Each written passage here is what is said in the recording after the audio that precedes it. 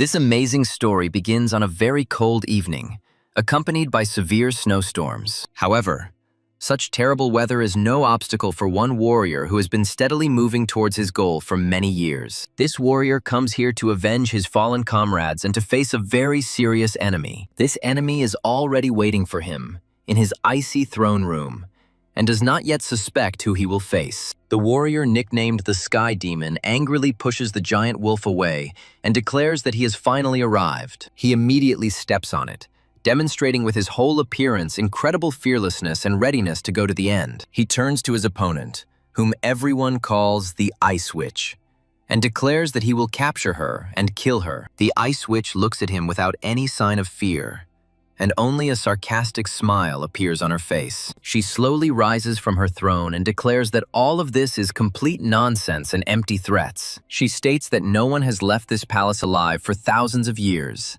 and it is unlikely that any exception will be made here. She raises her hand up to concentrate a large amount of ice magic there and prepare for battle. Moments later, giant ice shards appear out of nowhere, and she fights with them with incredible ease. Looking at her opponent, she doesn't even try to find out his name, since all these warriors are of no interest to her. She proudly declares that he will definitely regret coming here and trying to challenge her. She knows perfectly well who he is, but it doesn't matter to her in the slightest, because she has defeated stronger enemies. The Sky Demon dodges this powerful attack and immediately rushes forward, realizing that he will have to fight with cunning here. He quickly runs through a rough draft of a battle with an opponent of this kind in his head. To begin with, he plans to wear down his opponent with a series of sharp maneuvers, as well as test her speed. He comes to the conclusion that the Ice Witch is not as simple as he thought, and has amazing reflexes. He also guesses that her magic is strong enough to break through his protective barrier without much difficulty. The Ice Witch creates a massive amount of ice spears,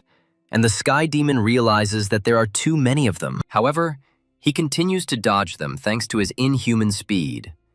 But even this has a limit. He quickly realizes that if things continue this way, he will run out of stamina pretty quickly, so he decides to use the Heavenly Step move to rush forward and deliver a powerful blow. From his point of view, it was necessary to quickly close the distance, since that was when he would be able to draw out her most powerful spell. The Ice Witch calls him a rat-like pest and states that the next spell will not be so simple. After a brief pause to prepare, she calls upon the ice spirits to grant her the power to destroy the enemy. The Sky Demon understands that this is the moment of truth, during which he must give his all. He rushes towards her at full speed and does not pay attention to the spell that she is already directing straight at him. He himself prepares an incredibly powerful blow in the hope that he can crush her defenses and cut off her lifeline. However, the witch's protective barrier proves too strong, and the pressure from her spells is added to it. Despite his utmost effort during this attack, he fails to break through her protective field. The Ice Witch just laughs at him and states that all these attempts were useless from the very beginning. The Sky Demon feels several ice shards flying towards his face,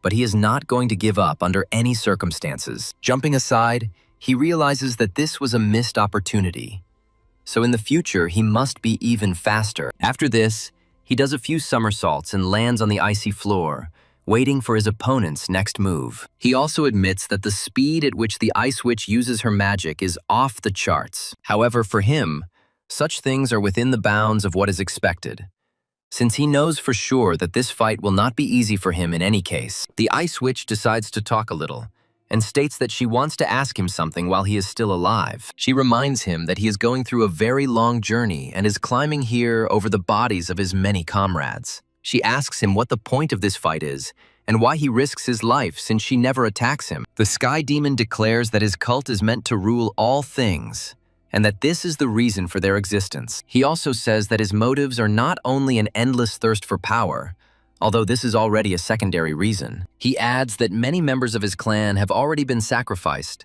so now he cannot stop halfway. The Ice Witch looks at him with irritation, realizing that in front of her is yet another fanatic, ready to sacrifice everything for the sake of power. The Sky Demon leaps into the sky to level with her opponent and prepare for the second round. The Ice Witch asks him if he really intends to fight to the end, since this fight is pointless anyway. The Heavenly Demon continues to rise higher and higher thanks to spiritual power and becomes filled with energy. He menacingly declares that this time he will definitely finish her off once and for all, and finally become the ruler of the entire world. The Ice Witch declares that this will never happen, as she has no intention of giving in to some worthless creature. She continues to fight and states that he will never be able to get to her, no matter how much he wants to. Immediately after, she uses her ice wall skill to stop his rapid approach. The Heavenly Demon understands that this is a defensive technique, as she guesses that a normal spell will not be able to stop it. However, he decides to use the 18th form of Divine Devil Art in order to overcome this obstacle. He delivers a monstrous blow to the giant ice block in order to destroy it and split it into small pieces. In this way, he manages to simultaneously overcome defense and inflict serious damage. The Ice Witch looks at him in surprise and cannot believe that he was able to break through such protection, because no one had ever managed to do this before. The Sky Demon decides it's time to brag and declares that he has united the Murim and conquered the 4 other worlds. He adds that the Ice Witch's world is the last one, so she is just another obstacle in his path that he overcomes. The Ice Witch wonders in her mind if she is finally getting a chance to rest a little. After this, she grabs his hand and declares that it is too early to celebrate victory, because she is not dying yet. Immediately after, she creates a giant spear behind her, which is aimed straight at the Sky Demon's back. The Heavenly Demon is very surprised that even with her chest pierced, this girl is not going to give up, and he understands that he needs to leave. The Ice Witch smiles and states that it is too late for that, then adds that it is time to put an end to all of this. The Sky Demon makes several desperate attempts to escape from this icy trap, but he fails. A few moments later, he is pierced through by a huge ice spear, and together with the Ice Witch, they fall down. The Heavenly Demon understands that all this was done for the sake of mutual destruction. He reflects that if he dies first, he will definitely lose, so he must be patient. The Sky Demon knows he needs to at least see her die, but all he sees is her devious smile. After this, he reflects on how terribly offensive it is, because his conquests end here and lead to nothing. His consciousness gradually dissipates, but a strong will constantly keeps him from completely disappearing. The Heavenly Demon comes to the conclusion that he cannot accept the end of his life, as it is based on too great a conquest. After some time, he is awakened by a loud heartbeat, and he decides to concentrate, not realizing how much time has passed. He feels warm and comfortable, imagining that he is in the womb of the mother he almost never really had. The process of slowly restoring lost feelings turns out to be incredibly surprising for him. But everything turns out to be not so simple. The thing is that he quickly feels someone else next to him and understands that he will have a brother or sister. He remembers that in his previous life he had no one and grew up in poverty, which hardens his character to an incredible level. His parents abandon him, so he lives the life of a pathetic cockroach whom no one cares about at all. He is a poor orphan, but after some time he is taken as a slave into one of the many sects of that time. This becomes the first step that leads him to conquer the world as a Heavenly Demon. But now he even has a family. The Heavenly Demon muses that once he conquers the world again, he might even be able to trust his brother. The Sky Demon suggests that his brother is incredibly lucky to have such a strong ally as himself. He is happy that in this life he will definitely not lose to the Ice Witch. And after some time, he is born. However, soon after birth, he opens his eyes and feels a very strange and familiar aura that penetrates him to the bones. He decides to take a closer look at his brother or sister and realizes that fate is playing a very cruel joke on him. Without a doubt, this little girl is the incarnation of the Ice Witch, as she has the same appearance. The Ice Witch also slowly opens her eyes and looks around carefully, after which she lingers her gaze on the Sky Demon. The Sky Demon immediately realizes that his eyes are not deceiving him, and that he is once again meeting his worst enemy. He understands that this is an incredibly fateful meeting, but at the same time, it is a cruel punishment, because now they are one family. However, he decides to take this chance, since it will be easier for him to get to her if she is around all the time. Doctors who are closely monitoring these babies smile and say that apparently, the twins are very happy with each other. The Cult of the Heavenly Demon, which is led by one of our heroes, is a group that worships power and consists of various individuals. This cult consists of a great number of incredible masters who specialize in various martial arts. There are also people there who know how to control poisons and thus spread the influence of the cult in various spheres. The main fighters are the four great guardians, each of whom possesses incredible power and is second only to the Overlord. Together with these guardians, he unites the world of martial arts and conquers 4 different worlds with incredible ease. However, right now, the Heavenly Demon is a small child who poses no danger. On top of everything else, he is facing the greatest test of his life, which cannot be compared to anything else. The door to the nursery gradually opens, and he understands that the time for a great test is coming. The mother of 2 little angels comes into the room and asks them how well they slept, still smiling. The Heavenly Demon hopes to avoid this incredible humiliation, but his hopes prove futile. Mom says it's time to change his diaper and praises him for not crying, as if he knew Mom was tired. The Heavenly Demon reflects on how he once ruled the entire world, but now he can't control his own intestines. In this life, they decide to name him Urim, and the Ice Witch now bears the name Yuri. Urim watches her closely, realizing that it has already been 100 days since he was born next to his enemy. Yuri, however, shows no interest in him and acts as if he is becoming an ordinary child. Urim reflects that, according to his calculations, his Dantian should already be formed to collect internal energy. At dawn, he simply repeats the mnemonic of his cultivation technique and enters a state of trance. However, every time he tries to do this, Yuri starts crying non-stop and attracts the attention of the adults. As a result, her father and mother come to calm her down and at the same time take Urim away, assuming that he was also scared. Urim knows perfectly well that this is definitely not a coincidence, and that she is doing this on purpose to hinder him. Urim can practically feel her laughing at him,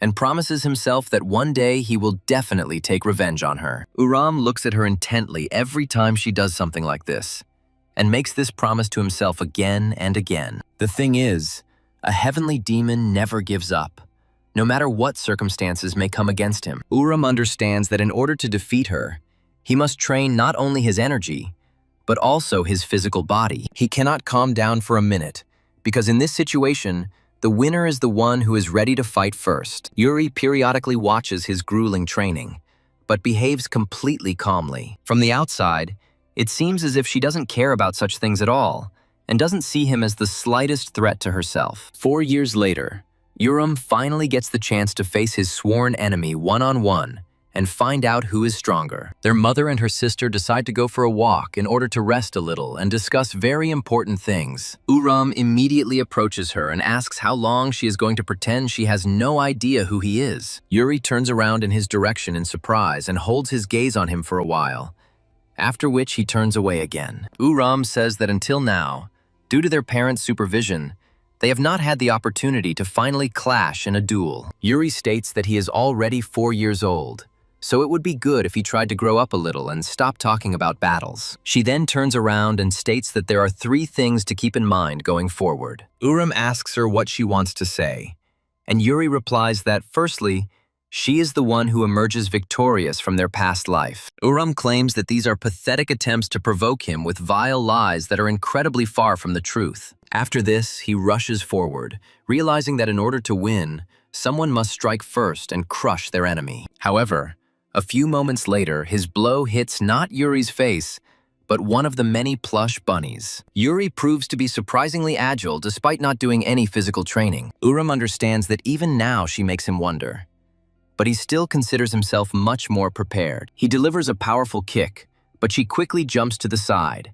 demonstrating incredible skills. Yuri hovers in the air and states that there is one more point that needs to be taken into account going forward. She states that she relies on magical abilities and can therefore use them much earlier than he gets into shape. After this, she orders the toys that are near her to quickly move and pounce on him. Urim is still not very agile due to his childish build, so he immediately finds himself buried under a pile of toys. Urim tries to free himself, but he is unable to do so, and Yuri lands carefully, looking at him carefully. She states that there is a third point that needs to be discussed in order for them to coexist normally. She notes that she doesn't care if he trains again or if he can defeat her, as she only cares about her parents. She states that in this life they must do everything possible to ensure that their family is not harmed, since parents are the most important thing. Urim says that in a past life they were enemies, and asks her if she is happy with this state of affairs. Yuri looks at him very sternly, but does not try to use magic in any way to influence his brother. She states that his past life doesn't matter, and reminds him that she is his older sister, so he doesn't have to show respect. Uram looks at her with irritation, realizing that he is still too weak to really fight her. After this, night falls, and it is time for the children to finally go to bed and prepare for tomorrow. Uram stares at the ceiling and refuses to use a blanket, as he believes it interferes with the strengthening of his body. He still can't understand why the Ice Witch is acting this way, because such behavior is completely atypical for her. He understands that if this is the same person as in his past life, she will never leave him alone and will continue to bully him. However, now she is showing a diametrically opposite behavior, as if she is not interested in all this at all. Uram wonders if she is implying that he is so weak that he is not worth fighting, or if she considers him her family. Yuri is actually awake too, lost in her dark thoughts about what was once important to her. She recalls that in her past life, all she did was kill a huge number of people indiscriminately and without any particular purpose. However, this comes at a price, as at a certain point, she commits an act that she still regrets. Unfortunately, due to certain circumstances, she has to kill a person who is incredibly important to her. Yuri tries hard to close her eyes, thinking about how the past is tormenting her again, even though she is trying to run away from it. She calms down, realizing that this life is significantly different from the world she lived in before. She assumes that the new life she receives is nothing more than a gift from God and a chance for redemption. She firmly decides that she will not lose the people dear to her anymore, even though she has to be reborn. Uram does not quite correctly perceive the witch's words and reflects on the fact that he himself relies primarily on physical strength. Unlike him, she gains access to magic almost instantly, because magic depends on the level of consciousness. However, this only means that he must train 3 times harder in order to succeed. He looks at the ceiling and thinks that this time he will definitely make up for lost time and return to his former glory. Looking at the small dinosaurs above his cradle, he realizes that he is beginning to master the art of the gates of hell. He recalls that mastering the heavenly demon divine art requires the energy of at least 3 cycles. 1 cycle represents 60 years of cultivation, but in his past life, only 1 cycle was enough for him. In order to accumulate internal energy, he must first form his dantian and give it the correct shape. It's not easy for him, but he finally adapts to this new body and now has complete control over himself. However, now he experiences something unusual, emphasizing to himself that such sensations have never come to him before. Usually the gate of life, located at the base of the spine, opens and connects with the dantian. But now everything is happening differently. He continues to carefully analyze his body in order to find out what exactly is not going according to plan. Uram realizes that for some reason the energy point on the top of his head opens first, because babies breathe through it. He understands that the pure body of the baby accepts these changes as they are, and therefore 2 dantians are formed in him. This gives him an unprecedented advantage that he could not even dream of in his past life. After a while, they grow up a little more, and now they can be sent to kindergarten so that they can meet other children. Parents see their children off and ask them to obey the teachers and not to quarrel with other children. The mother turns to her son and tells him to hurry up because the teacher is already waiting for him. In response to this, the proud heavenly demon throws off his backpack, and it falls to the ground with a characteristic sound. He calmly states that he has already learned everything he needs to know, and that he has nothing more to learn in kindergarten. The mother apologizes to the teacher and says that her child is a little eccentric and sometimes behaves strangely. The teacher tries to praise him and says that his speech is very well delivered, and he shows signs of high intelligence. Yuri looks at him sternly and communicates with him telepathically, telling him to behave normally. Uram gives her a stern look, but understands that in this situation there is no point in making a scene. After that, he gets on the bus, which heads towards the kindergarten quite quickly. Uram reflects on how all this upsets him greatly, but he has to endure it because his time has not yet come. After some time, a neighbor approaches him, trying to say hello and attract his attention. She asks him how old he is, and then asks if he would like to be her friend. Uram sternly states that he is 966 years old, and that he has no interest in other children. The girl immediately starts crying because the boy she initially takes for a friend turns out to be a rude person. Uram tries to maintain maximum awareness in order to develop his internal energy in the morning. However, at night he focuses on external training in order to close the gap at full speed. By alternating the work of 2 energy points, He strains his body to the limit in order to break through to a new level of strength. However, after some time, his plans change significantly as a new person appears in their family. Yuri receives this news with great happiness and looks at his little sister, who is brought home from the maternity hospital. Uram also comes to look at the new member of their family, carefully analyzing her every move. Uram ponders that this child named Yuna does not possess any supernatural aura and is most likely not a reincarnator. Uram also reflects on the fact that there is no guarantee that he and the witch are the only reincarnators. Looking at his sister, he assumes that she must have thought the same thing, but decides not to talk about it. After a while, Yuri calls him over when they manage to get away from their parents for a while. Uram says that if she asks for a duel, he is always ready for it. But she does not answer him. She just pierces him with a condemning look for the fact that he still behaves like a little child and tries to fight all the time. After a short pause, she hands him a small object, and Uram looks at it in surprise, trying to understand what it means. Looking at his hand, he realizes that it is a ring, which looks rather strange and at first glance is unremarkable. After this, he throws the ring away, declaring that this is a very strange trick which is completely unlike her. Uram also asks her what she thinks about their sister, assuming that she is not a reincarnator. Yuri disappears into space after a few moments and materializes right next to this ring. Picking it up, she explains that it is a pair of ring-shaped spatial gates that will allow them to always stay in touch. After this, she states that Yuna is a normal child, which means that they must protect her if something happens. Uram becomes wary after Yuri talks about it in such a tone as if something is actually about to happen. Yuri talks about how they need to take responsibility for their family since they are its older brother and sister. She then adds that they must behave accordingly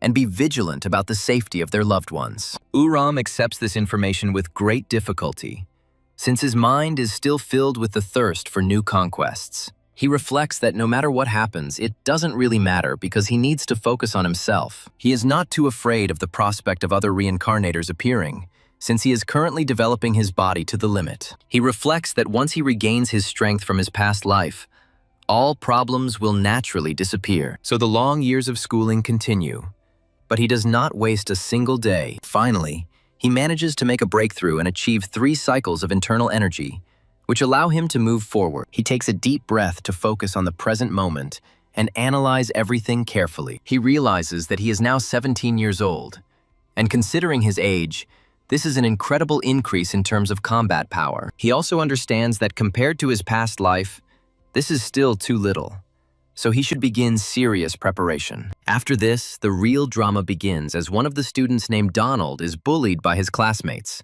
One of the bullies states that Donald should go and buy them food like usual since he is skipping breakfast and is starving. Donald continues to take the blows and says that he doesn't have the money to buy them anything right now. The bully immediately takes a big mop in order to teach him some sense and force him to get some money. He takes a swing and declares that in that case he will just keep beating him until he comes up with something. His plans are thwarted as Uram decides to intervene and grabs his hand, ordering him to stop. The bully turns around and asks in surprise who he is and why he is trying to stop him. The rest of his classmates, who had been watching the whole thing with indifference, turned around in his direction in surprise. Uram remains calm and states that he is the man's classmate. He also looks at him with incredible pride and is prepared to fight for a defenseless person if necessary. He looks at him seriously enough for the scoundrel to understand that in this situation, it is better not to try to resist. However, such people get the message very slowly, so he decides to show his character and try to hit him back. Uram hardly listens to him,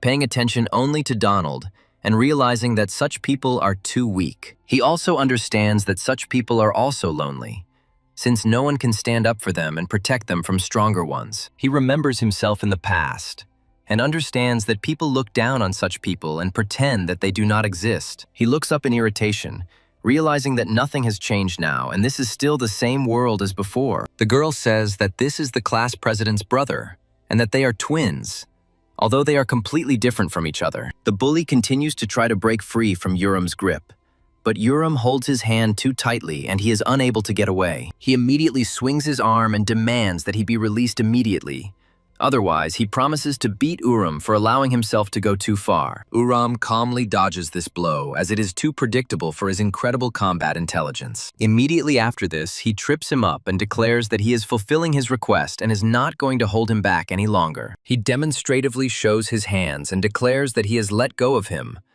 but for some reason, he still loses his balance. The others start laughing at him and saying that he looks like a loser, and the video of this will probably end up on social media. Uram looks at these classmates in surprise and tries to understand why they are pretending that this is not their friend. Immediately after this, he starts walking towards them with a stern look, as if he is going to beat them up too. These guys immediately tense up, trying to figure out what the real intention of this rude schoolboy is. Uram extends his hand to Donald and asks if he is okay and how he feels. He recommends that he get back on his feet, and says that everywhere and always there will be pathetic trash that will prevent people from living. These school children look at him in surprise, after which they realize that he has just insulted them and called them pathetic trash. One of them immediately steps forward to teach this impudent fellow a lesson and teach him good manners. He comes closer to him and asks if he has finished his speech or is going to continue. Uram looks at them menacingly and asks if they want him to repeat his words about them being trash. Meanwhile, the main bully tries to quickly get to his feet in order to deliver a powerful blow to Uram. Uram manages to notice the direction of this blow and easily dodges, after which he decides to carry out a counterattack. Uram also asks him if this is all that this man is capable of, even if he strikes from behind. After this, he carries out a counterattack, barely visible to the human eye, which literally knocks the ground out from under the villain's feet. He falls to the ground even more spectacularly and receives minor bruises, which hurt his pride much more than his body. Uram decides to finally destroy this man's self-esteem and steps on him with his foot, pinning him to the floor. The other observers immediately realize that this man is much more serious than he appears, and that it is better not to fight him. Uram states that this should be enough to call what happened a warm-up, since it was not a serious fight. He looks closely at his defeated opponent and asks if he agrees with this. The crowd is already preparing to stand up for their comrade, when suddenly the classroom door opens sharply and Yuri walks in. She asks in an indifferent voice if they really decided to start a fight in the classroom when the lesson was about to start. The girl says that her brother is being beaten by a group of people alone, and they do it for absolutely no reason. Uram shyly looks away, realizing that he will indeed have to justify himself to his sister for a long time. The girl immediately shows her phone and says that she made a recording that can be shown to the class teacher. Yuri understands that these people clearly do not deserve to be treated normally, and resorts to a little trick. Using magic, she instantly destroys the phone so that nothing can be extracted from it. Yuri says that the lesson will start very soon, so it's better to return to your seats and stop messing around. Uram realizes that she has just helped him and mentally thanks her for not standing aside. Meanwhile, the big guy continues to threaten him and says that he will deal with him again in the near future. Uram ignores him and then helps Donald up, stating that from now on they will be friends. After some time, Yuri asks him what exactly he did and scolds him for trying to show off his strength. Uram says that he wanted to scare these people because they were bullying the student and it was impossible to ignore it. Yuri tells him that this place is different from the world they are used to living in, and that it would be better for him to adapt to it. Uram disagrees with her and says that, in fact, this world is no different from other worlds he has been to. He also states that instead of turning a blind eye to the imperfections of this world and adapting to it, it is better to change the world itself. Yuri exhales tensely, but understands that in this situation he is indeed doing the right thing. Donald, meanwhile, finds himself in serious trouble again because he is too weak to fight back. The hooligans catch him again and decide to use him as a chair to make themselves more comfortable. The main bullies say that they will not let this scoundrel go so easily and will definitely take revenge for the fact that he humiliated them. They are reminded that Uram is a very good fighter, but the main bully declares that next time he will knock the spirit out of him. However, the big guy who is closely watching this fight says that it is necessary to gather as many guys as possible. He adds that this man fights too well, so he must be crushed so hard that he will never rise again. So they decide to beat him up as a whole crowd, after which they turn their attention back to Donald. They ask him if he has listened carefully to everything that he must now do in order to continue living in peace. They order him to bring Uram to the wasteland, and if he refuses, they promise not to leave him alone. After some time, the action moves to a school classroom, when the next day has already begun. Uram is sitting calmly in his place, when suddenly he hears a voice that is already well known to him, which is gradually approaching. Donald thanks him for helping him earlier, and Uram states that anyone in his place would have done the same. Donald says that as a thank you, he decided to treat him to something tasty. But Uram immediately understands that this is a trap. He looks closely at the abrasions on his body and realizes that, apparently, Donald is now doing what he was ordered to do. Donald is still trying to find the right words to lure Uram into a trap, but everything is already becoming obvious. To the surprise of this poor boy, Uram suddenly agrees to his proposal. He whispers to him that these idiots probably didn't understand his intentions and asks where exactly he needs to go. Donald is very surprised that his plan is discovered so easily, but he understands that he has no other choice. After some time, he reaches a place where a large crowd of hooligans is already waiting for him, ready to beat him half to death. They turn towards him with smiles and say that he has finally arrived, and they also cannot believe that he did not chicken out. Then they ask him if he is the guy who supposedly knows how to fight well. Uram looks at them with a smile and asks if they really sell tteokbokki here, noting that this is exactly what he came here for. They take him for a fool and say that he was lied to, since they don't sell anything like that here. Uram says with a smile that he knows this very well, since there is only a collection of garbage and waste here. The bullies call him a cocky idiot who is completely out of his mind if he expects to get out of here alive. Uram says that they need to stop hesitating and attacking, because if he is late home, his sister will worry. It's gradually getting dark, and one of the lanterns turns on in a very opportune place to illuminate the upcoming fight. Uram calmly waits for one of his opponents to approach him in the blind hope that he will be able to strike. This opponent is overconfident because he swings so openly without worrying that his movement can be easily read. Uram takes a slight step to the side in order to simultaneously dodge the attack and trip up the villain. One enemy is already out of action, but after a while it is the turn of another bully, who also moves forward. Uram tries to maintain maximum concentration on what is happening and dodges this blow with incredible ease. He already feels much less pity for this bully and charges his blow to break through his defense. Uram reduces the force of the blow several times in order not to finish off this person and not to get into even more trouble. However, this is enough to knock him out instantly, as the blow lands on the lower part of the jaw. Uram looks at them with a smile and asks why they are standing still, recommending that they attack faster. Unable to withstand the serious tension, the villains rush forward, saying that they must attack him with the whole crowd. Uram meets the first of them with a powerful blow and understands that this fight is unlikely to be difficult for a man like him. Alternately dodging attacks and delivering powerful counterattacks, each of which knocks out the enemy, he moves forward. None of them can even scratch him, since they are several dozen steps below his level. Uram decides to use this fight as training to further hone his moves. Every blow these scoundrels strike has no chance of success, although they try to compensate for their lack of confidence with loud screams. Uram puts his hand forward again in order to change the direction of his opponent's strike. After this, he delivers several powerful blows towards his opponent to make him lose his balance. In this way, he already gets rid of several enemies, and all that remains is to finish off those who still hesitate to rush into battle. Uram immediately apologizes to them, saying that he was trying to contain himself but was too excited. The opponents look at him in surprise and try to understand how this is even possible, because he defeats everyone too quickly. Uram beckons them with his finger, saying that they are not actually finished dealing with this situation yet. However, seeing such a powerful fighter, they are in no hurry to fight him, because they understand that they are already doomed. Uram looks at them with irritation and says that this is precisely why he cannot tolerate people like them. He notes that individually they can't do anything, but in a pack they bully the weak and then tuck their tails between their legs. He says that these children have barely learned to shave, but they are already pretending to be big bandits, although in reality they can't do anything. One of the villains, who has come to his senses, takes a water pipe, realizing that thanks to this, he can gain an advantage. He quickly rushes into the attack,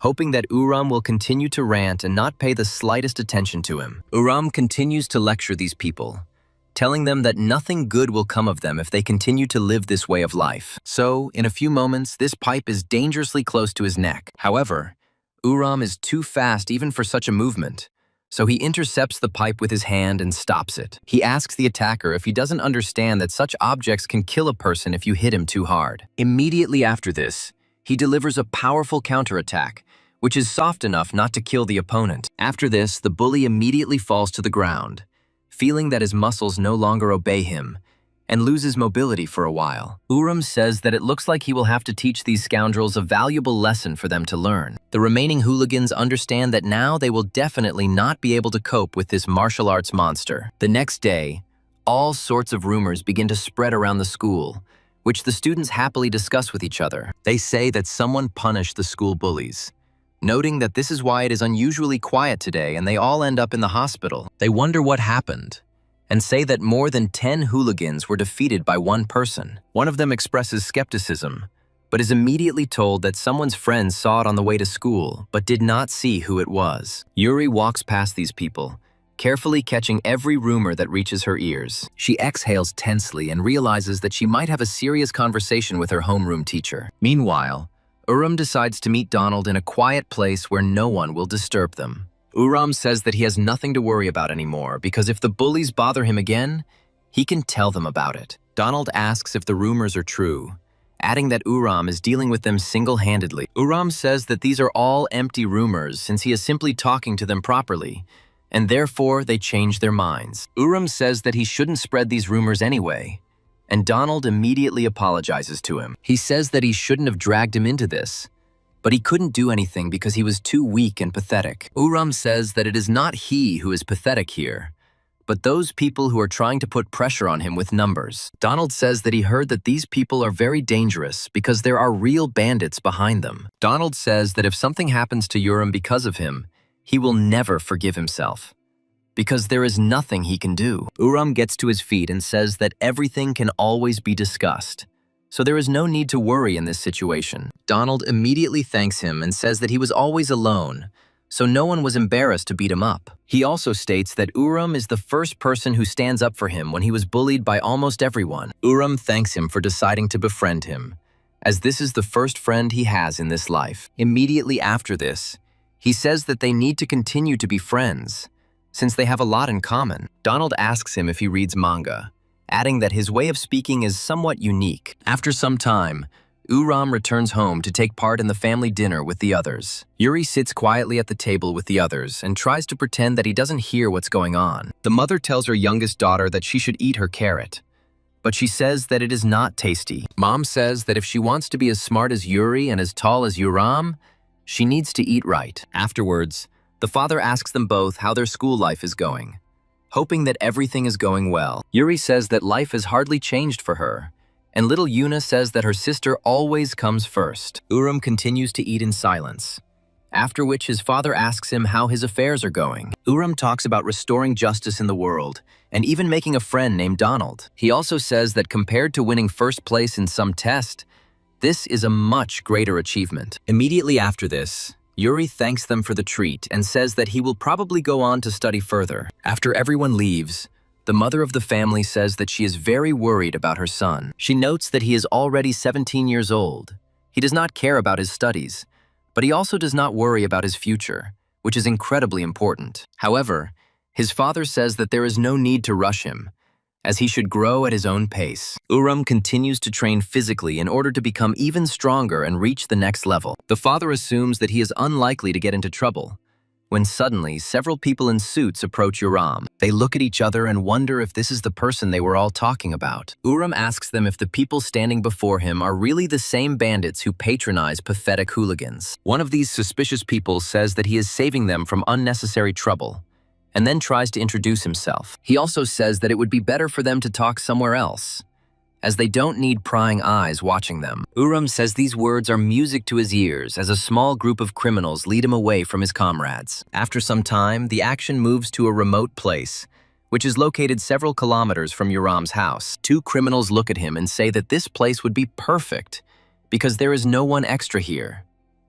Uram asks them if they are sure about this, because if he fights seriously, then they will definitely be in trouble. One of the bandits looks at him closely and says that he wants to ask him if he is a reincarnator. Uram is very surprised by what he hears, since the last thing he expects is for someone else to be reborn with him. The bandit looks at him happily and says that, judging by his reaction, he really is the one who is being reborn. Uram can't believe what's happening when suddenly a powerful energy flow rushes past him. This stream is sent by one of the bandits, who all this time is trying to impress him and find out who he is. Uram understands that this power belongs exclusively to people who awaken their inner energy. The bandit says that he would be happy to see what he is truly capable of in this life. Due to the very loud noise, the birds immediately take to the air and try to leave the place, obeying the instinct of self-preservation. Uram fights his opponent almost automatically, as he has very serious food for thought. He realizes that everything is turning out exactly as he expected,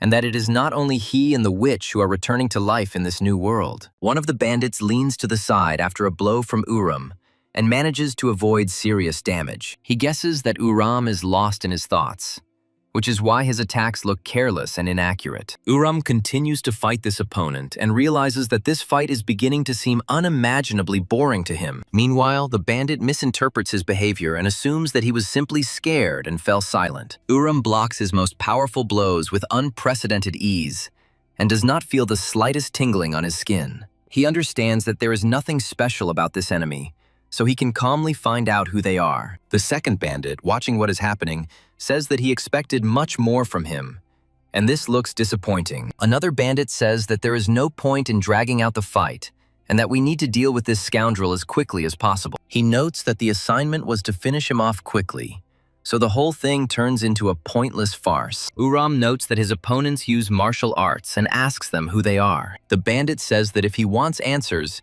he should dodge this attack, and then maybe he will tell about it. Uram decides to fall for this trick, while the enemy tries to strike as quickly as possible. Moments later, a powerful energy explosion occurs, obscuring the battlefield. The bandit, who is watching what is happening, continues to stand motionless and carefully watches what will happen next. This blow turns out to be powerful enough that the bandit doesn't even realize whether he has achieved his goal. He asks his opponent if everything is okay, and Uram, who ends up behind, says that everything is fine. This makes the bandit very surprised, and he immediately turns around, trying to understand how this is possible. Uram says that in this case, he should get an answer to the question of who they really are. The bandit answers him with a counter question, trying to understand how he dodged this attack because it was very fast. He immediately assumes that this is not a newbie in front of him, and adds that ending everything quickly would be boring. Uram indignantly wonders why they are simply ignoring his question, since he already asked who they are. However, the bandit quickly sets new conditions for him, saying that if he wants to find out about this, he must defeat him. However, a second before the situation fully unfolds, his hand is intercepted by one of his comrades. Uram continues to remain calm, knowing full well that he can dodge this blow if necessary. An aura was already beginning to gradually accumulate in his hands, which would allow him to turn the tide of this battle in the blink of an eye. The attacking bandit turns out to be very surprised that the elder decided to stop this fight and not allow him to deal with Uram. He looks at him in surprise and asks why he decided to do this, since he was just starting to warm up. The elder reminds him that they are not here for this, and their mission must be above personal scores with random people. Afterwards, he apologizes to Uram, saying that they should have assessed his abilities, not arranged a fight. The bandits look at him appraisingly, after which they finally decide to reveal who they are. He notes that they are a group of reincarnators called Hunter Hall, and Uram is very surprised by this. He asks them if there really is a whole organization of reincarnators, and how they knew he was one too. The bandit says that, judging by what they heard from the guys he had already attacked, this certainly doesn't sound like a normal person. He also says that if he had not reacted to the word reincarnator, they would have simply left and not done anything to him. Uram asks them why they track other reincarnators, and they state that it is because of competition. He explains that there are many reincarnators in this world, and some of them act secretly to control everything. Uram finally realizes that the number of reincarnators is much greater than he expected, and his former comrades are probably here too. Uram asks how many reincarnators there are, but they say they don't disclose that information. They add that they can share it if he joins them, and Uram asks why he would do that. After this, he looks at them appraisingly and says that he will never serve people who are weaker than him. After this, the older bandits begin to laugh sincerely, realizing that this man is too self-confident. He takes a few steps forward and says that there will always be someone who doesn't know their place. He rushes forward to deliver a powerful attack and says that they will teach him a real lesson. He also jokingly states that this will be a kind of initiation, since now he must learn to know his place. We will omit the details of this battle, since it is obvious who emerged victorious from this unequal fight. Instead, we are transported several hours ahead to the city where Yuri is walking and continuing to read the book. Suddenly, she hears Uram's voice asking her why she is constantly learning a huge amount of information. He adds that she remembers this meaningless nonsense that has no relation to real life. From his point of view, this makes no sense at all.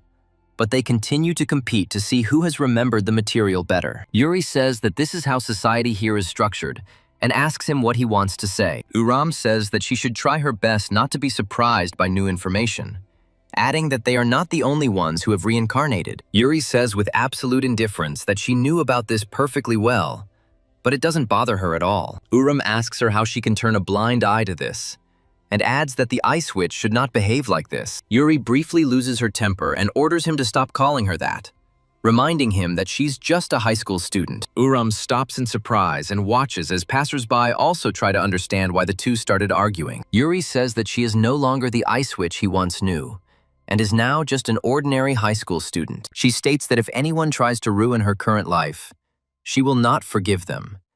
And this even applies to Uram. After some time, another school day begins, and Uram heads to school, constantly thinking about the recent events. School life is as carefree as before, so he has excellent time to reflect. Uram continues to keep a close eye on Yuri, who almost never lets the book out of her hands. He comes to the conclusion that she really likes the life she has now, when suddenly, he hears a familiar voice. Donald comes closer to him and says that he is withdrawing into himself again and not reacting to what is happening around him. He hands him one earphone and asks if he would like to listen to the music he is currently listening to. Uram asks him why he would do that, and Donald states that it is music from a band he likes. At first, Uram doesn't pay any attention to this, but decides to listen to music to support his friend's request. However, after some time, he begins to hear a painfully familiar text that he has already heard dozens of times. This song takes him back to the distant times when he was still a heavenly demon and commanded a huge army. Those times still remain incredibly warm memories for him, as he was at the top then. Almost every morning, he would go out to some cliff with his followers for a strange ritual. He spoke loudly about how they would take possession of everything under the sky, since he himself was the sky. He declared that he himself would become the highest of the heavens, while his followers did not understand the meaning of this self-admiration. Uram realizes that this song clearly refers to those times and wonders who wrote it. Donald shows him the author of this song, and it turns out that she is a stunningly beautiful girl who has built a career in music. Uram watches the singer's performance on his phone, trying to figure out if he knows her. Donald says that this song is by a girl group called Fairy, which already has cult status. Uram looks at her carefully and says that for some reason this face seems incredibly familiar to him. Donald claims that they are on everyone's lips and that the girl in the center is Irene, who wrote the lyrics to the song. Uram looks closely at her facial features and asks if this girl really wrote all the lyrics to the song. Donald says that she is originally from China and is therefore popular both in her homeland and in Korea. Uram realizes that this text is almost identical to his speech before the battle with the Alliance, which means that Irene is a former reincarnator. Uram recalls that at that time the cult already had several followers, which meant that she became a singer in this world. Watching her performances, he understands that this is precisely why he felt a note of sadness in her seemingly bright smile. Uram asks where he can meet her, and Donald states that he needs to go to a fan meeting. Uram says that this is a simply amazing idea and suggests going there in the near future. Donald asks him if he really wants to go there right now, since they are in class now. After some time, the action moves to the main building of Hunter Hall, which they were trying to recruit Uram. The sounds of a fierce battle can be heard nearby, as the bandits have obviously failed and are now getting a scolding. One of them is thrown aside and is unable to withstand the pressure of an even more senior boss, who is clearly dissatisfied. The red-haired bandits look at them and say that they couldn't cope with one high school student and returned with nothing. The bandits look at him in surprise and say that there is a perfectly logical explanation for this, even if it is implausible. One of them says that he turned out to be much stronger than they thought, so they had no other choice. The red-haired bandit tries to teach them a lesson, but after a while, another short man looks out from the balcony. The boy turns to the red-haired bandit and says that they have all probably realized one very important thought. He notes that for such reincarnators, age means very little in this life, and perhaps he was a big shot in the past. The bandit understands that the head of the leadership has come out in front of them and says that this man was incredibly strong. Immediately after this, he decides to use his power and says that, however, this does not change one fact. The bandits immediately fly into the air, unable to resist this incredible pressure, and now their fate is sealed. This stern boy says that they were useless because they couldn't cope with a simple task. He says they are incompetent idiots because they treated him like a petty hooligan and made things difficult. After this, he says that he will go there on his own because he does not want to make an enemy out of this person. After killing 2 of his subordinates, he says that he will try to recruit him, but they need to find out everything about him. The red-haired bandit understands that it is better not to anger his boss now, so he promises that everything will be done in the best possible way. After a while, evening comes, and we are transported to another part of the city, not far from the house of our heroes. Yuri calmly returns home, immersed in thoughts so disturbing that she doesn't even keep a book next to her. Uram's phrase about how they are not the only reincarnators and that there are others like them here continues to spin around in her head. For a moment,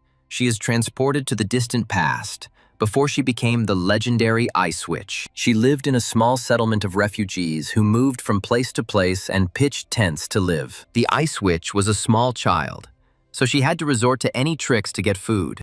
All possible methods were used, including stealing from other traders under cover of night. After some time, she reached a large tent, in which the light from several candles was burning brightly. She carefully squeezed inside, saying that she had finally brought everything that her sister had asked her to get. The Ice Witch's sister asked her what she had brought, and the Ice Witch told her that she had brought bread and some alcohol. After that, they left the tent to find something very interesting, according to the Ice Witch's sister. After some time, they reach a small wasteland where an improvised shelter stands. A small rat appears near this shelter, looking around in search of food. Quite quickly, she discovers a small centipede that is ideal as a food source. The rat immediately heads towards its victim, accelerating to maximum speed to prevent it from escaping. However, a few moments later, a man hiding in ambush pounces on her and grabs her. He happily holds the rat and says that he has finally got himself some food and asks it not to twitch.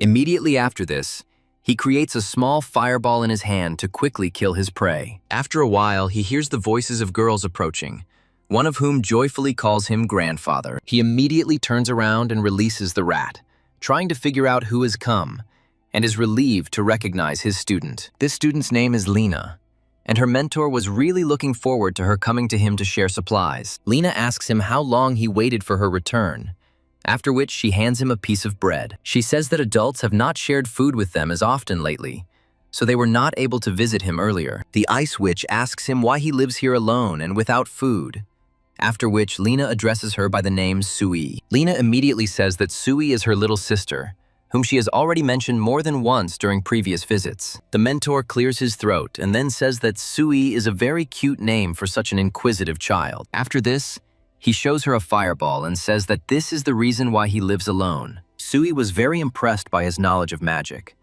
but later it seriously changed her life and led to what she is now. Yuri wonders if her life would have been different if she hadn't gotten involved with that man and remained an ordinary girl. After some time, she approaches her house and discovers that a strange figure in an arrogant pose is standing next to the gate. Yuri takes a few steps towards him and asks what he is doing in front of her house, after which the boy turns around. He smiles proudly and says that he heard that it was a guy, but apparently the situation has changed. He asks her if she is his little sister, and the Ice Witch senses a suspicious energy from him. He decides that immediate action is necessary and declares that his assumption is fundamentally wrong. After this, she creates a heavenly seal to awaken her magical abilities to full power. She also tells him that she is the older sister of the boy to whom, apparently, this scoundrel came. After some time, a small cat runs past this place, looking around in search of food. Giant portals appear before his eyes, appearing as if they are pulling space into themselves. After some time, this barrier closes, and the boy says that installing such a barrier is not a simple spell. After that, he says in an irritated tone that his useless subordinates claim that there were only ordinary people around the boy. Yuri asks him who he is and why he is here, snooping around in front of her house and trying to look for her relatives. The boy says that there is no need to strain yourself since they can join them, those who came to this world for the sake of destruction. Yuri states that she will be the one asking the questions here, and asks who they are and why they are being hunted. The young man assumes that Yuri's younger brother didn't tell him anything, and declares that now they can clear up the misunderstanding and just chat. Yuri demands an immediate answer, adding that depending on the answer, his head may roll on the ground. This boy says that all reincarnators are by default incredibly rude and arrogant beyond all measure. He also adds that these reincarnators stop acting arrogantly only when they feel a difference in strength. After this, he switches to combat mode, and says that in this case, their conversation becomes simply impossible. Yuri also decides to prepare for battle, and says that she has already received her answer, and now she will simply finish him off. The boy jumps towards her, saying that he will be interested to see how long she continues to act so insolently. We briefly flash back to the Ice Witch's memories of the moment she first awakened to her magical talent. She happily informs her relatives that she, too, can create magical particles and control elemental magic. The mentor chuckles and says that they both have extraordinary talents and can manipulate magic. He adds that Lena can command the spirits of fire thanks to her inclination, and Sui can do the same with ice. The mentor says he never would have thought that they would be able to connect with other spirits so easily. Sui happily asks Lena if they will really become magicians, and she replies that they need to try hard to achieve this. Lena says that if they become the Empire's mages, they will never have to go hungry again, and Sui promises to train. She asks if their mom and dad will come back if they become famous so they can finally see them. Lena asks if she still wants to see them, and Sui states that they are her family, so she really wants to meet. Lena quietly says that such a family is really worth meeting after they become magicians. Meanwhile, Yuri's opponent summons the spirits of light to answer his call and grant him more power. Taking careful aim, he sends a technique called Shining Arrow towards her to break her defense. In the place where the Ice Witch had just stood, a powerful explosion occurs with steam, completely obscuring the view. However, after some time, Yuri, as if nothing had happened, climbs out of the protective dome and asks if this is really all he is capable of. The irritated fighter says that this is just the beginning, after which he again calls upon the priests for reinforcement. Taking a few steps forward, he swings his hand and uses the light blade skill to cut down his opponent. Yuri continues to monotonously cast the spell she has already honed to the limit, borrowing the power of the ice spirits. After this, she creates another magical seal to form more ice chunks and refract the blade of light. Thus, this man's next spell has absolutely no effect on Yuri. She asks him in surprise if he really calls this pathetic spell a difference in power that should teach her something. The irritated opponent says that he understood everything perfectly, and now he will not stand on ceremony with her. He states that he initially wanted to deal with her more gently, but now he has no choice but to eliminate her. Immediately after this, he summons a giant light elemental that absorbs his body to grant him control.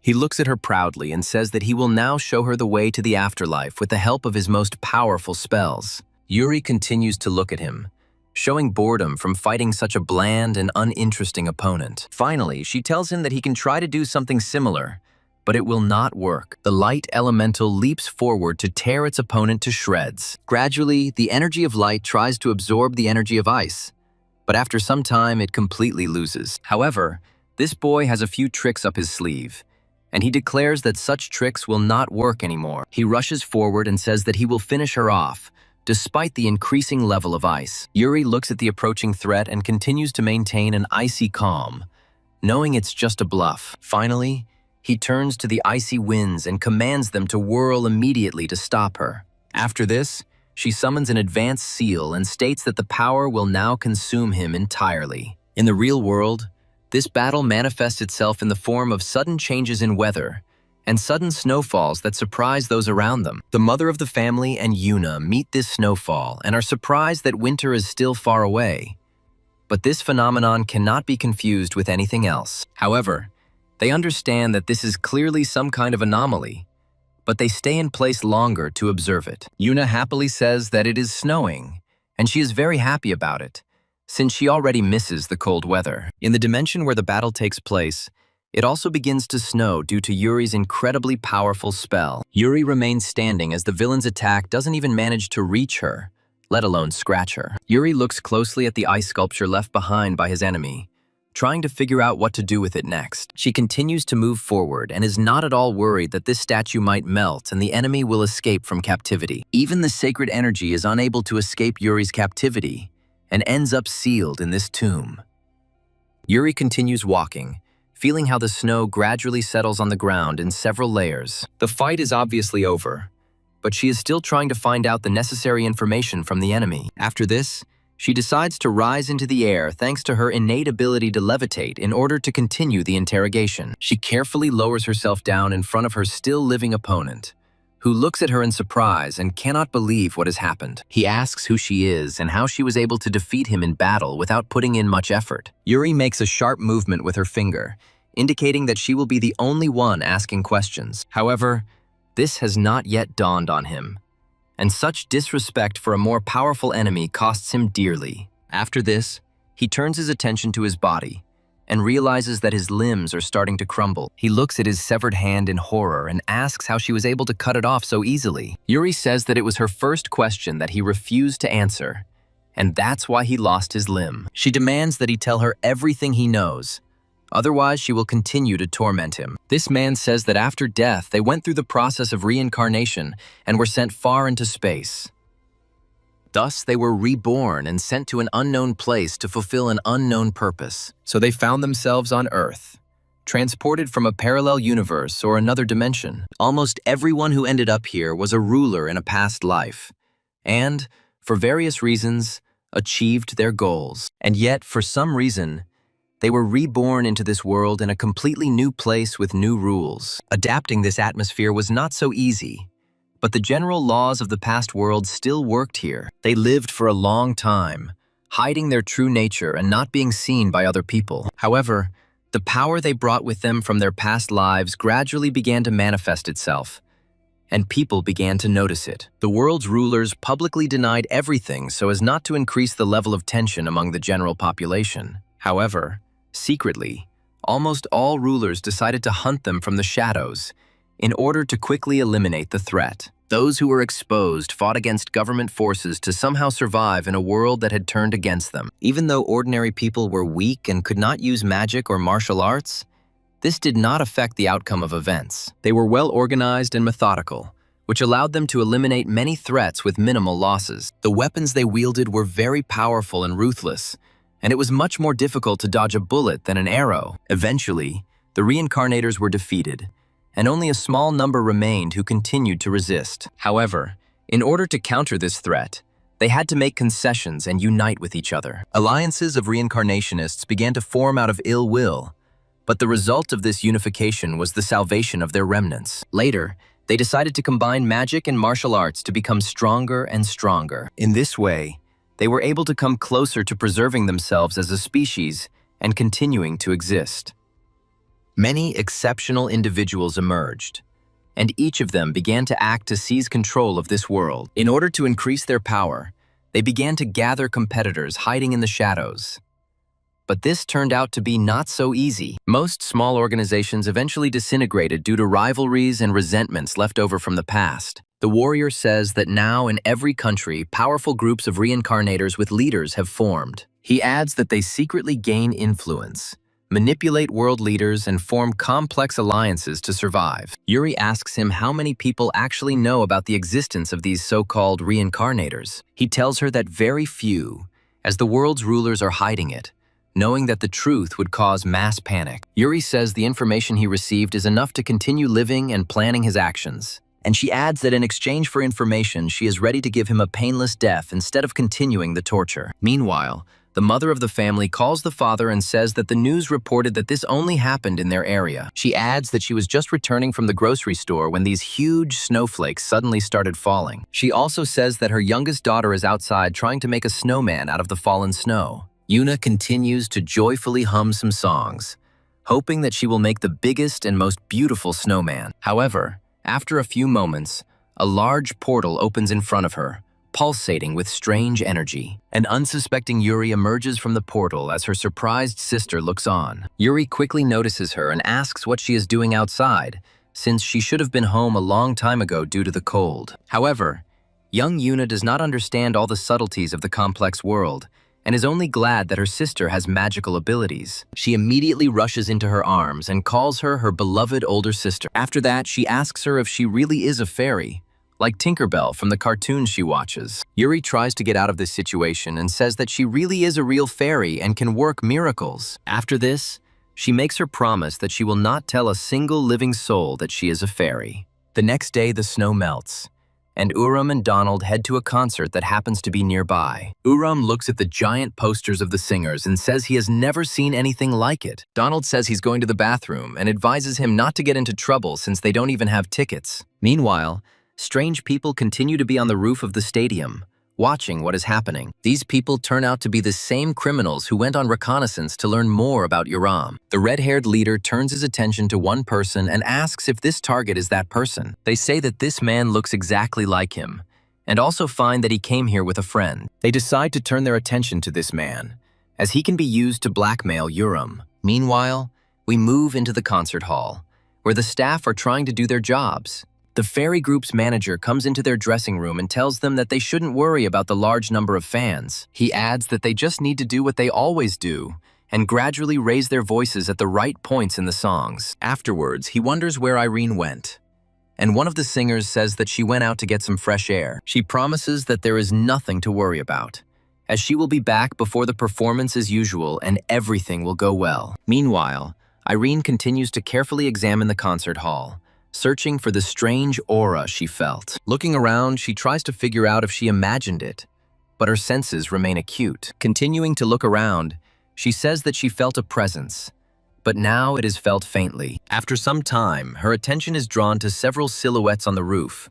Although there should be no one there, she continues to watch them, and soon these people jump from their place as if they had built-in engines. Irene looks at this carefully and says that this movement definitely does not belong to ordinary people. Uram continues to watch what is happening and reflects on the fact that he now has complete confidence in his theory. He assumes that if everything continues to happen exactly as it is now, he will no longer have any doubts. Uram continues to think about his good friend, who for some reason still hasn't returned. After a short pause, he methodically comes to the conclusion that this guy must have very serious problems. The bandits kidnap Donald and tell him that all they can do is wait for the branch manager to continue their actions. Suddenly, they hear a voice behind them trying to get their attention. The red-haired bandits look around in surprise, trying to understand how another person could have ended up here, since they didn't see him. Irene says that the kidnapped student looks very much like one of her fans, so it's better to let him go. The bandits comment on how she looks like a real reincarnator and express delight, noting that they should bring her too. Meanwhile, an unknown voice loudly announces that the entrance to the arena is opening and asks to prepare ID and tickets. Uram continues to wait irritably for his friend and tries to understand whether he is really setting up a new toilet there. In his opinion, any normal person would have already gone to the toilet and returned, relieved and calm. However, after some time, he begins to feel a strange presence of various energies that should not be here. He immediately turns around, realizing that he feels the collision of two powerful energies. He guesses that there is a battle going on nearby, but now he needs to wait for his comrade at all costs. He tries to dissuade him from doing this, saying that it is better to simply not interfere so as not to get into trouble.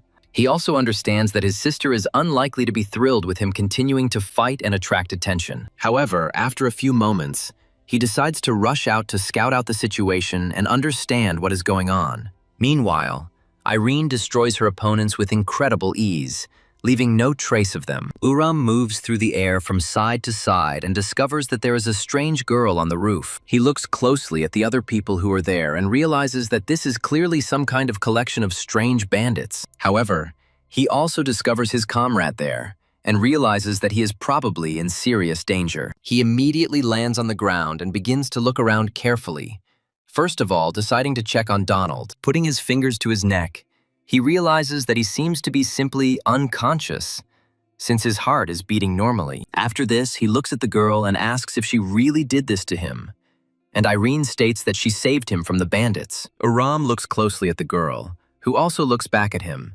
and realizes that she seems familiar to him. He realizes that this is the girl Donald once showed him, calling her an incredible idol who conquered the whole world. He realizes that she truly is an incomparable beauty, capable of attracting the attention of any man. She continues to look at him intently, as if waiting for him to explain the purpose of his visit. Uram asks with a smile whether she is a member of the Heavenly Devil cult, or has never heard of it.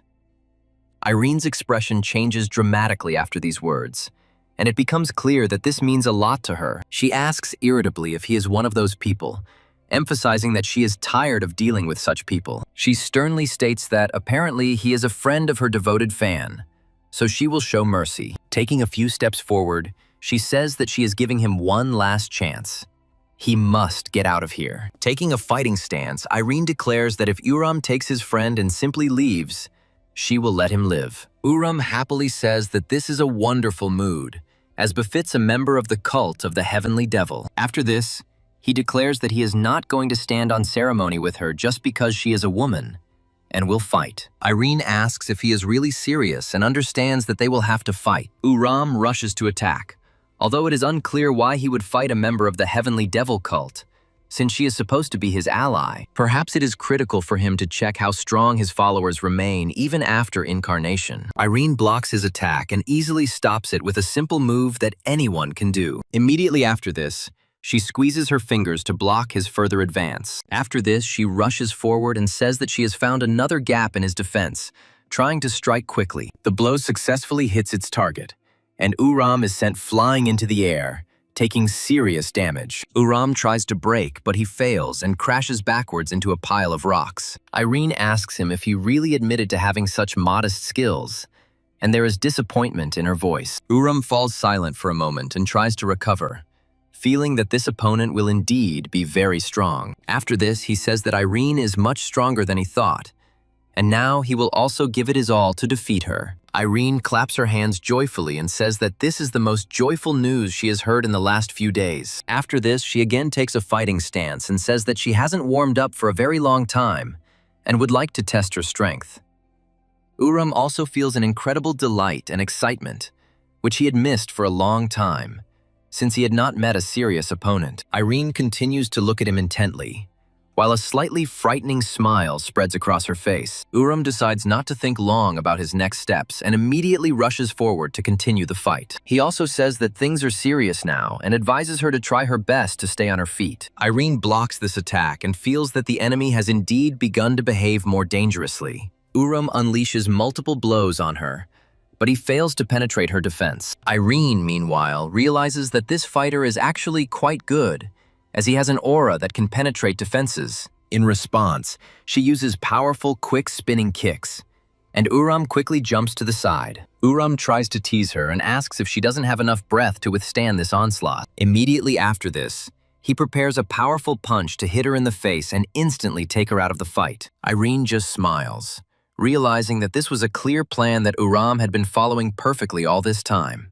Uram is surprised by her change of mood and tries to understand whether this is really a trap that he has fallen into. Irene dives down sharply to avoid his prepared grab and prepares a powerful blow from below. She smiles again and says that she has found another gap in his defense, for which he will definitely be punished. Uram doesn't even have time to react in time, and realizes that now all he can do is take another blow to the body. This comes as a serious surprise to him, as he has become too proud and already believes in his superiority. This blow is incredibly powerful, and even a strong person like the Heavenly Demon is sent flying to the side under its inertia. It doesn't just fly off to the side, but flies several dozen meters to the roof of another building and stops only there. Uram managed to remain conscious after such a hard landing, but this means that he will have to fight even more seriously. However, he understands that this fighting technique is very specific and could only belong to one person. Irene, meanwhile, begins to breathe loudly to restore all the energy she spent. Uram rises to his feet and says that this is the highest art, which is called the diamond body technique. Irene says that he is quite strong, but he still cannot match her fighting skills. Uram speculates that the creator of this technique was a mountain fist king named Sang Guan, who was his subordinate. He recalls that this man was also known as a foolish giant, who was now reincarnated as a girl. In the beginning, he only had a strong body, and he was a man who reached the top only through tireless work. This man once challenged him and stood for about 400 days without moving from the spot so that he would accept his challenge. Sanguan was a great warrior who earned the respect of countless people thanks to his achievements. The duel with him lasted almost endlessly, since their forces were equal and no one could gain the upper hand in this battle. Uram himself does not remember exactly how many days their battle lasted, since it lasted indecently long for such fights. It seemed to him that this battle would continue until one of them died, since no one wanted to give up. It was a bloody battle to the death and a brutal exchange of blows with a man who hardly ever tires. This brutal battle ended only when he,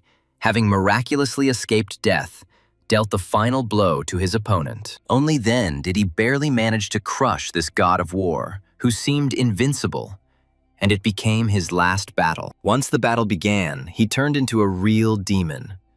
But he had one very surprising feature for such a warrior. He had a genuine and rather silly smile that could not be confused with anything else. And this gave him charisma. Sanguan was his faithful comrade.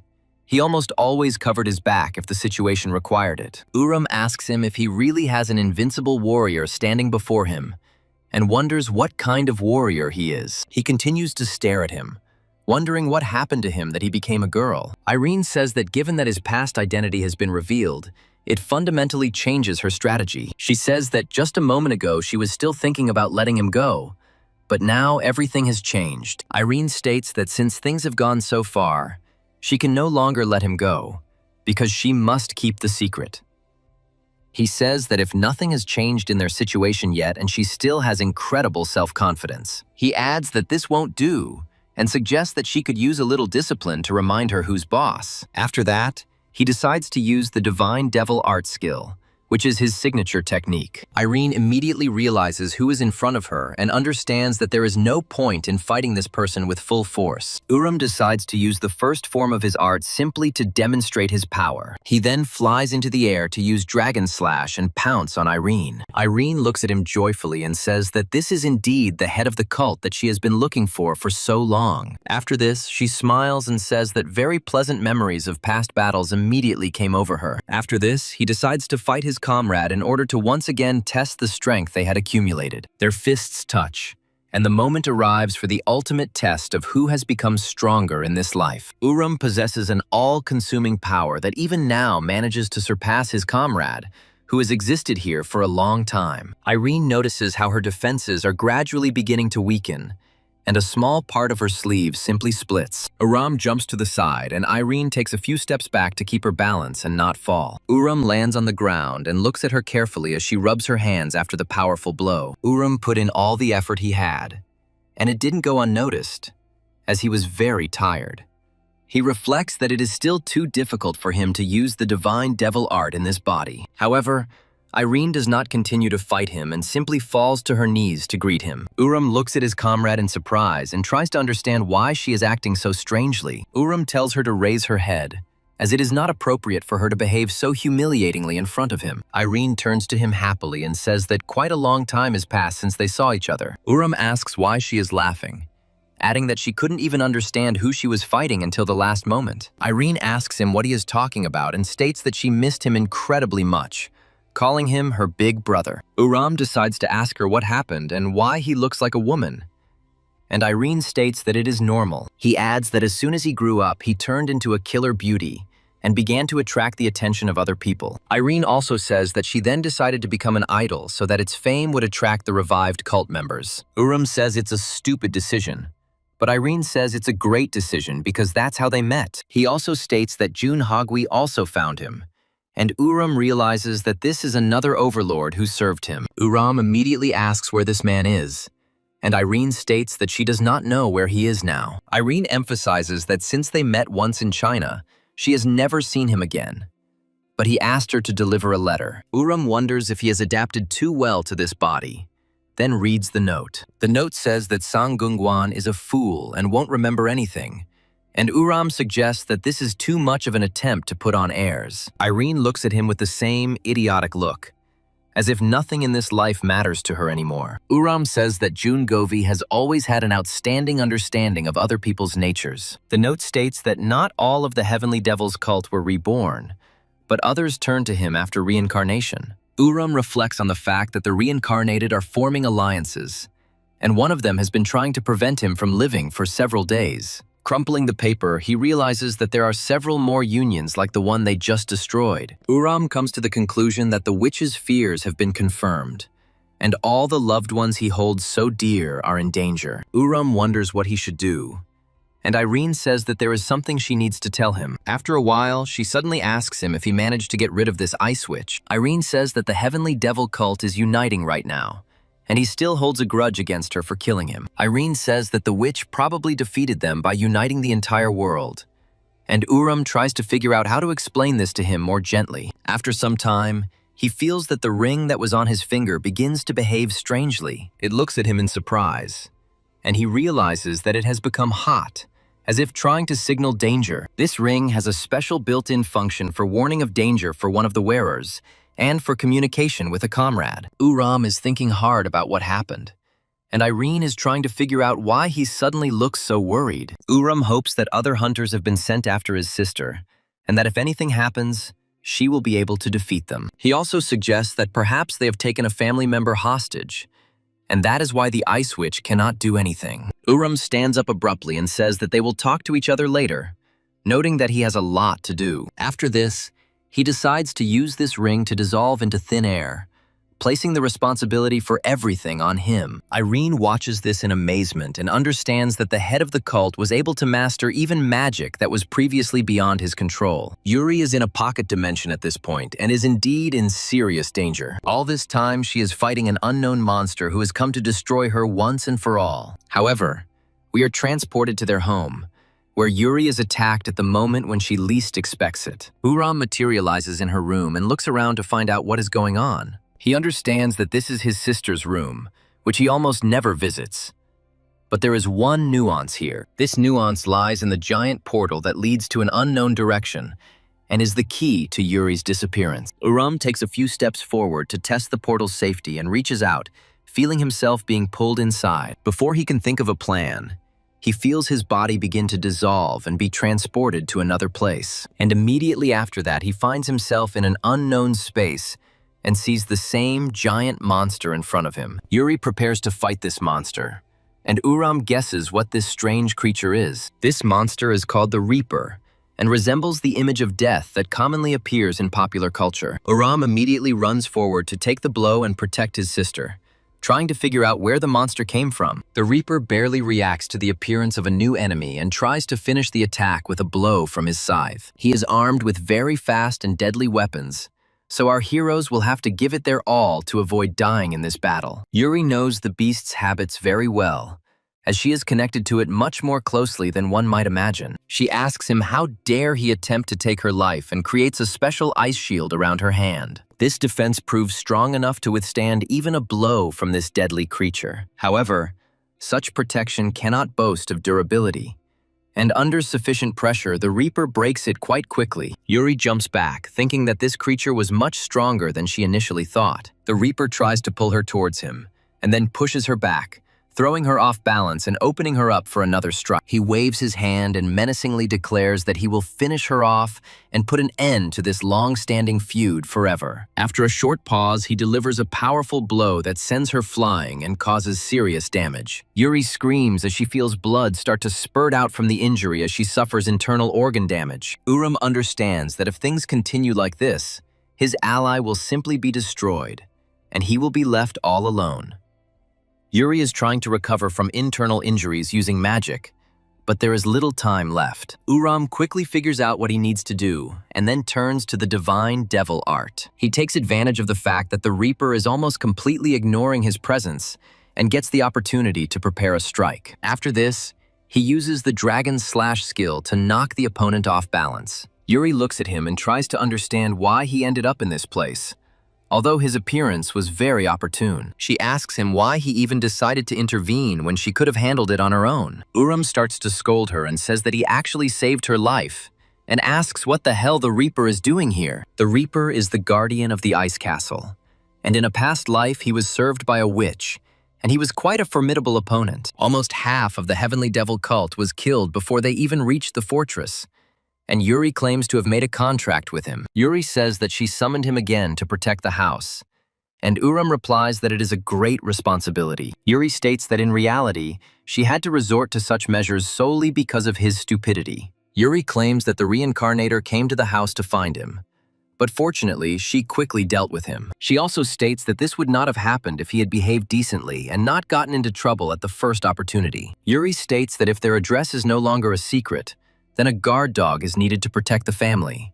And this creature is perfect. The Reaper asks them why they are not paying attention to him, but the pair only continue to sort things out. The Reaper tries to bring them to their senses, but they pretend he doesn't exist. The Reaper states that in that case, he will simply finish them both off if they continue to ignore him and argue in vain. Uram asks his sister why the creature is so angry, and Yuri states that she has no idea. The Reaper calls them impudent worms who dared to forget about him, and declares that they will pay for their sins. Yuri advises him not to interfere, as he will interfere with the ritual, and Uram reminds her that she has already been knocked down by one blow. However, his self-confidence quickly evaporates after he feels a sharp decline in strength that is impossible to fight. He feels like his body is running on its last battery, and he can't even use his internal chi energy. He understands that he cannot relax with such an opponent and must get rid of him, even if it means taking risks. Despite the severe pain, he tries to turn to his inner strength in order to obtain resources. Meanwhile, Yuri calls upon the local spirits to grant him the power to destroy this enemy. Uram thinks that the witch is probably preparing a powerful spell, so he must protect her. The Reaper rushes to attack him, and Uram decides to turn to the divine devil art of the fourth form. After charging it up properly, he tries to use Heavenly Dragon's wrath to parry the blow. The Reaper tries to unleash all his power on Uram's protective spell, but his scythe proves too fragile and is destroyed. Uram understands that he has given it his all, and now it's only up to Yuri. Yuri, in turn, uses his leader skill to summon a giant weapon to his aid. The Reaper looks up in surprise and discovers several blades pointed in his direction. Yuri menacingly declares that he will finish him off with one blow, and all those blades instantly crash into his gigantic body. After the outcome of this duel is decided, she says that everything is finally over, and the ritual can continue. Immediately after this, she approaches Uram and says that they can continue the conversation from which this creature distracted them. Uram doesn't answer, and Yuri asks him if he's really exhausted and can't fight properly anymore. Uram loses consciousness right before her eyes and simply falls down, leaving her alone with her thoughts about how this is possible. Yuri sincerely cannot believe that this man could have ended up in such a state and lost consciousness. Uram has lost too much strength after the duel, and now he needs a long recovery period to heal his wounds. Yuri analyzes him with a cold gaze and realizes that he has Qigong fever, which needs to be treated immediately. Reflecting on the fact that this man is still as reckless as in his past life, she understands that this will bring trouble to their family. Yuri wonders if it would be better for him to die now to make life easier for his family. In this world, there is a realm of demons, and the highest level being among them is the Reaper. The one people once called the God of Death was once summoned by the Ice Witch to perform menial tasks. The Ice Witch was extremely dissatisfied with his level, adding that she had worked long and hard to summon such a weakling. The Reaper immediately became angry and declared that she was an insolent mortal who did not know her place. The Ice Witch immediately initiated a ritual according to which the loser would become the winner's servant. The Ice Witch stated that the contract would last until one of them died, and Reaper agreed to take part in it. He arrogantly declared that she would become his slave and experience all the suffering of this world for eternity. He lost rather quickly and shamefully, and the bitterness of that defeat still haunts him thousands of years later. After becoming the witch's servant, he was given the task of guarding her ice castle from any intruders. The Reaper destroyed every single person who tried to conquer this land from other worlds on a daily basis, and it began to bore him. Besides everything else, he also drove away the Empire's punitive detachments. But they were all too weak, and it was boring. The Reaper tried to fight the witch again, but she refused to even talk to him about it. The Ice Witch had no intention of changing her position, and only looked at him with irritation every time he came to her. All he gets is a piercing look and cold words. but he still feels like he needs to hold on a little longer. The Reaper understands that the Ice Witch may be very powerful, but her life will still soon end. He understands that the time allotted to people is a moment, so he only needs to wait a little. The contract is simple. This has been going on for 1,000 years, and the Reaper continues to destroy generations of warriors who come here. At this time, he continues to reflect on the nature of this phenomenon. Since people have always seemed to him to be weak creatures, he wonders if this creature has overcome the limitations of the human body. It seems to him that this watchtower will never end. But at a certain moment, the one who leads the cult appears. This man is heading with his army to destroy her, and the reason is obvious. The Reaper immediately realizes that there simply cannot be two suns in the sky, since there is too little space for them. The heavenly demon cannot allow another extraordinary being that is similar to him in strength to live in this world. The Ice Witch simply lives year after year in the permafrost and does not try to conquer anything, but she is too strong. The heavenly demon cannot even bear the thought of her existence, as she insults him by living. The Reaper fights fiercely as ordered, but, as per the contract, he loses and is sent back to the demon realm. Upon returning, he never for a moment forgets the humiliation and enslavement, and therefore devotes many years to training. He vows to never lose to a pathetic human again, so he fights a huge number of monsters. However, even despite numerous attempts and training, he still cannot win this fight. This time, he is overcome by the surviving witch, who defeats him twice, which irritates him even more. The Reaper tries to save face and says that this time everything doesn't count because their ritual was interfered with. Yuri orders him to be quiet, so he quickly calms down, realizing that in this situation it is better not to anger her. However, he cannot help but notice that the most incredible turn of events is happening, which he could not have predicted. It turns out that the heavenly devil is also reborn and becomes the younger twin brother of this witch. Reaper asks if he is absorbing the aura, noting that the creature's predatory nature seems unchanged. The Reaper immediately thinks that perhaps the witch will start scolding him, but she replies that this is exactly what is happening. At first, he finds this strange, as it is definitely out of the usual pattern of behavior of the Ice Mistress. The Reaper realizes that the witch is cooling the Sky Devil's aura with her ice to weaken the effects of the severe fever. He guesses that this should be enough to prevent any physical damage. The Reaper watches this procedure closely and finds it hard to believe that he is apparently saving his sworn enemy. Yuri says that she is finished, then kicks him and demands that he stop arguing and get up immediately. Uram wakes up instantly after such a beating, but his physical condition is still far from ideal. Uram complains that his whole body hurts, but Yuri states that he should stop complaining about his life. Uram asks if she tracked the hunters home, and Yuri says it's all his fault. Uram turns angrily towards her, and Yuri says that she just wants a quiet and peaceful life away from these conflicts. After this, she wonders why they won't leave her alone, and why, even after her reincarnation, some freaks come after her. Uram understands that her dreams of a quiet life are really quite touching, and it is a pity that they are excessive. Yuri suddenly rises to her feet and says that she has already made her decision, and Uram asks her what she has decided. Yuri says that she will not sit idly by if she is not left alone, and Uram understands that she has decided to act. He asks her what she plans to do, and Yuri assures her that she will let him be part of her plan this time. She says that from now on,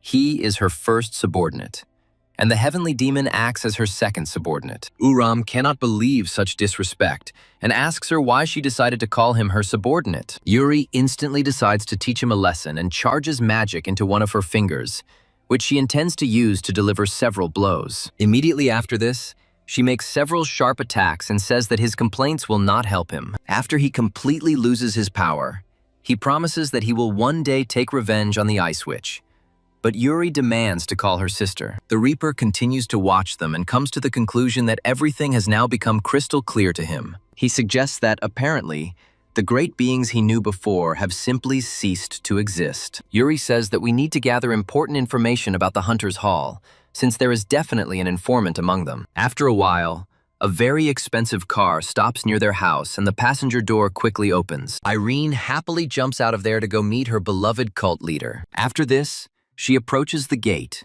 but Yuri comes out and looks at their new guest in surprise. Irene greets her politely and says that she came to meet Uram, Yuri mentally calls her an idiot. She calmly says that Uram will be back soon, so she can wait for him in the house, in the living room. Yuri steps forward, greeting a girl he doesn't know, and continues walking, unsuspecting. The Reaper carefully analyzes Irene and reflects on how her aura is different from that of the witch, but still stands out from the rest. After this, he turns to his boss and says that this girl, apparently, is one of the reincarnators. Yuri immediately turns around to look closely at Irene and analyze his subordinate's words. Irene freezes in place, after which she also feels strange vibrations in her energy channels coming from Yuri. Yuri asks who she is, and Irene quickly guesses that the aura in front of her belongs to her enemies. Irene wonders menacingly if the Ice Witch has targeted the Sky Demon and is trying to set up an ambush. Irene realizes that this is a tremendous opportunity to meet her worst enemy again and finally settle the score. Yuri wonders irritably where her brother picks up all this trash that she has to clear out. She creates a portal to transport herself and her opponent there, adding that they need to sort this out quickly. Irene looks around and realizes that this is the perfect space to give it her all, and she's happy about it, because someone created a barrier, so ordinary people won't suffer from incredible destruction. He immediately rushes forward, realizing that he must finish off this witch with one blow, using all his strength. However, a giant blade appears in his path, which is supposed to block his path and interrupt his attack. Irene continues to move forward, but feels the cold metal touching her body, but it cannot penetrate it. Irene decides to use the body acceleration technique in order to greatly improve her strength and physical power. Quickly rushing forward, she intercepts the blade with her throat, but this time, she uses a supreme aura skill. Immediately after this, she intercepts the weapon and wonders how the pathetic creature dared to interfere. She quickly knocks the Reaper off balance and sends him flying out of control into distant and unknown distances. Yuri admires the fact that Irene was able to block the Reaper's attack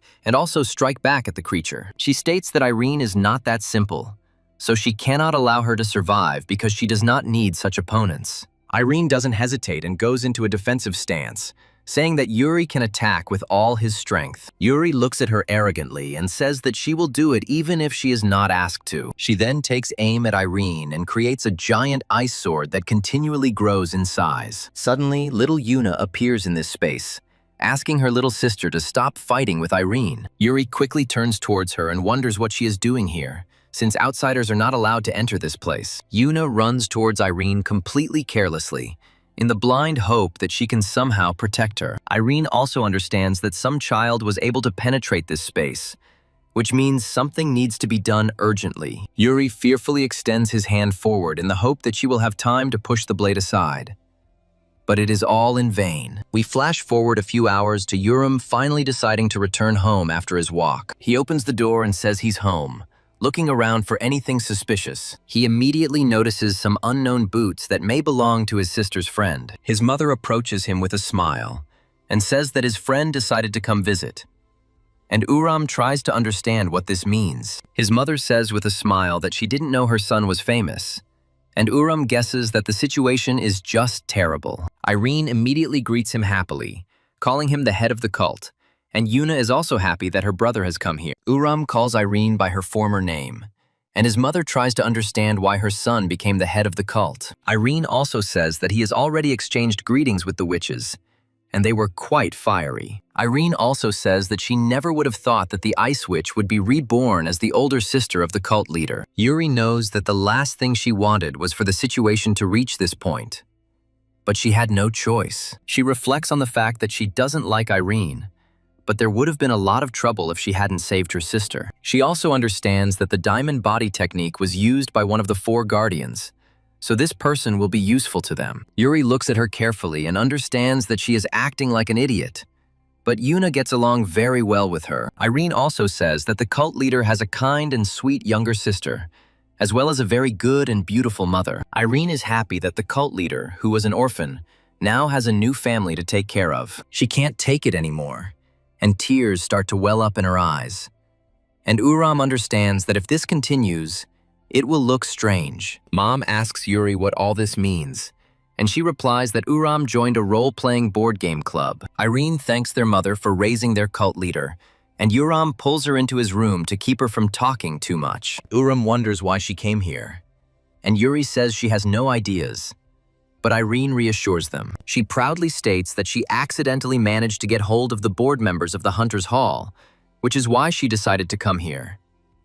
Uram looks at her in surprise and says that he is very interested to know how she managed to achieve this by accident. Irene says she had a fan with unusual inner energy, so she decided to follow him and learned about his work. Yuri says that he could very well be lying and that a personal meeting is needed, and Irene replies that she asked him for a meeting in advance. She states that they should take her car to go to him and have a proper talk. After some time, they meet a very handsome, richly dressed young man named Kim Moojin. He says that he is indeed a representative of this hall, but he wonders why they are so interested in this organization. Yuri calmly says that she wants to destroy this organization and therefore needs information about it. Kim Moojin looks at them in surprise and wonders if they are serious about challenging them. He points out that this is impossible, as there are at least 30 great masters in the Hunter's Hall.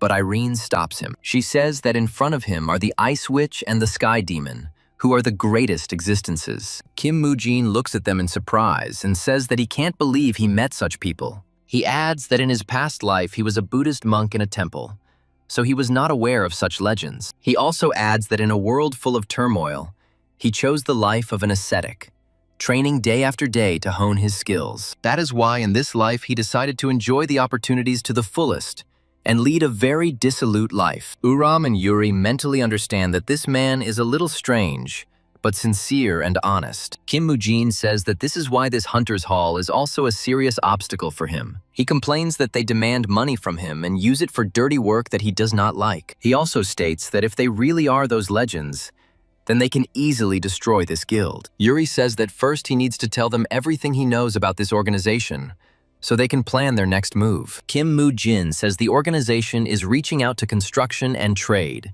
increasing its influence. He also says that their headquarters are located in the building of a diversified trading company. Uram understands that if they use illegal methods, then they are criminals, so he can act directly. Yuri says that's a bad idea, noting that if they go in blind, everyone will scatter and take advantage of the confusion. Kim Moojin says that most of the company's employees are civilians and should not be implicated. He announces that there will soon be another council meeting where all the key figures will be present. And Yuri decides that this is the perfect opportunity. A few days later, the events shift to a diversified trading company, which is the target of their group. Uram comes closer to take a closer look at the building and realizes that this is their headquarters. Yuri says that they must get rid of them once and for all so that they never get close to them again. Uram suggests destroying them all right now, but Yuri says that they need to deal with the video surveillance system first. Through magic, she begins to influence electronic objects in order to disrupt the structure of their operation. She emphasizes that if they want to destroy everyone at once, then they must act carefully, without any initiative. Gradually, they move from one observation point to another, slowly disabling video cameras with the help of magic. However, after some time, their mother calls them to find out how they are feeling and if everything is okay with them. She also says that she needs to leave urgently, so Yuri should go back to look after Yuna. Uram says that Yuna is already an adult, so there is no need to take such great care of her, because there is no need for it. Yuri says that if this is what happened, then they should change their plan and postpone their revenge for a few hours. Uram states that he will wait for her here, and Yuri expresses skepticism that he is capable of fulfilling her demands. Uram states that she has nothing to worry about, after which she vanishes into thin air, leaving him alone with his thoughts. After this, he looks around to find an opportunity to break the promise he made to his sister. He takes his cap out of his pocket and says that he is so drawn to it that he cannot resist the temptation. He states that he can handle this task on his own, so he doesn't have to rely on his sister's help. After a while, the action moves to one of the entrances to the building, where several guards begin to greet each other. They say that the shift will be over soon, so they can have a drink when the council meeting is over. Uram makes several high jumps, making sure no one is watching him, and quickly gains altitude. Thus, it rises so high that it can only be seen by chance, and there are no video cameras at such a height. A few moments later, he jumps onto the roof, continuing to hide his face with the peak of his cap just in case. After quickly looking around and making sure there were no cameras here either, he makes a swift dash forward. He stops near a small door intended for descent to the technical floors. Uram slowly walks inside, thinking that his plan is going very smoothly, since no one has noticed him yet. He takes a few steps forward and discovers a giant staircase, realizing that he can now go down. He goes down to the next floor and looks around for any possible clues as to where the main hall is. The first thing he finds is a security post, the door of which, for some reason, is open, as if inviting him inside. Uram decides to take a look inside. Realizing that he was lucky, he immediately found an excellent observation point. Uram recalls Kim Mujin's words that these people would be meeting in the conference room on the 18th floor very soon. He carefully looks through the various video camera screens to find the right room and continue surveillance. After a fairly short time and several dozen attempts, he finds a suspicious hall similar to the one he needs. Suddenly, 2 security guards appear behind him, calling him a trainee and wondering what he is doing there. They add that today all the entrances are blocked so that no one can get here, and they are trying to figure out where he came from. They also say that his clothes look very suspicious, after which they demand that he come with them. Uram understands that if his plan is revealed, the ice witch will simply destroy him, so he must knock out the guards. Making a sharp dash towards the enemy, he delivers a quick blow to disable him. Immediately after this, he turns to the second guard, who doesn't have a single chance because he is an ordinary person. The guard starts to panic, asks what he's going to do, and takes a few steps back. After this, he manages to press the panic button to start the alarm system and signal the others. Uram lands a few quick punches to his face to knock him unconscious, but it is too late as he has been exposed. Council members, hearing a loud alarm, wonder what is happening and why the alarm was triggered. Some of them are starting to suspect that a rat has gotten in, so the evacuation protocol needs to be activated immediately. The chairman says he has ordered increased security and states that if there is an intruder in the building,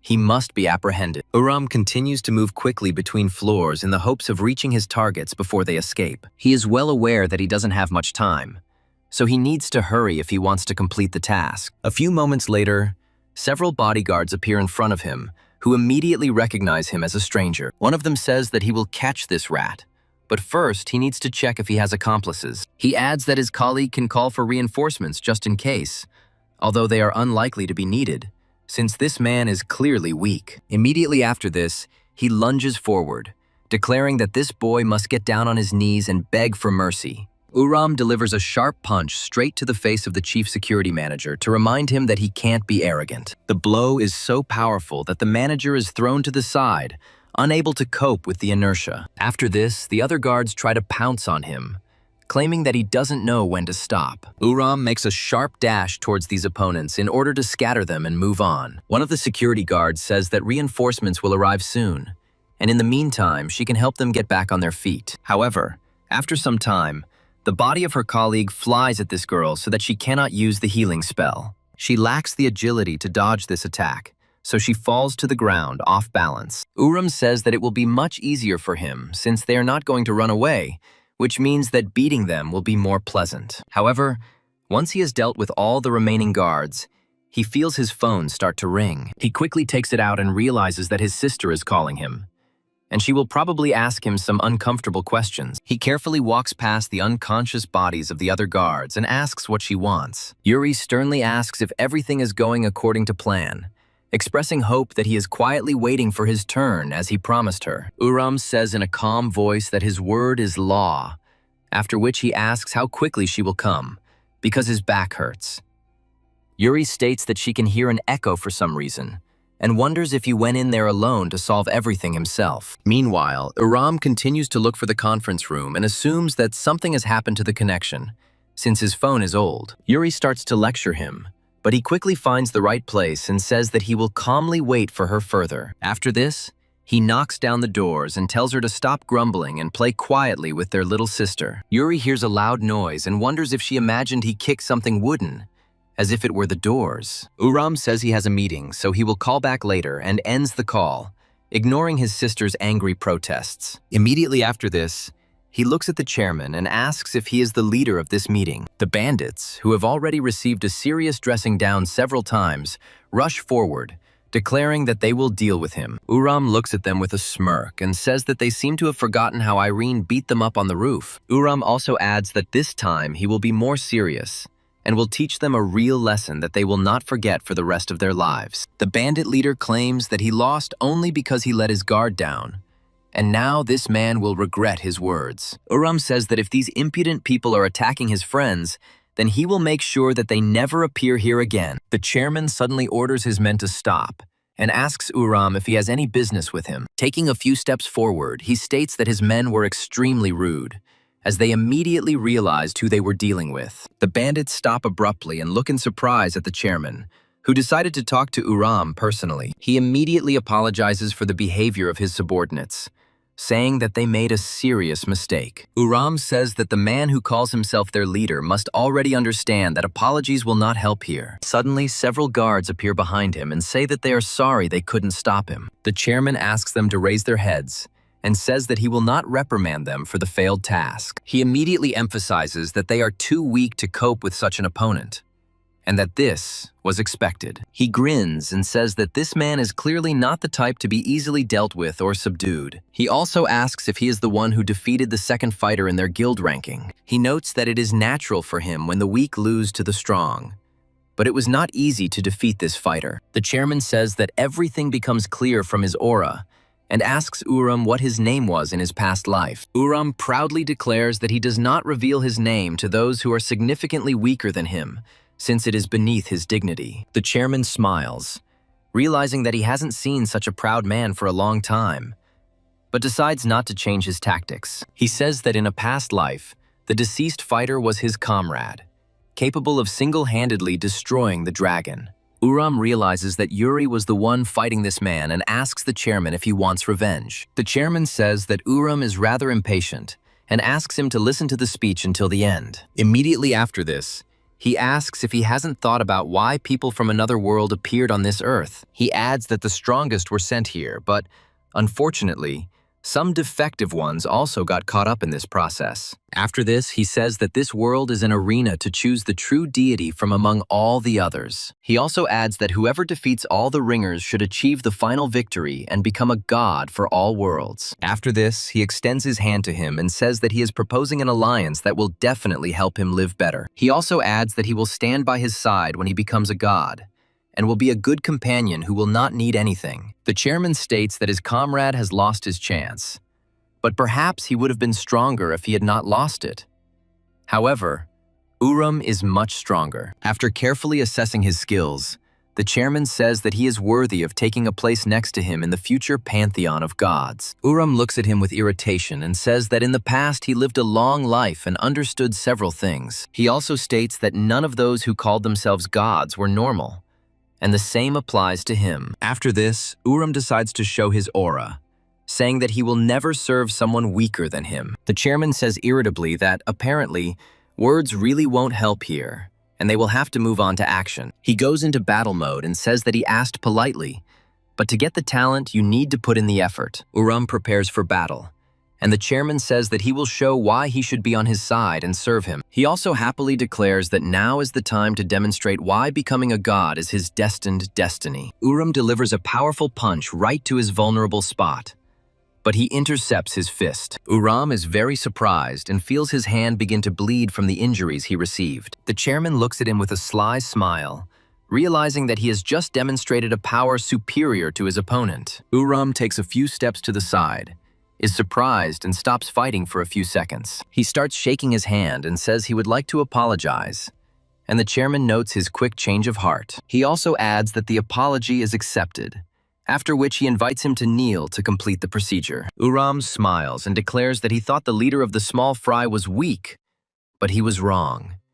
And now it has become more interesting. Without thinking twice, he rushes into the attack again, trying to unleash a hail of blows on his opponent and break through his defense. The chairman continues to block these attacks, but this time they do not cause as much damage to Uram as before. He tries to go on the attack himself, but Uram skillfully blocks each of his attacks, gradually studying the enemy. The chairman gradually loses his temper and wonders if Uram doesn't understand that this fight won't change anything. Uram, in turn, says that the more words the enemy speaks, the more gaps he has in his defense. Catching him in his mistake, he delivers a powerful punch straight to the face, while simultaneously pushing his fist aside with his other hand. The chairman steps back, feeling that his pride has been hurt more than his face. Looking at his opponent, he realizes that his energy has increased significantly and decides to give it his all. He decides to use the Demon of Destruction's fire art to end it before it's too late. Uram rushes straight at him, but the chairman has already prepared a powerful blow to stop him. This plan is not destined to come to fruition, as Uram proves to be too fast and manages to dodge. Uram punches him right in the face again, saying that he fights too slowly, so he doesn't have a chance. This blow turns out to be even stronger than the previous ones, so the rest of the minions freeze. They look at the chairman in horror and ask if he is okay, hoping that their boss is alive. Uram decides to use the Divine Devil art and says that he will now show how to strike correctly. The chairman carefully observes the man's energy and finally guesses who is in front of him. Uram decides to further strengthen himself with a dragon slash, using the first form of his art. The chairman receives a powerful blow and is thrown aside, wondering if the heavenly demon has been reborn. The energy received turns out to be too strong to absorb, so he flies away several tens of meters. The chairman quickly rises to his feet, reflecting on how all his dreams were in vain and destroyed in an instant. He realizes that he made a big mistake when he decided to tame a beast like the heavenly demon, because it was great. He also recalls that there is another important detail that may come to light if the fight continues. The thing is that some of his subordinates were under the protection of the heavenly demon in their past lives, so they can side with him. He quickly turns to his subordinates and tells them that they must attack him simultaneously and ensure victory. They ask him if he is sure about this, and the chairman declares that they need to kill this scoundrel before it is too late. The fighters quickly grab their weapons and say that if this is the chairman's order, then this scoundrel must be captured. Uram says the chairman sent his subordinates to their deaths after he was only slightly injured. However, after a few seconds, he feels his body suddenly begin to fall apart due to the abilities he used. He understands that the damage to his internal organs received in the battle with the Reaper has not yet completely healed. This temporarily reduces his mobility, and he gets hit in the leg by a giant spiked ball. Uram reflects on the fact that the situation is becoming very dangerous, and if this continues, he might just die here. Meanwhile, Yuri sits next to her sister and wonders when even her mother will come back and let her go. She understands that Uram is definitely in trouble, and if something happens, he won't get away with it, and she will definitely take revenge. Some more time passes, and Yuri notices that the blood bond ring is glowing, meaning he is in trouble. However, a few moments later, their mother joyfully enters the apartment and says that she has finally returned. She apologizes for being late and says she bought them a cake, and Yuri is glad that she had a good time. Mom says she's going to set the table now, but Yuri says her friend is waiting for her, so she'll be back later. Mom says she didn't know she came so late, and then wishes them a lot of fun. Uram was once a great man who once united the martial arts world and could not be defeated. However, the situation is now completely different, as he has lost most of the power that belonged to him. Uram realizes that he has not reached the level of his previous life and has become more frivolous.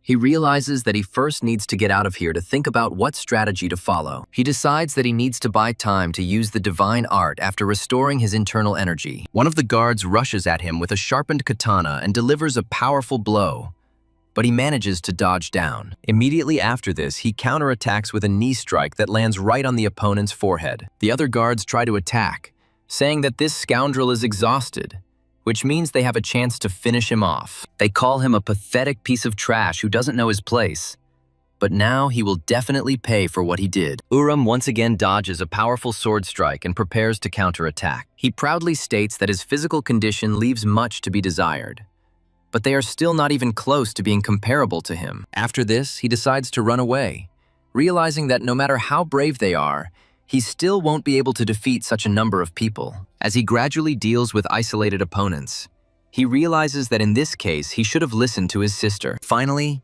he gets to the chairman and says that if he is in charge, he should go one-on-one. The chairman says that he can see what he is planning even from here and orders the others to continue attacking him. The fighters realize that they have a chance to wear down the enemy and finish him off, and they feel a surge of fighting spirit. Uram understands that he has no choice but to fight to the end, and he hopes that he will succeed. A few moments later, Yuri appears from a portal that has appeared next to the ring and puts up a super strong ice shield. Yuri reminds him that she told him to wait for her, and Uram says that he had reasons to come here alone. Yuri says that if he takes on a job, he should do it properly and not have difficulties with such small fry. Uram claims that if it weren't for the internal injuries, he would have defeated everyone.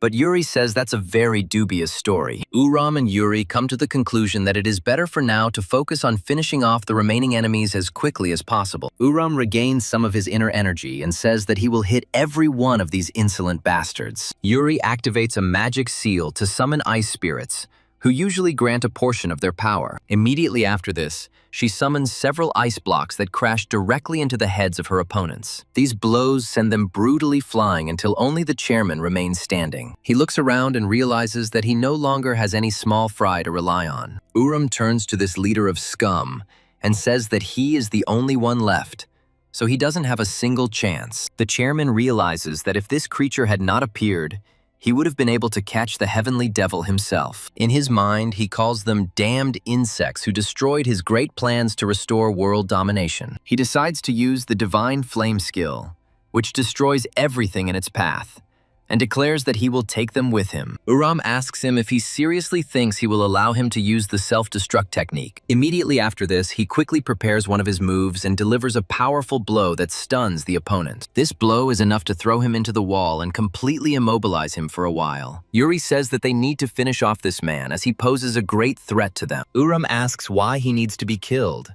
and Yuri adds that these people know where they live. Uram states that in this case he will destroy his energy channels in order to permanently deprive him of his powers. He assures that after this procedure he will become an ordinary, powerless person who will never be able to dream of revenge. Thus, the chairman loses any opportunity to represent anything in this large world of reincarnations. The entire corporation is destroyed because its leaders no longer have the necessary influence and power. Uram happily returns to school with his sister, reflecting on the fact that the threat has passed and life has returned to a peaceful course. For a while, he should enjoy carefree school days during which he doesn't have to strain himself. Uram shows his friends several photos with Irene and boasts that he knows the celebrity. Yuri happily reflects on the fact that now that the Hunter's Hall is over, he can live a peaceful life without worrying about anything. Uram says that the peaceful days give him great pleasure, and Donald is surprised by his manner of speech. He also informs him that their entire class is going to Japan on a school trip,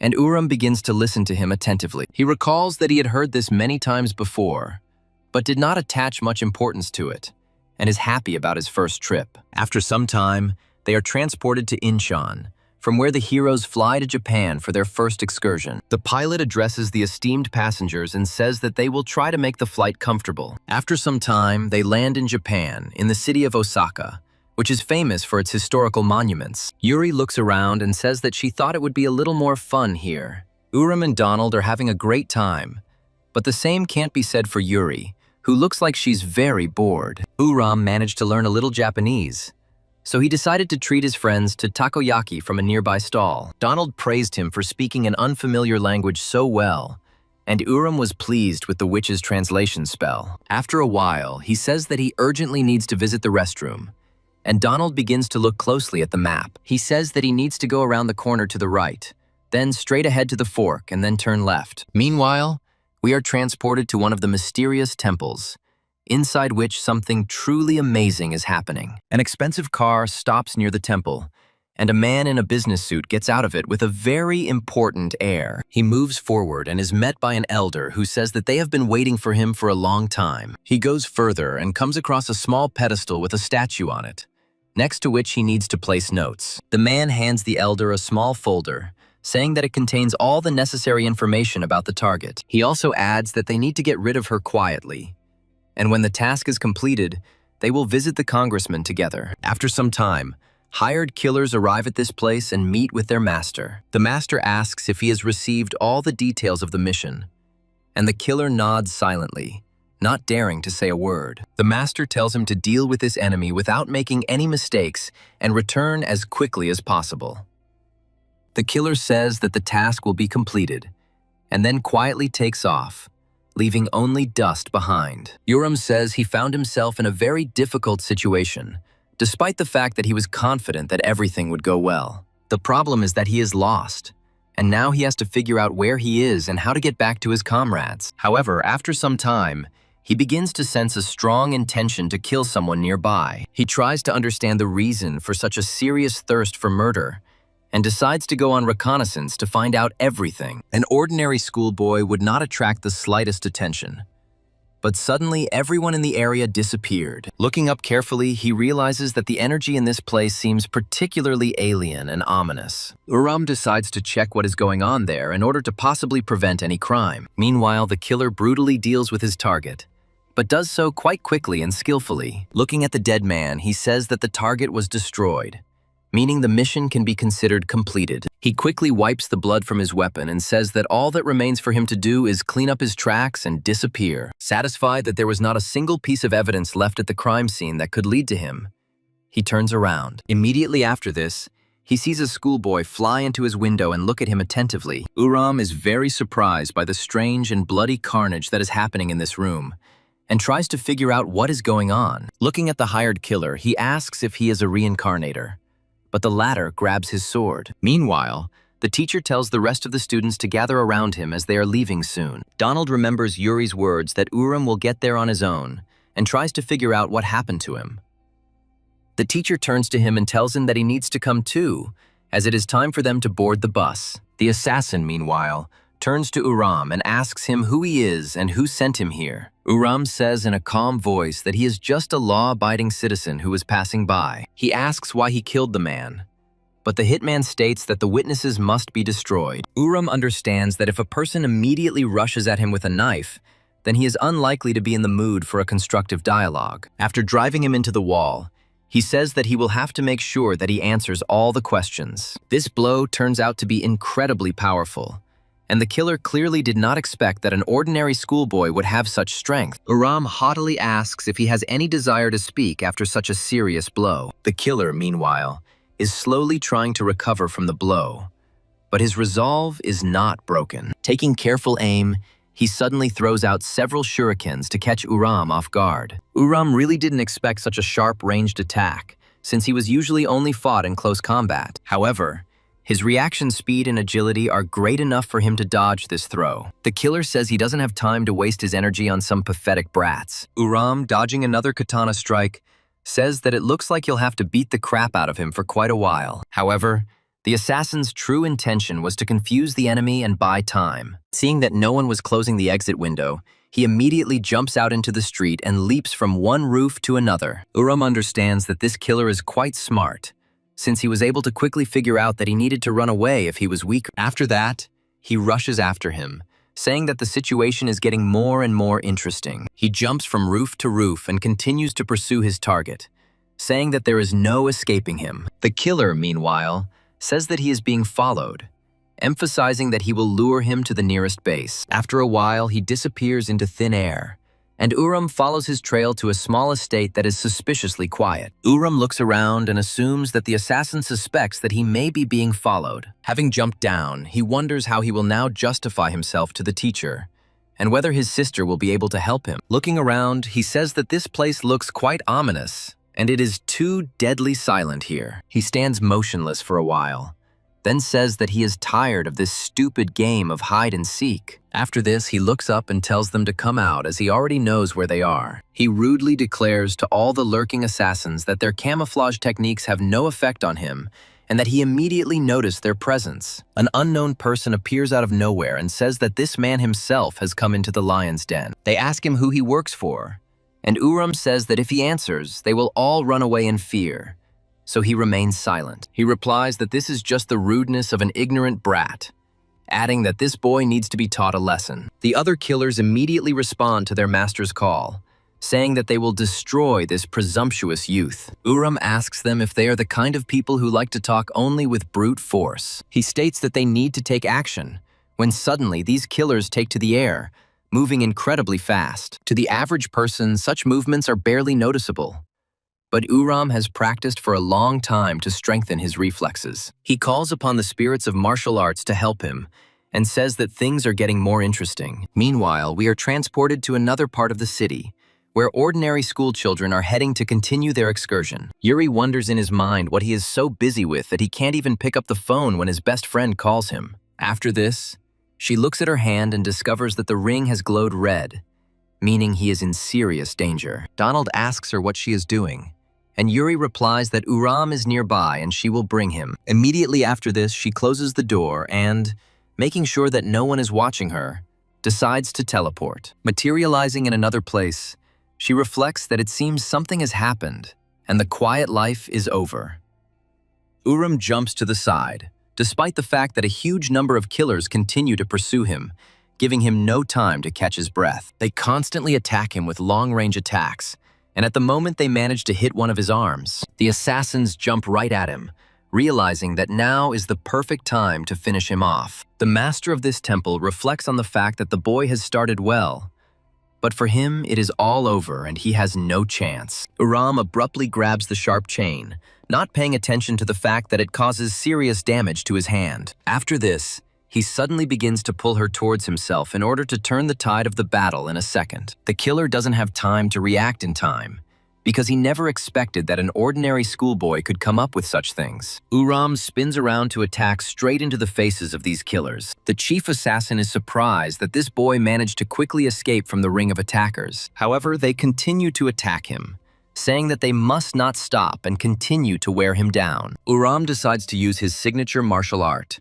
saying that he doesn't have time to play with them. He decides to use his second form of demonic art to perform powerful spinning attacks. This allows him to launch a quick attack that destroys several enemies at once. The chief assassin observes what is happening and realizes that this technique belongs to only one person. Watching him, he realizes that his fighting power is weaker than in his past life, but his movements leave no doubt. Uram meanwhile turns to his last remaining opponent and asks him if he is trying to escape. The killer replies that he is not going to stand aside, and he is even interested in how this fight will end. He says that he is interested in finding out what level the heavenly demon reached after being reincarnated. Uram states that, judging by his reaction, it can be assumed that they have already met a long time ago. He notes that perhaps some of this is his fault, but he can't help it. He proudly says that during his life he had so many enemies that it is impossible to remember their names. The killer jumps into the air and says that his arrogance has not gone away and that he will have to back up his words with action. Meanwhile, Yuri materializes not far from the battle site and looks around. She suspiciously analyzes every detail of her surroundings, realizing that this place is clearly something unusual. Yuri wonders how fate brought her wayward brother to some temple with spiritual gates. She says irritably that as soon as she finds him, she will simply finish him off to let off some steam. After this, she passes through the gate, but does not meet a single living soul, but feels that something is wrong here. Yuri realizes that space is distorted here, and that is why she was unable to transport herself directly to him. Suddenly, she feels the presence of another entity nearby, which has been watching her closely all this time. A strange-looking man appears in front of her and says that this is a place where no one is allowed to enter. He waves his hand and says that the attackers are to be destroyed, since this is the order of the boss. Uram quickly turns around, realizing that she had let her guard down and had fallen into a very serious trap because of it. However, she still manages to block to at least partially protect herself from this attack and reduce the damage. However, the energy of the impact is so great that she is thrown to the side and crashes into the wall at full speed. She covers her hands with powerful ice armor in advance to reduce possible damage and prevent fractures. After this, she angrily turns to the big guy and asks how he dared to attack her from behind. She immediately turns to her ice powers and says that she will not ignore his treachery. After this, she creates a powerful ice wall from sharpened blocks and directs it towards the enemy. She asks him how dare he ruin her comfortable school trip, and then promises that he will pay for it. She also adds that in addition to this big guy, Uram, who dared to do something stupid again, will also have to pay for the ruined vacation. The giant Hulk is powerless against such powerful ice magic, and after a few moments turns into something like an icicle. However, he turns out to be much stronger than the opponents she encountered in this world, because he maintains his consciousness within the ice. Yuri guesses that this creature was able to find a way to gradually crack the ice in which he was trapped. Within moments, this giant bursts out of its icy sarcophagus and screams loudly, expressing rage. Yuri realizes that she will have to act more seriously, since this opponent is proving to be unusually stubborn. Despite his remarkable strength, the giant still needs some time to recover and regain mobility. Yuri immediately summons ice spirits to his side to freeze him again and not give him time to breathe. The giant just starts moving towards Yuri, but almost immediately falls into the next trap. Yuri glares at her opponent and advises him to remain still as she has no time for him. She calls upon the ice spirits to come to her aid and give her even greater power. After this, she decides to deliver another ice blow to him to put an end to this battle. A huge stream of energy erupts from her hands, rapidly expanding as it moves forward. The giant keeps repeating the same mantra that the aliens must be destroyed, not realizing the danger. After some time, the ice strike begins its movement to hit the creature's head directly. Yuri says that this should be enough to completely destroy even such a strong opponent. Where the giant's head had just been,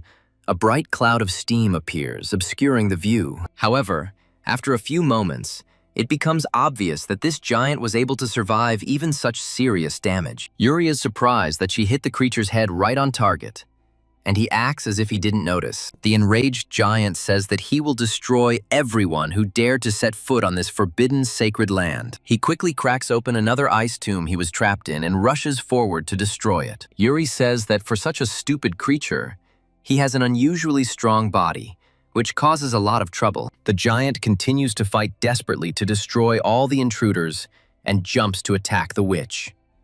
Yuri jumps to the side and flies into the air, saying that random attacks won't work on her anymore. The giant looks in her direction and says that the flying aliens are no different from those who move on the ground. He then gathers strength in his legs and flies into the air, trying to grab her and declaring that the aliens must be destroyed. Yuri decides to use her ice spear skill, telling him to shut up and stop making noise in her ear. Aiming at him with numerous ice shards, she orders him to finally die and stop bothering her. However, the giant continues to block all these attacks, feeling as if this ice has no effect on him at all. Yuri watches him closely and says that she will be very interested to see how long he lasts. She continues to levitate to maintain her height advantage and attacks him again and again. The giant tries to reach out to her, loudly promising to kill any stranger who invades this sacred land. Yuri flies away from him and says that she has never seen a more stubborn pile of muscles. She wonders how many attacks he can withstand and tries to understand what his body is made of. Her opponent keeps repeating the same mantra,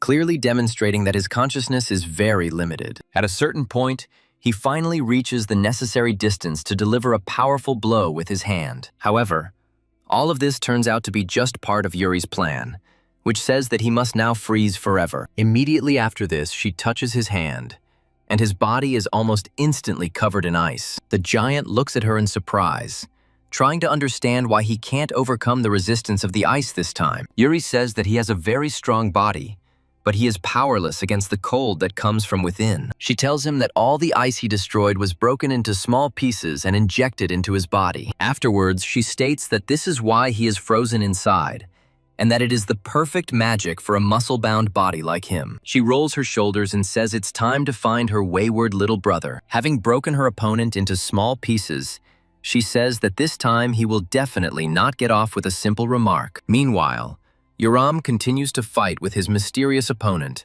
who has not yet revealed his name. He jumps to the side after a less than successful attack, but this does not affect him much, and he still retains his combat ability. After carefully assessing his opponent, he says that he still maintains his form despite his new life. Uram says there is nothing surprising about this, since he has been training like crazy since a very early age. He also accuses his opponent of being incredibly weak, as he lacks the strength to even scratch him. The killer says that in this case he will be serious, and recommends that he try to dodge this attack with all his might. They continue to attack each other, but neither side is able to find a hole in his defense. At a certain point, the assassin decides to use his signature move, a knife strike. However, he takes a few steps back to protect himself, but this causes his attack to miss. Uram suddenly breaks away and asks him if this is all he can do, noting that it is quite weak. At this moment, he himself prepares a serious blow,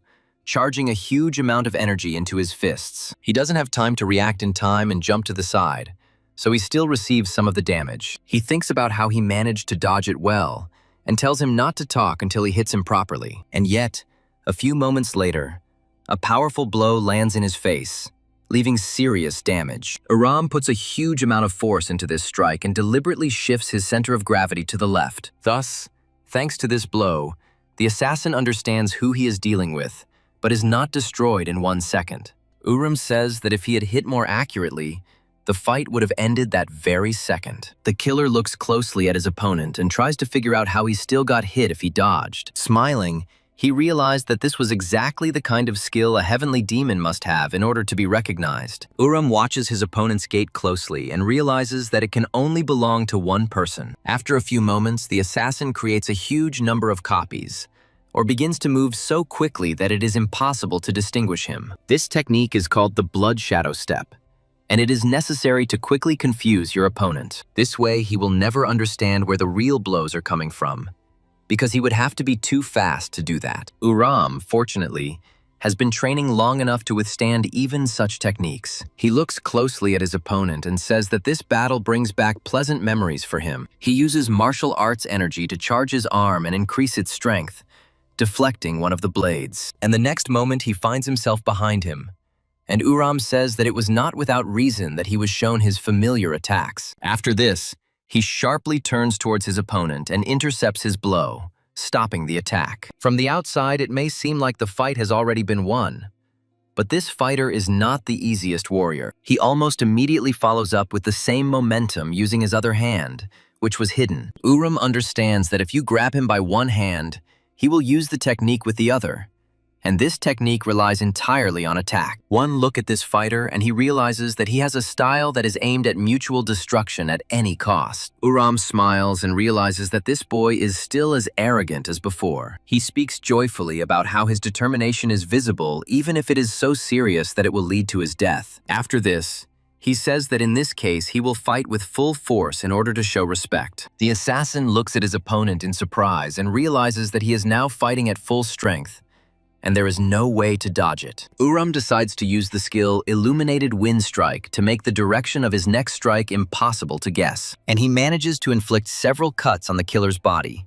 causing him to drop his knife. However, he grits his teeth and, despite the severe pain, tries to raise his weapon and continue the fight. He makes a lightning-fast move to intercept the weapon and prepares for the next battle. He tries to choose his target with his eyes, and says that this is definitely not the end, and he will still show everything he is capable of. Immediately after this, he rushes forward to deliver a fatal blow with his knife to Uram. Uram, in turn, says that he praises his enthusiasm, emphasizing that he still doesn't know when to stop. After this, he jumps to the side and says that, unfortunately for him, this battle is already over. The injuries suffered by the killer are so severe that he can no longer continue the fight. After this, the killer falls to his knees and feels that he simply does not have the strength to get back to his feet. Uram turns to his opponent and says that he has just missed his last chance, which he had not taken advantage of earlier. He finally calls his opponent by name and tells him that his name is Cheon Axel, while the other guy doesn't say a word. This man was once the greatest assassin who tried to get rid of the heavenly demon 10 times. After his last attempt failed, he decided to commit suicide to avoid shame. However, the heavenly demon then told him to stop, as he wanted to talk to him. He stated that he would give him another chance, but he must serve him and continue to try to take his life at any time. He gave him one last chance to finally complete his work in exchange for him swearing absolute loyalty to him. Axel accepted this offer and said that now he would be the most faithful assistant of his new master. He proved his loyalty again and again by destroying the entire organization he had once served for so long. Uram appreciated his loyalty and fighting ability, and then taught him the blood shadow step technique. Thus, the greatest killer of the era, who mastered the highest art of movement, ended up in the cult of the heavenly devil. He earned countless rewards, became one of the 4 great guardians, and never tried to attack him again. However, now the time has come for the last chance that he once gave him, and now he must choose his path forward. Uram asks him in a serious tone about which path he is now going to choose. Axel waits a few seconds, after which he says that he entrusts his life to the master and will no longer try to kill him. Uram remains silent for a moment, realizing that this is a very serious confession from a man like Axel. He says that he must stay close until his life fades away, since this is now his task. He understands that the words that were not spoken then, truly sincerely, now sounded like a bolt from the blue. However, this time, Uram felt that this killer was speaking from the heart and was not trying to deceive him. Uram exhales joyfully and says that he finally feels the unprecedented lightness that he had dreamed of so much. Afterwards, he asks if he is the leader of this order, and Axel states that he was unable to defeat the strongest reincarnated. He also says that his commander is a master of the ghost knife technique and is the former king of the 72 fortresses. In order to remind him of a specific name, he states that this is the one who actually leads the Phantom Sword. Uram asks him in surprise if June Hawk has also been reincarnated and tries to understand where he is now. Axel mentions that the main base of the Ghost Sword is located nearby, and Uram is happy about this. He says that they need to be destroyed right now, and Axel replies that they need to be careful because they are serious enemies. Uram asks him if he is laughing at him, since he has already defeated these opponents before. Axel states that he had no such intention, and that he only wants to convey objective information to his master. He adds that many reincarnated people arrived on Earth long before them and scattered throughout the world. He also states that they were building up their forces, but he arrived later than them, and so he had to leave the Phantom Sword behind. He also states that he knows Uram's power, but still believes that it is too dangerous to go there alone. He looks at him shyly and says that they need to become stronger in order to deal with these opponents. Uram says that he is already strong enough, but Axel continues to insist that such an attack is reckless. Uram exhales tensely, then smiles, realizing that his comrade is behaving the same way as in his past life. Turning around and starting to pull himself up, he says that he is still as cautious as he was before. However, suddenly he hears a loud voice that is already very familiar to him, so he would prefer not to hear it. Yuri irritably asks him what the hell he was doing here, and Uram says that something happened and he had no choice. Yuri asks him why he can't understand simple words about her wanting a quiet life without constant fights. Uram quickly apologizes to her, then wonders what happened to her clothes. Axel asks him who it is,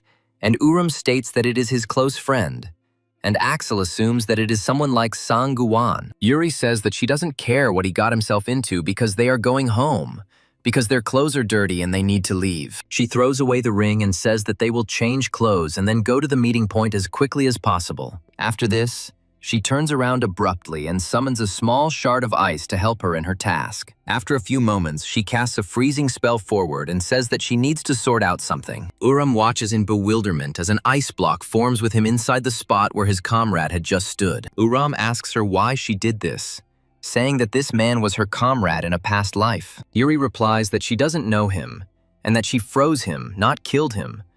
So if they are close, he can take him with her. Uram watches her leave and wonders why this girl has such a disgusting and nasty character. He understands that he has nothing to do, and that now is the best time to return and not attract attention. To avoid attracting even more attention, he takes with him a giant block of ice in which his comrade is trapped. After some time, the leader of the Ghost Sword learns that Axel has betrayed their cause and switched sides. The leader asks if he is sure of this, adding that there was no reason for it. The master says that he is now serving someone whom their master knows very well and with whom he was previously closely acquainted. He tries to choose his words carefully and says that for now these are only eyewitness accounts that may not be confirmed. After this, he declares that this person is the Heavenly Devil, and the guild leader immediately turns around in horror. He remembers himself from his past life, when the Heavenly Demon came to him to destroy him and called him a pathetic nobody.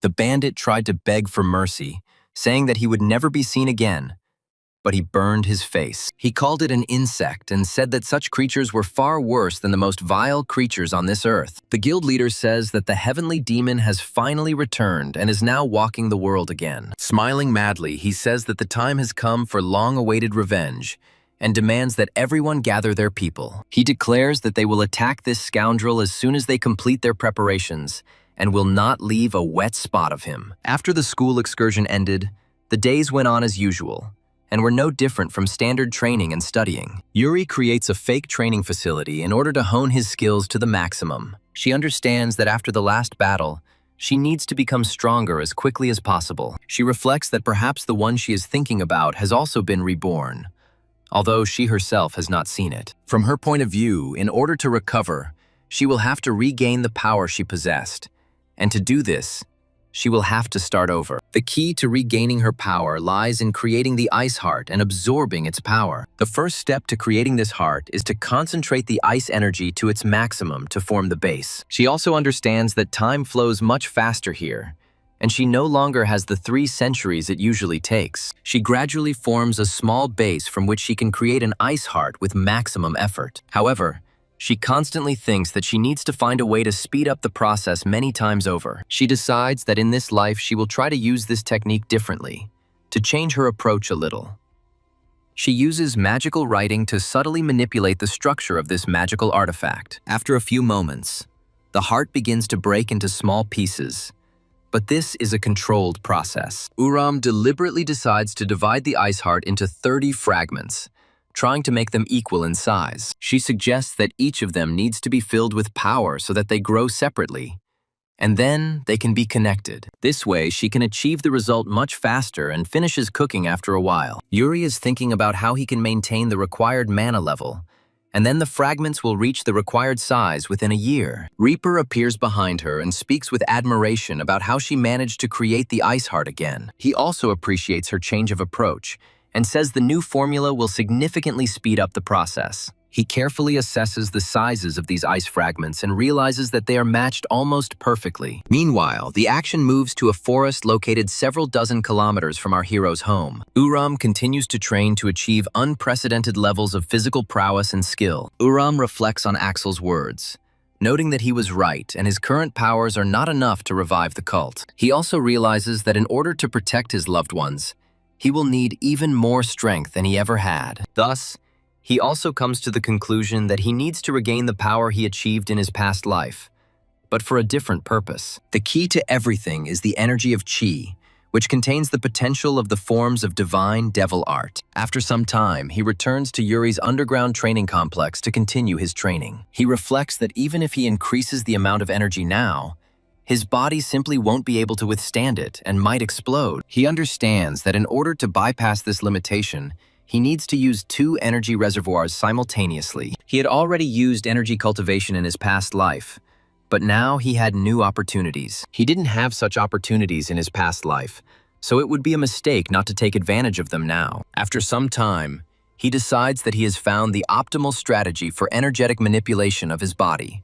He gradually begins to strengthen the internal energy, directing a gigantic flow of Qi into all the reservoirs at once. Over time, he manages to reach a new peak, but this energy turns out to be unstable and extremely difficult to control. Uram opens his eyes with difficulty and realizes that he needs to maintain a constant level of concentration. The point is that energy focused at one point can explode at any moment, so caution is required. He decides to let go of this energy, realizing that it is a failure, since what he just accumulated dissipates into thin air. However, he decides to keep trying because he cannot afford to wallow in disappointment, as that is the path to defeat. He pulls himself together and continues to try to increase the volume of his internal energy and become stronger. After some time, he makes another attempt to concentrate more energy in his body. However, this only leads to another defeat, and he is forced to come to terms with the fact that he needs to look for new approaches. He foresaw this outcome,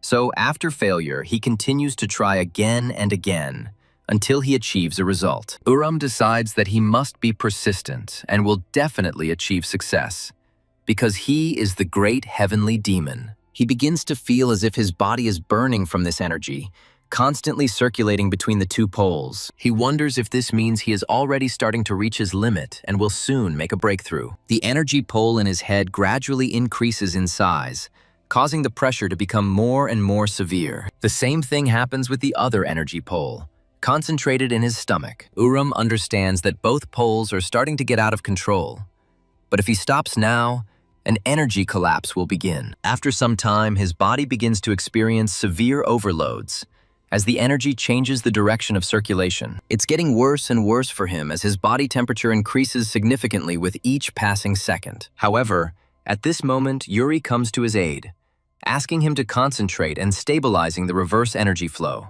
Uram quickly turns around and realizes that this energy could only have come from one person. Yuri says that if he loses concentration now, the flow will be disrupted and they both could die. She calmly informs him that she will help stabilize the circulation of mana, so he should just continue his technique. Uram closes his eyes and realizes that now is not the time to argue, as she is truly helping him. Now he just needs to trust her and focus again to finally break through to the next level. The thing is that the Ice Witch's ice was harmonious, while her chi energy was fierce and opposite in nature. The opposing energies entered into interaction, and Uram experienced a state of true transcendence. After some time, he realizes that he has reached a new level of skill and feels that he is now capable of more. His body was finally transformed. The energy found a suitable vessel, and he became one of the most powerful beings in the universe. After a while, he rises to his feet and rejoices in the fact that he has finally achieved a new level of mastery in this life. His internal energy has more than doubled, which guarantees success in mastering the forms of divine art. Previously, these forms were unavailable to him, but now he can use his full potential without any problems. However, he still has some time to get used to it, when suddenly he hears Yuri's voice. Her voice gets quieter and she says that he will owe her in the future. Uram turns around and realizes that she has fallen to the ground and lost consciousness due to extreme fatigue. Meanwhile, danger is getting closer, as the hero's enemies are not asleep and continue to plot. The leader of the Phantom Sword Guild arrives at the airport to finally find his main target. His assistants inform him that they have finally managed to find out where the heavenly demon lives, and now he will not escape pursuit. The guild leader talks about the need to prepare a squad, emphasizing the need to act covertly and think everything through. He declares that after the fall of the Hunter's Hall, they will finally capture the heavenly demon, and all of Korea will finally submit to them. After a while, the action moves to the room that belongs to Yuri, since that is where Uram decided to take her. He brings her a glass of water and tells her that she should feel better now that she will be able to quench her thirst. Yuri picks up the glass and says that the water is too icy and demands that he bring another one immediately. She states that if he follows her anyway, he can bring tea instead of just water. After this, she uses telekinetic magic to pick up the glass and place it on the tray. She asks him if he is too tired, and immediately reminds him that she almost died because of helping him. Uram takes this as a test of his tolerance, and declares that he is not tired, because thanks to her, he is still alive. After that, he turns around and says that in that case, he will just make her some warm tea. However, he still hasn't learned to fully control his emotions, so he slams the door louder than usual. Yuri smiles, looks at her book, and thinks that pretending to be sick and resting for a while isn't so bad. Meanwhile, Uram reflects on the fact that he can no longer endure such torture as serving the cursed sorceress. He squeezes his hand with all his might to create new matter and split what is inside. After a while, he opens his hand and an unknown powder spills out. But Uram did this on purpose. He understands that in this situation it is necessary to set firm priorities and develop a clear strategy. He understands that the first thing he needs to do is get Yuri back on his feet. And to do this, he needs to make a healing potion. After some time, he looks with satisfaction at the elixir he has prepared and declares that it can be sold. It is a drink that contains ingredients he stole from the temple after defeating one of the elders. It also contains ingredients used in modern Eastern medicine, meaning it will quickly get the witch back on her feet. After this, he joyfully places the hot elixir on the tray and, confident that it will cure the witch in a second, moves forward. After a while, he comes into the room, and Yuri immediately asks him why it took him so long to bring her one cup. Taking a closer look at him, she realizes that something is wrong and asks why he has that expression on his face. Uram hands her the elixir and tells her that he has prepared something special for her to help her recover faster. Yuri looks suspiciously at the tray he hands her, trying to figure out what it is. Uram happily says that this is not just an elixir, but a special tonic according to the recipe of the heavenly demon, which he has kept for centuries. Yuri cautiously reaches out to the tray and announces that he will try it anyway. However, suddenly she feels a strange aura and realizes that the time for jokes is over, and now she needs to act seriously. She suddenly jumps up and hits the tray, causing the elixir to fall down. Uram doesn't have time to understand what's happening, and, most importantly, he doesn't have time to intercept the valuable elixir that he had been preparing for a long time. Yuri quickly grabs the first piece of clothing he can find and reports that there are intruders in their home, so they need to be on guard. She also states that, judging by the battle with the Reaper, these people are very well trained and can cause serious trouble. Meanwhile, Uram looks in horror at the special tonic, which was destroyed because Yuri accidentally broke it. Yuri advises him to act faster, since every second counts, because an invasion could begin at any moment. Uram tries to control the incredible rage that rages within him because his beloved brainchild was destroyed. Uram turns to his sister and tells her that he is going to kill anyone and everyone who tries to invade them. Yuri agrees with this idea, after which she states that the tea was excellent and she is very grateful to him. Meanwhile, a brutal battle between the Reaper and a clan of assassins takes place on the street. The Reaper hasn't fought such powerful opponents in a long time, and this fight was easy for him. But he's still standing. The clan leader wonders if they are sure they have come to the right place, but they claim that there can be no mistake. The master says that the Reaper serves the witch, and since he defeated 10 guards, it means that the heavenly demon should be here too. After some time, a small fragment begins to fly towards them, which, nevertheless, can be deadly. However, the guild leader makes a sharp dash forward and delivers a quick, decisive blow with the sheath of his katana. There's a harsh, angry question in the air about who the hell they are and how they ended up near their house. Yuri and Uram quickly throw on their training clothes and run outside to figure out what happened. Yuri quickly turns his gaze to the Reaper to understand why he lost the battle with ordinary people. She guesses that he was immobilized by a special spell, which means that there is a magician among these people. However, our heroes won't have to fight alone, as help is already on the way. Kim Mujin, Irene and Axel quickly come to their side, arriving just in time.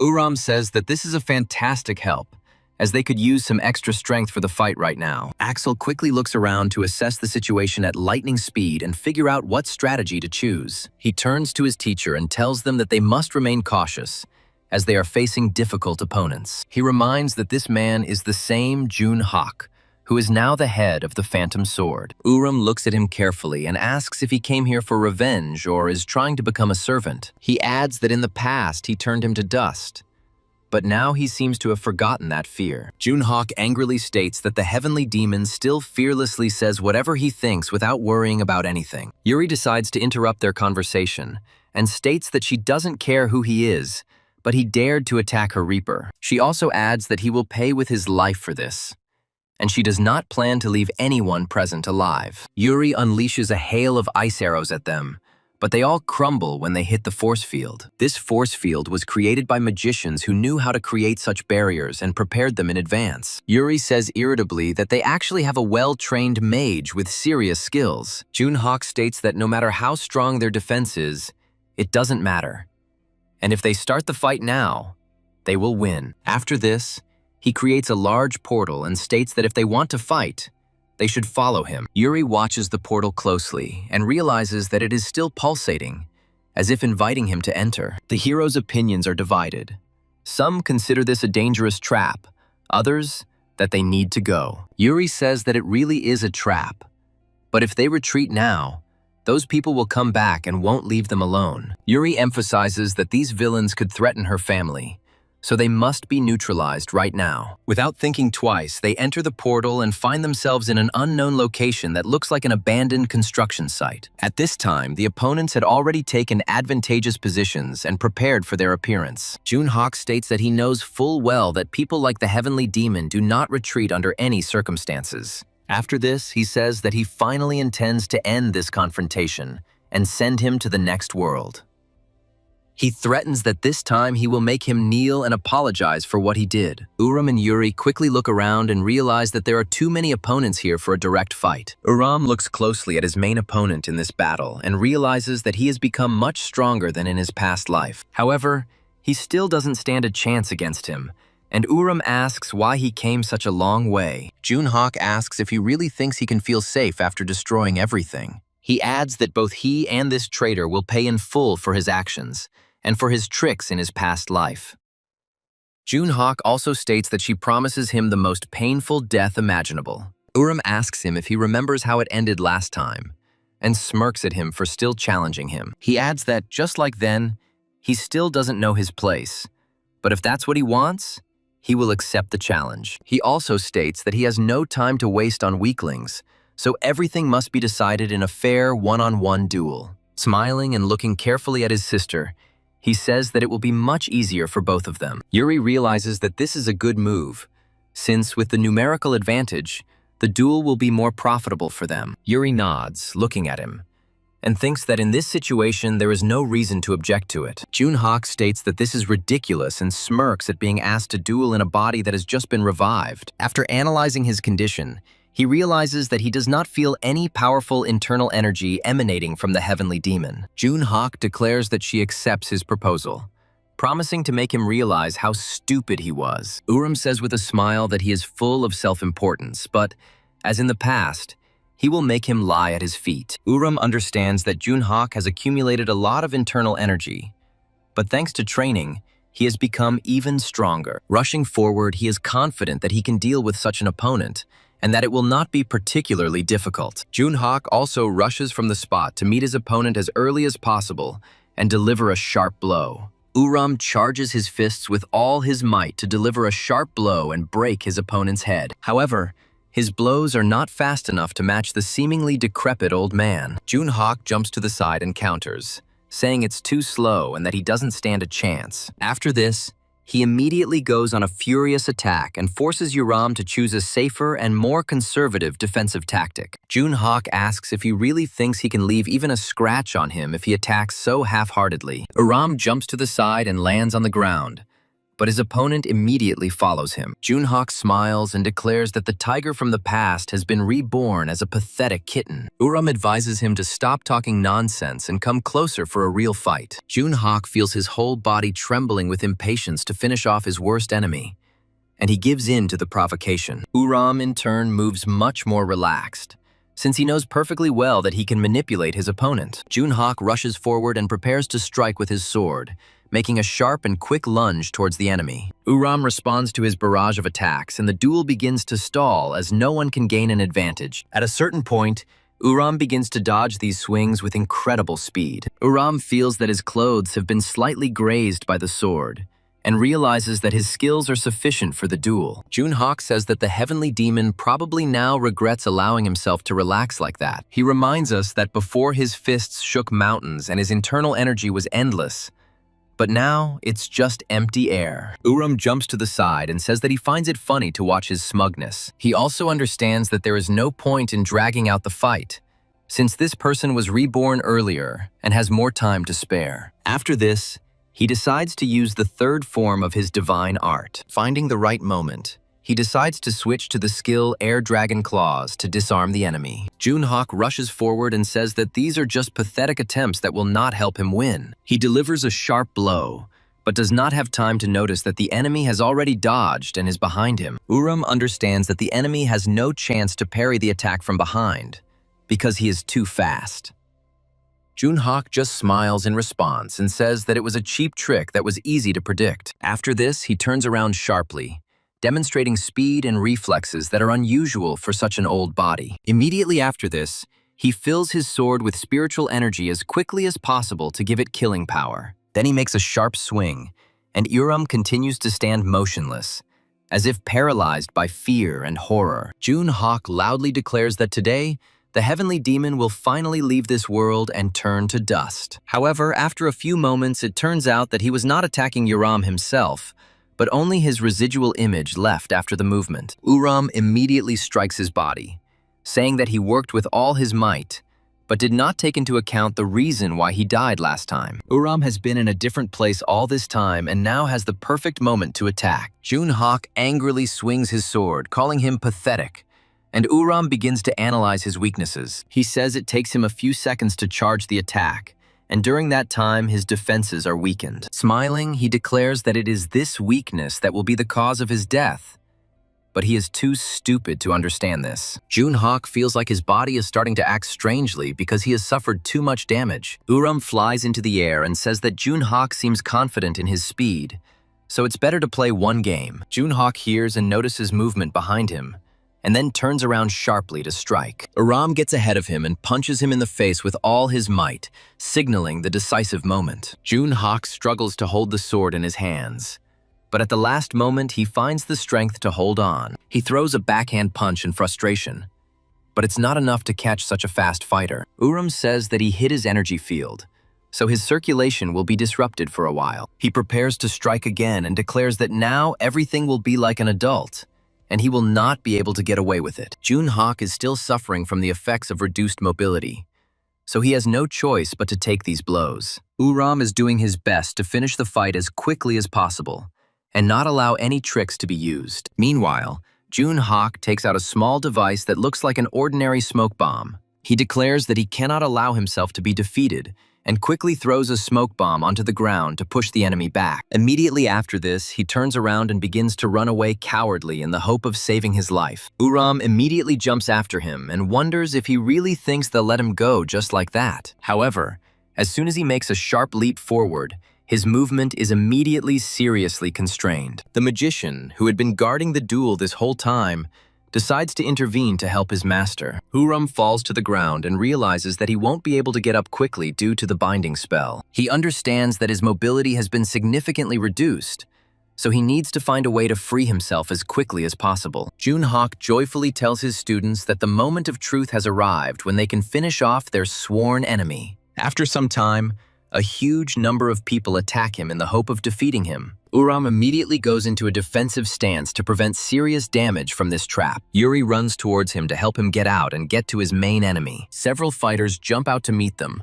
focused on inflicting a lightning-fast, crushing defeat. Yuri calls them pathetic, cowardly bastards and promises to destroy them all for daring to stand in her way. Her friends also rush forward to help her quickly overcome unnecessary obstacles. However, this clan has quite a few fighters in reserve who are ready to sacrifice their lives for the success of their leader. Kim Mujin decides to test his fighting skills, which he still retained after being reincarnated. Irene also decides to use the Vajra lightning skill to knock out several enemies at once. Axel, on the contrary, tries to let them get closer so that they cannot dodge his attack with the steel swallow. Yuri recreates an enhanced version of Steel Rain to deal with the survivors. Axel says that they will deal with these opponents on their own, and she must help Uram. The Ice Witch once again summons the Ice Spirits to share their power with her. She takes careful aim and creates a huge ice spear to instantly finish off the nearby mage. The mage was too focused on suppressing Uram that he was unable to dodge this powerful attack. Uram notices that the magical aura that has been constantly binding him is gradually weakening,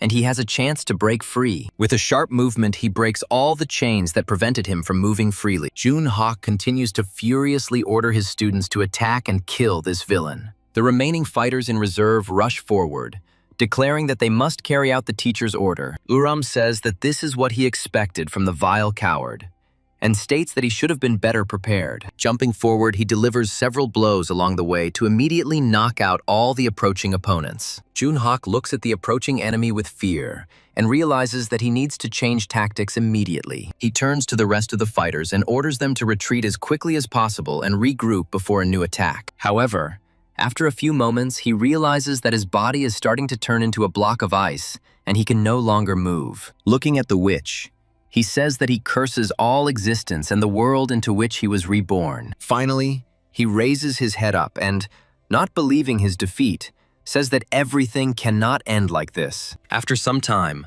all that remains is a huge ice sculpture, and the threat can be considered eliminated. Uram's friends quickly arrive and anxiously ask if they are okay and if they are injured. Uram punches the ice block and wonders if they don't know what it means to fight one-on-one. Irene looks around and says that this time they really have a reason to rejoice. After making sure that there is no longer a single enemy here, she declares that victory is theirs and now they can celebrate. Yuri, in turn, approaches the giant ice block and says that their adventures are actually just beginning. She wonders if she should take care of this guy so that he will tell them all the information they need. After some time, they are transported to Yuri's underground training facility to participate in an interrogation. Irene also appears here and says that it is time to make a decision on an important matter. She asks the others what needs to be done with this man now that he is in their power. Irene takes out a knife and states that it must be destroyed to avoid future problems. Uram says that he blocked his energy channels so that he will never pose a threat again. He also says that it would be right to decide whether this person will live after telling everything he knows. He also insists on getting the really important information, because otherwise he will simply be finished off. Junhak says that the Ghost Sword's goal was to spread control over the entire world. He reveals that they originally planned to destroy the Heavenly Demon and use Korea as a springboard.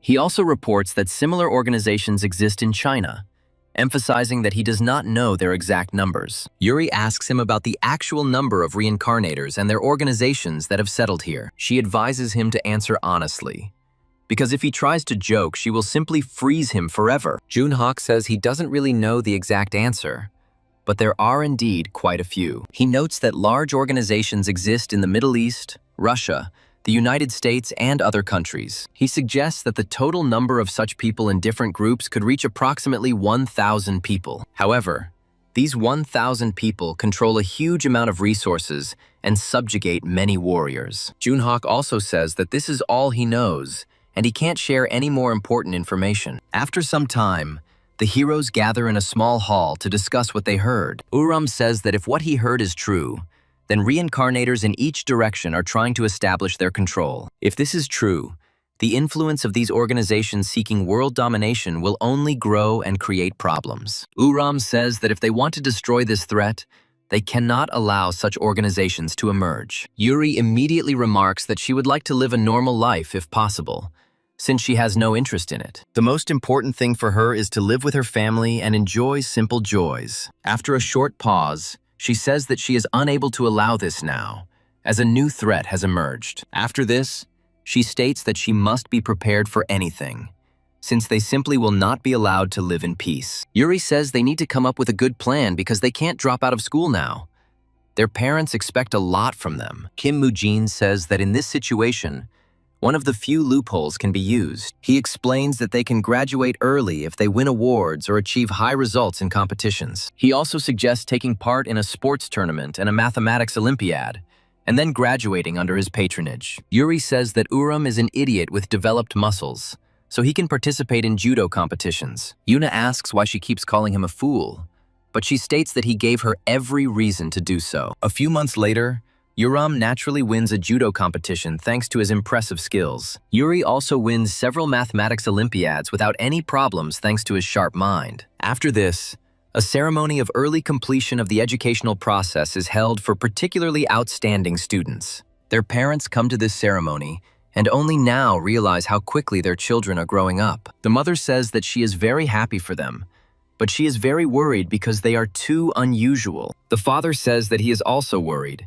since the children are unusual and do not take after their parents at all. He decides to simply watch them from a distance so they can live their lives. After the ceremony, Uram quickly heads to a special underground center to continue his training. This time, the effectiveness of the classes increases significantly, so he can achieve even greater results. His comrades also come here to train and realize that they have become stronger. Axel says that before it felt like a repeat of his previous life, but now he has reached new heights. Irene happily runs up to them and says that if no one is against it, they can have a sparring match. Uram says that he doesn't have time for this now, and the others also refuse, since they don't have time for this. Irene says that you need to train in a real fight, so it is necessary to conduct sparring. Yuri suddenly intervenes in the conversation and says that it really helps, and she is even ready to participate. Irene turns her head in surprise, and Yuri confirms her request and informs her that she wants to fight her. She explains her intention by saying that she needs close combat practice in case someone tries to set up an ambush. Irene says it sounds incredibly cool, as she has long dreamed of sparring in real combat mode. Yuri confirms his intention and says that they will actually fight as if everything is real. Kim Mujin says it's very interesting, and Uram says he bets 9 out of 10 that the witch will win. As soon as the signal to start the fight sounds, Irene takes off at lightning speed and tries to get to her opponent. Irene also says that it won't be that easy to get it, and she will have to put in a lot of effort to do so. Yuri summons the breath of the ice spirit to cover the ground in ice in a large radius. Irene tries to strike, but Yuri eludes it, as if gliding on smooth snow on a snowboard. Immediately after this, she decides to use the ice spike skill to attack her enemy's back. Irene quickly turns around and realizes that her opponent is acting quite creatively and combining different approaches. He praises her combat intelligence and says that it is a very well thought out attack that requires ingenuity. Immediately after this, she cuts with her hand 2 ice spikes that grew near him and did not reach their target. After this,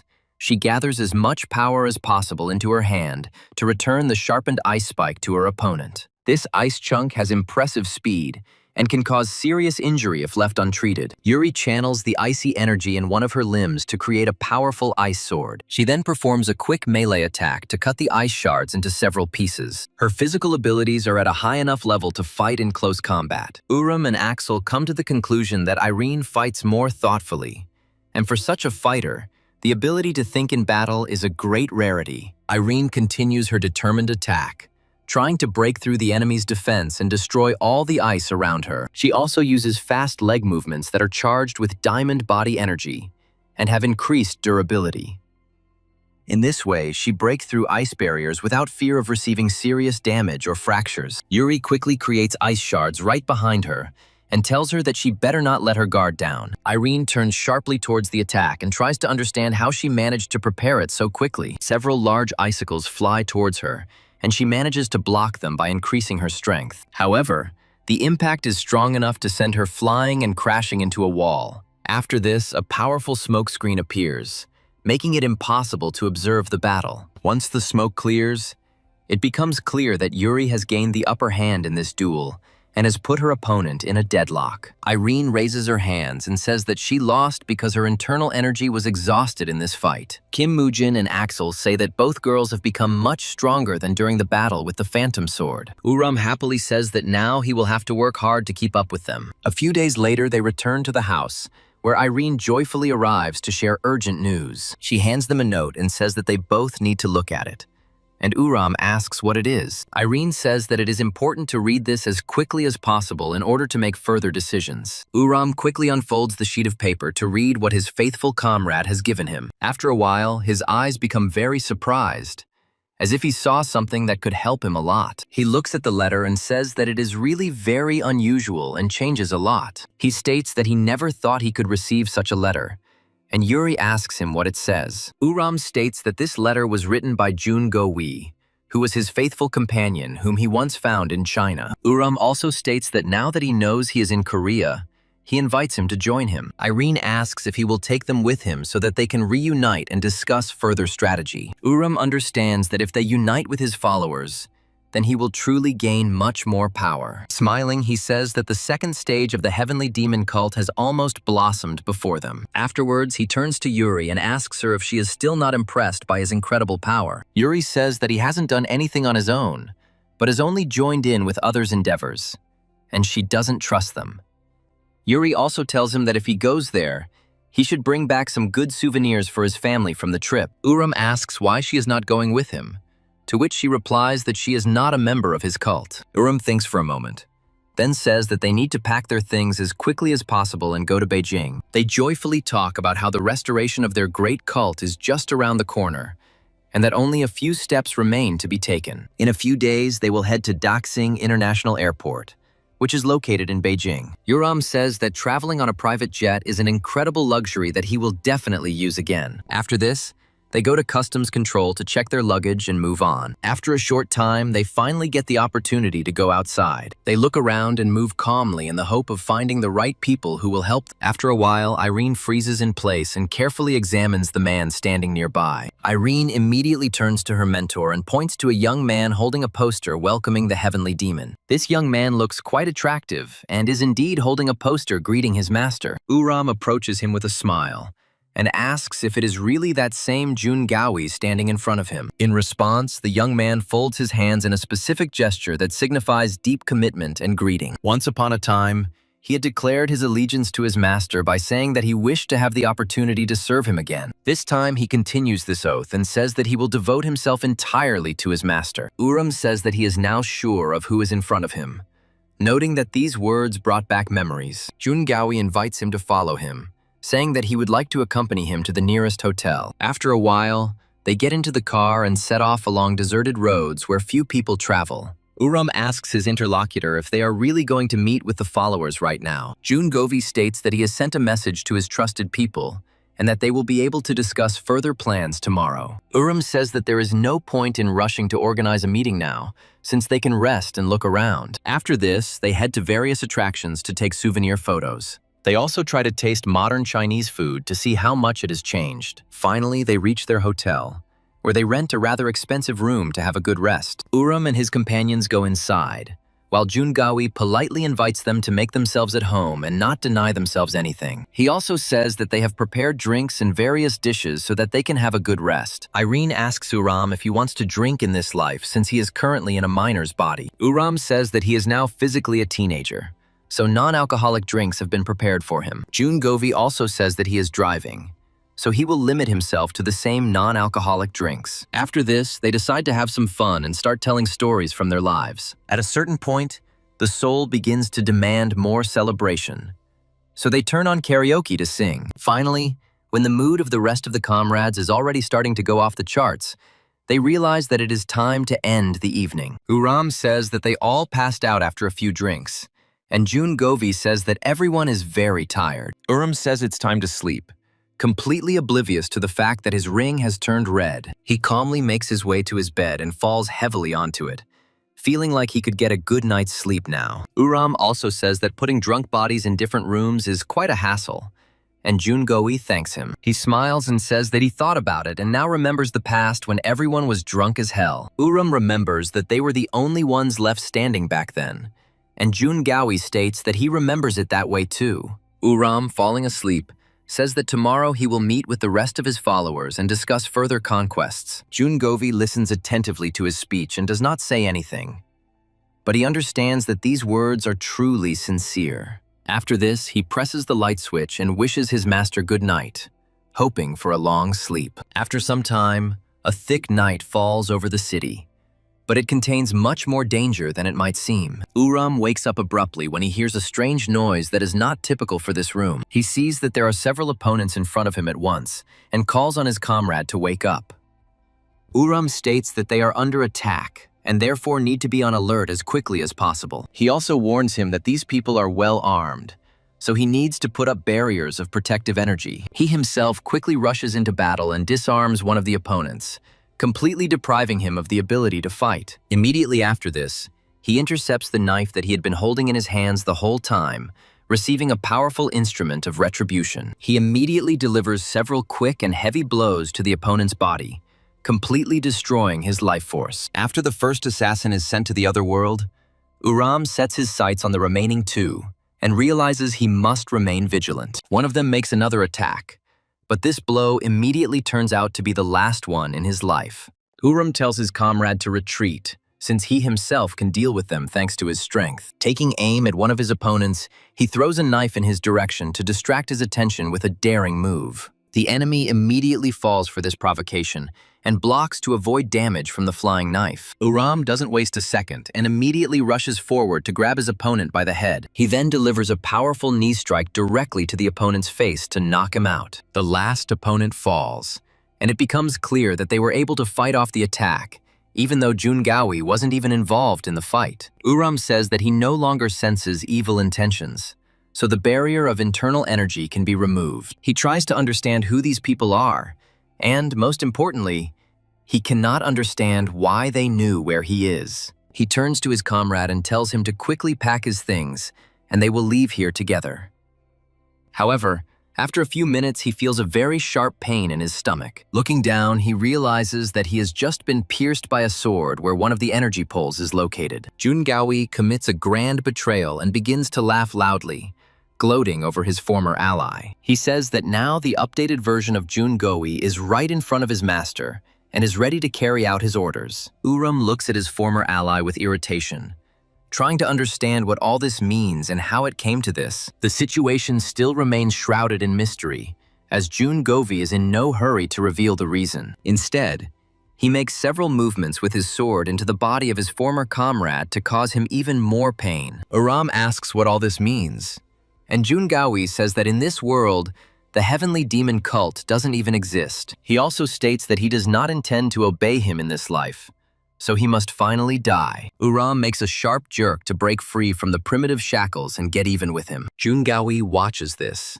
trying to understand how this is possible, because the sword accurately struck his inner pole of energy. Uram continues to fill his body with rage and says that Jungawi is a pathetic bastard who betrayed him. However, the damage to the inner pole of energy did not pass without a trace, so he feels much worse. He tries to tense his body to regain the ability to fight, but the energy dissipates. Gradually, he begins to feel that everything in front of him is becoming cloudy, and he is losing his balance.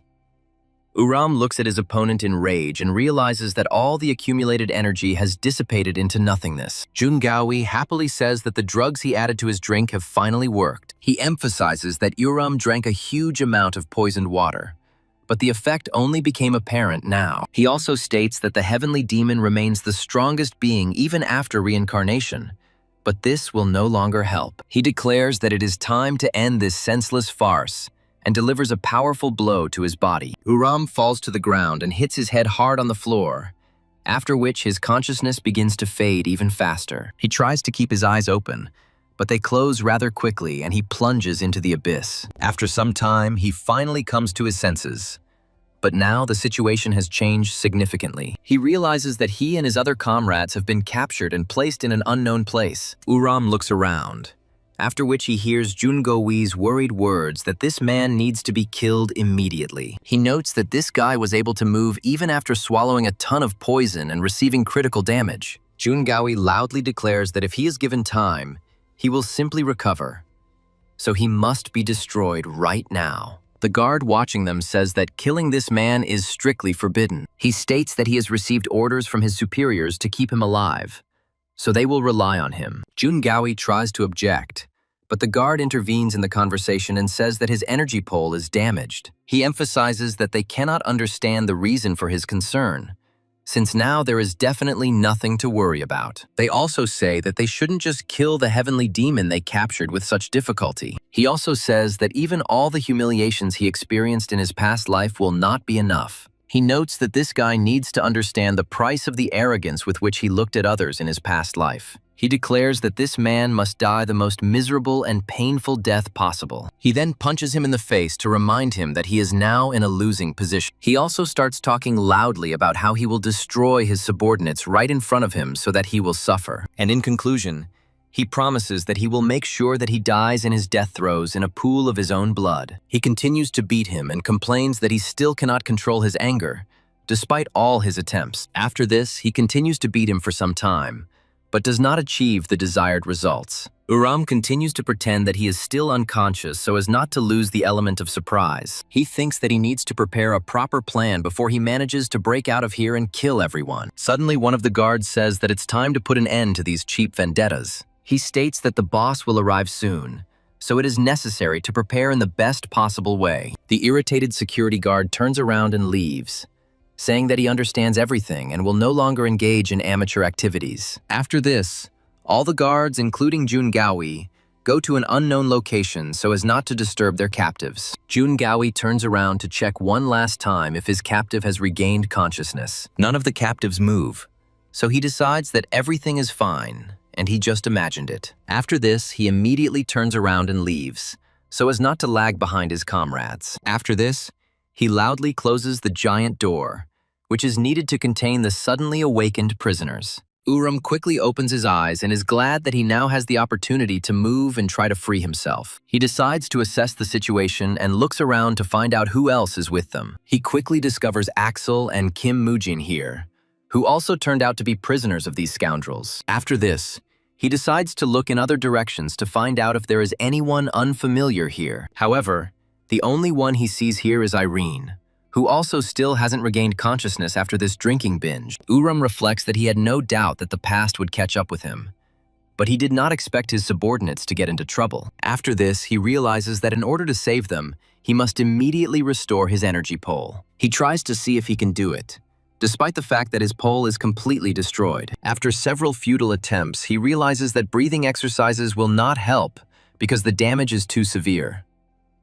However, he also understands that if they remain tied up, he will definitely not be able to survive this cruel situation. Thus, he reflects on the fact that he has no other choice but to try to take extreme measures. He intends to turn to another energy pole, which has been located in the back of his head all this time. He decides to concentrate the internal energy in it and direct it throughout the body in order to stop its loss. He understands that if he makes one wrong move, the chi points will become distorted, and in that case, There will be no turning back. However, this time he already knows perfectly well what he needs to do in order to avoid serious problems. He tenses all his muscles and understands that he will definitely succeed if he puts in enough effort. After some time, several more mysterious people in sinister-looking suits arrive at the meeting place. After this, the main gate to the mysterious fortress opens, and another silhouette appears there, which belongs to the boss. All the other subordinates who had been waiting for his arrival immediately bowed their heads to show respect. None of them dare even look up when this man passes by them,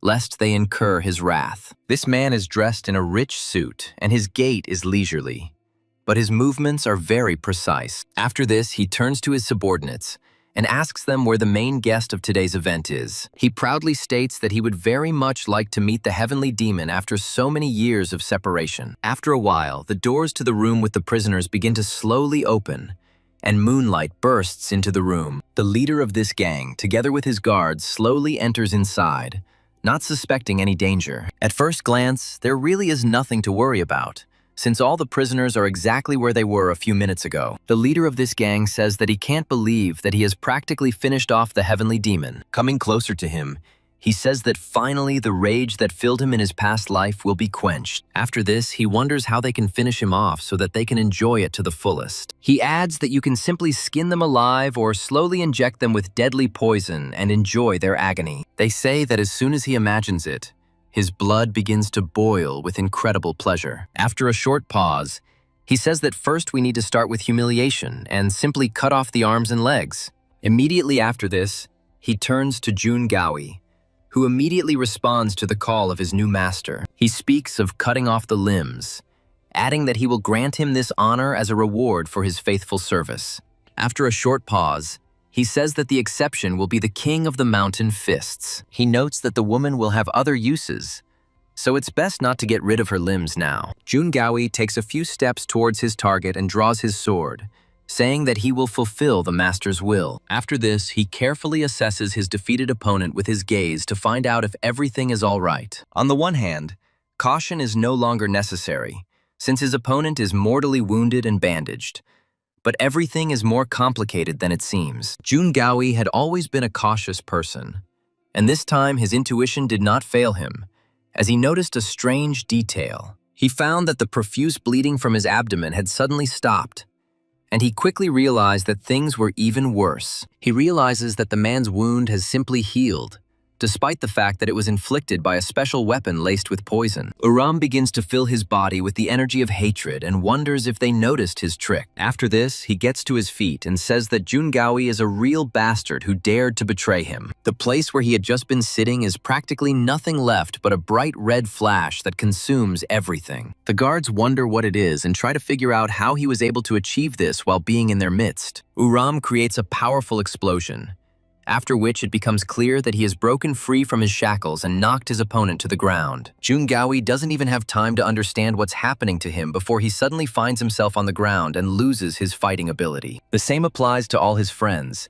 who took advantage of the moment and freed themselves from their bonds. Jun Gaoi wonders how the destroyed energy channels could be restored, as it is simply impossible. Uram asks him how he dared to betray them without thinking about the consequences of such an action. Irene flexes her fists and says that these scoundrels need to be destroyed right now to take revenge for this. Uram picks up a sharp sword with his foot and realizes that it could be useful to his comrade, although he does not know who they are. After this, he throws this weapon at Axel and says that this situation is starting to get on his nerves. Smiling, he says that it is time to finish them off once and for all, to erase them from this history. The leader of this gang of criminals says that none of them can be left alive and that they must be killed quickly.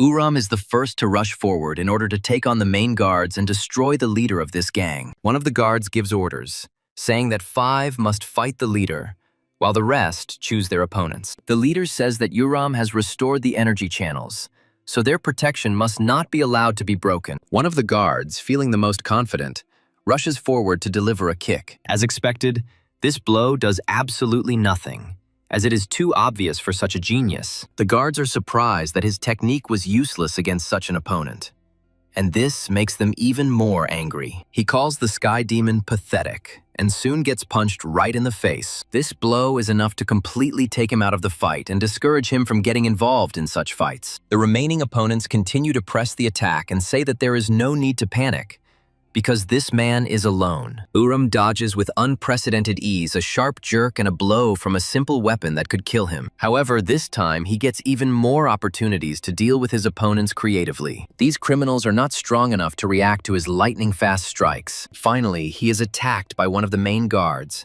who says that rage will lead to his death. Uram abruptly dodges his attack and says that he only knows how to talk, but still hasn't learned how to fight. After that, he grabs him by the neck and tells him that he should try to attack for real. After a few moments, he simply snaps his neck so as not to have to deal with this opponent. After this, he says that it is quite boring and asks them if this is all they are capable of. The guards cannot believe that one man has taken out 3 leaders in an instant with astonishing ease. The next second, one of them gets another reminder that fighting against this man is pointless. The guard who remained on his feet asks whether the difference in strength is really that great. He immediately turns around to run away, but Uram cannot allow him to hide under any circumstances. After he deals with this enemy as well, he slowly moves forward to fight the main one. After this, he stops a few centimeters away from him and studies him carefully with his eyes. Not realizing who is standing in front of him, he wonders who he is, assuming that it is one of the defeated enemies. After a short pause, he says that he is unlikely to remember him because too many have fallen by his hand. After this, he still decides to give his name, saying that he is the Lord of the Valley of Poisons. Uram briefly reminisces and realizes that he actually encountered this man named Sobek. He recalls that it was a mystical sect of Muram, and they specialized in poisoning, and many were afraid of them. Initially, they were in neutral relations with their cult, but after they joined the Evil Alliance, a clash occurred. They were destroyed by the Heavenly Demon cult in a brutal battle that didn't last very long. Sobek fought bravely until the very end, but ultimately lost and was destroyed by the Heavenly Demon himself in a fair fight. Sobek now says that everything is exactly as it should be, since he couldn't just lose. He adds that he is even glad that everything turned out this way, since he must kill him with his own hands in order to take revenge. He activates his poisonous aura and says that this will be the correct outcome that will restore order. After this, he orders him to get ready, adding that this time he will definitely make him fight in cruel agony. After some time, the walls of this complex, created to contain Uram, begin to crack violently. Soon, these walls are shattered into pieces as Uram begins to pursue his enemy. He watches his every move closely and tells him that he will pay for touching them. Sobek says that he can try to get to him, but this will not happen because he will definitely lose. Immediately after this, he quickly takes aim and launches poisonous spikes at him, which should poison him. Uram easily delivers a powerful punch to knock away these spikes without taking any damage. Sobek is surprised that he so easily repelled the weapon laced with deadly poison and realizes that he has become much stronger. At this time, Uram pushes off from one of the fragments in order to shoot forward even faster. Uram asks him if he really thought he could deal with him with such a pathetic weapon. Sobek comes to the conclusion that this man has reached an even higher level, which means he is extremely unlucky. Uram catches his opponent in another mistake and delivers a powerful blow to pierce his body. Sobek only has time to block the subsequent kick and maintain his balance. Uram looks closely at the thrown weapon flying at him and understands that he needs to dodge. The knife miraculously does not scratch him or poison his body with deadly poison. Uram looks at him in surprise and asks when he managed to go down there in such a short time. Sobek says he managed to dodge the throw even faster than he initially thought. He throws another knife and states that it looks like this attack won't be caught that easily. Immediately after this, he attracts the knife with a special tape and begins to run away to buy time. Uram continues to pursue him and wonders if he is really trying to escape. Sobek continues to try to get some distance, then throws away several more poisoned knives. Uram successfully dodges this attack and immediately uses the divine art of Heavenly Demon's third form. After charging up a suitable attack, he decides to use the Wind Dragon Palm to catch up with the enemy. He fires several long-range projectiles that quickly reach their target. Sobek jumps to the side and realizes that his opponent is already freely using divine art. Uram suddenly appears behind him and says that he finally caught up with that damn snake that was trying to escape. After that, he delivers a powerful blow directly to his body, but he manages to block it with his hands. Uram reminds him that he has been self-confidently provoking him all this time, and now he is trying to escape like a snake. Sobek says he didn't expect to be cornered at that age and underestimated his strength. Immediately after this, he places his foot on his hand to push off and gain even more space. He makes a sharp dash and finds himself several dozen meters away from his original target. Sobek looks closely at his opponent and says that in that case, he should also use this new technique. After some time of preparation, he decides to rain down 10,000 poisonous blades on him. Uram watches this technique closely and realizes that he is using a technique that is a mixture of neighboring schools. He also understands that this technique still doesn't measure up to the incredible art of flower rain. He decides to dodge the massive amount of projectiles, realizing that it will not cause him any inconvenience. After this, he finally finds a suitable point of support that allows him to lift off the ground. He quickly bends, simultaneously dodging the projectiles flying at him, and prepares to jump. He flies into the air with incredible speed, as if his body was fired from a cannon, cutting through the air. He also continues to prepare another blow and says that this time Sobek will definitely meet his end. After this, he prepares another powerful blow and gets ready to tear apart his opponent's body. A few moments later, his hand rushes through the strange substance at great speed and pierces Sobek. However, Uram understands that this is just another trap, into which he, without realizing it, accidentally fell. Sobek says that it is annoying to see the face of Uram, who did not understand that the captured enemy is just a puppet. After this, he joyfully says that the heavenly demon has finally come to a final and irrevocable end. He grabs his hand so that he cannot escape from the death trap and get to the safe zone. Gradually dissolving into space, he speaks of how he will enjoy the incredibly cruel death of his enemy. Uram realizes that this damned scoundrel had planned everything from the very beginning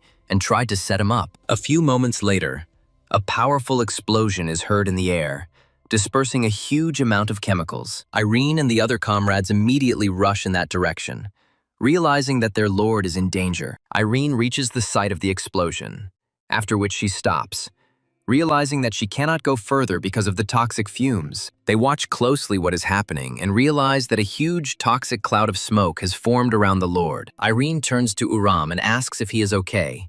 While he does not answer, Axel understands that he simply doesn't have time to wait and immediately declares that he will clear away this smoke. After a few moments, he prepares an effective dispersal strike skill that destroys the fog. Uram finally realizes that he can breathe out now that the toxic fumes have been dispersed once and for all. He did inhale a small amount of the toxic gases, which is why the veins on his body begin to appear and darken. Irene and Kim Mujin immediately head towards him, but Uram stops them and says that they need to wait a few seconds. After a short pause, he begins to slowly exhale the air that is in his body along with the poison. After some time, the clean air is replaced by toxic fumes that he managed to inhale during the fall. Once it's over, he says his throat is a little sore, but overall he feels great. Irene asks him if he is okay, and Uram says that the poison does not affect him, since he is already hardened.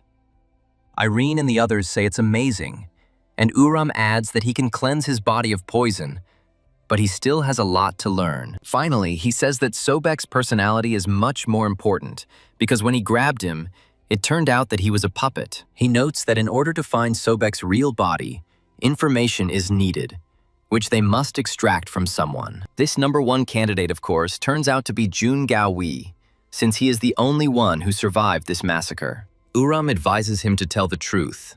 Otherwise, he will regret being born. Uram looks sternly at his former comrade and says that he must tell them where Sobek went. Jun Gaowi looks at his former comrades with a blank look and understands that they are unlikely to let him go alive. He states that if they are going to kill him anyway, they don't have to drag it out and put on this show. He emphasizes that he understands their intentions perfectly well and will not resist if they decide to do so. Uram looks at him sternly and calls him a pathetic traitor who still dares to set his own conditions. In order to teach him a lesson, he decides to use the proven method of physical violence. He delivers a powerful blow straight to his body to send him flying and slam him into the wall. He also states that death will not atone for his sins anyway, so he must only answer the questions asked. After that, he lifts his head and asks why he betrayed them and where Sobek went. Jun Gaowi says that Sobek is the mayor of the city, but this is only his official cover. He adds that he is actually the head of a reincarnation organization called the 10th Network Union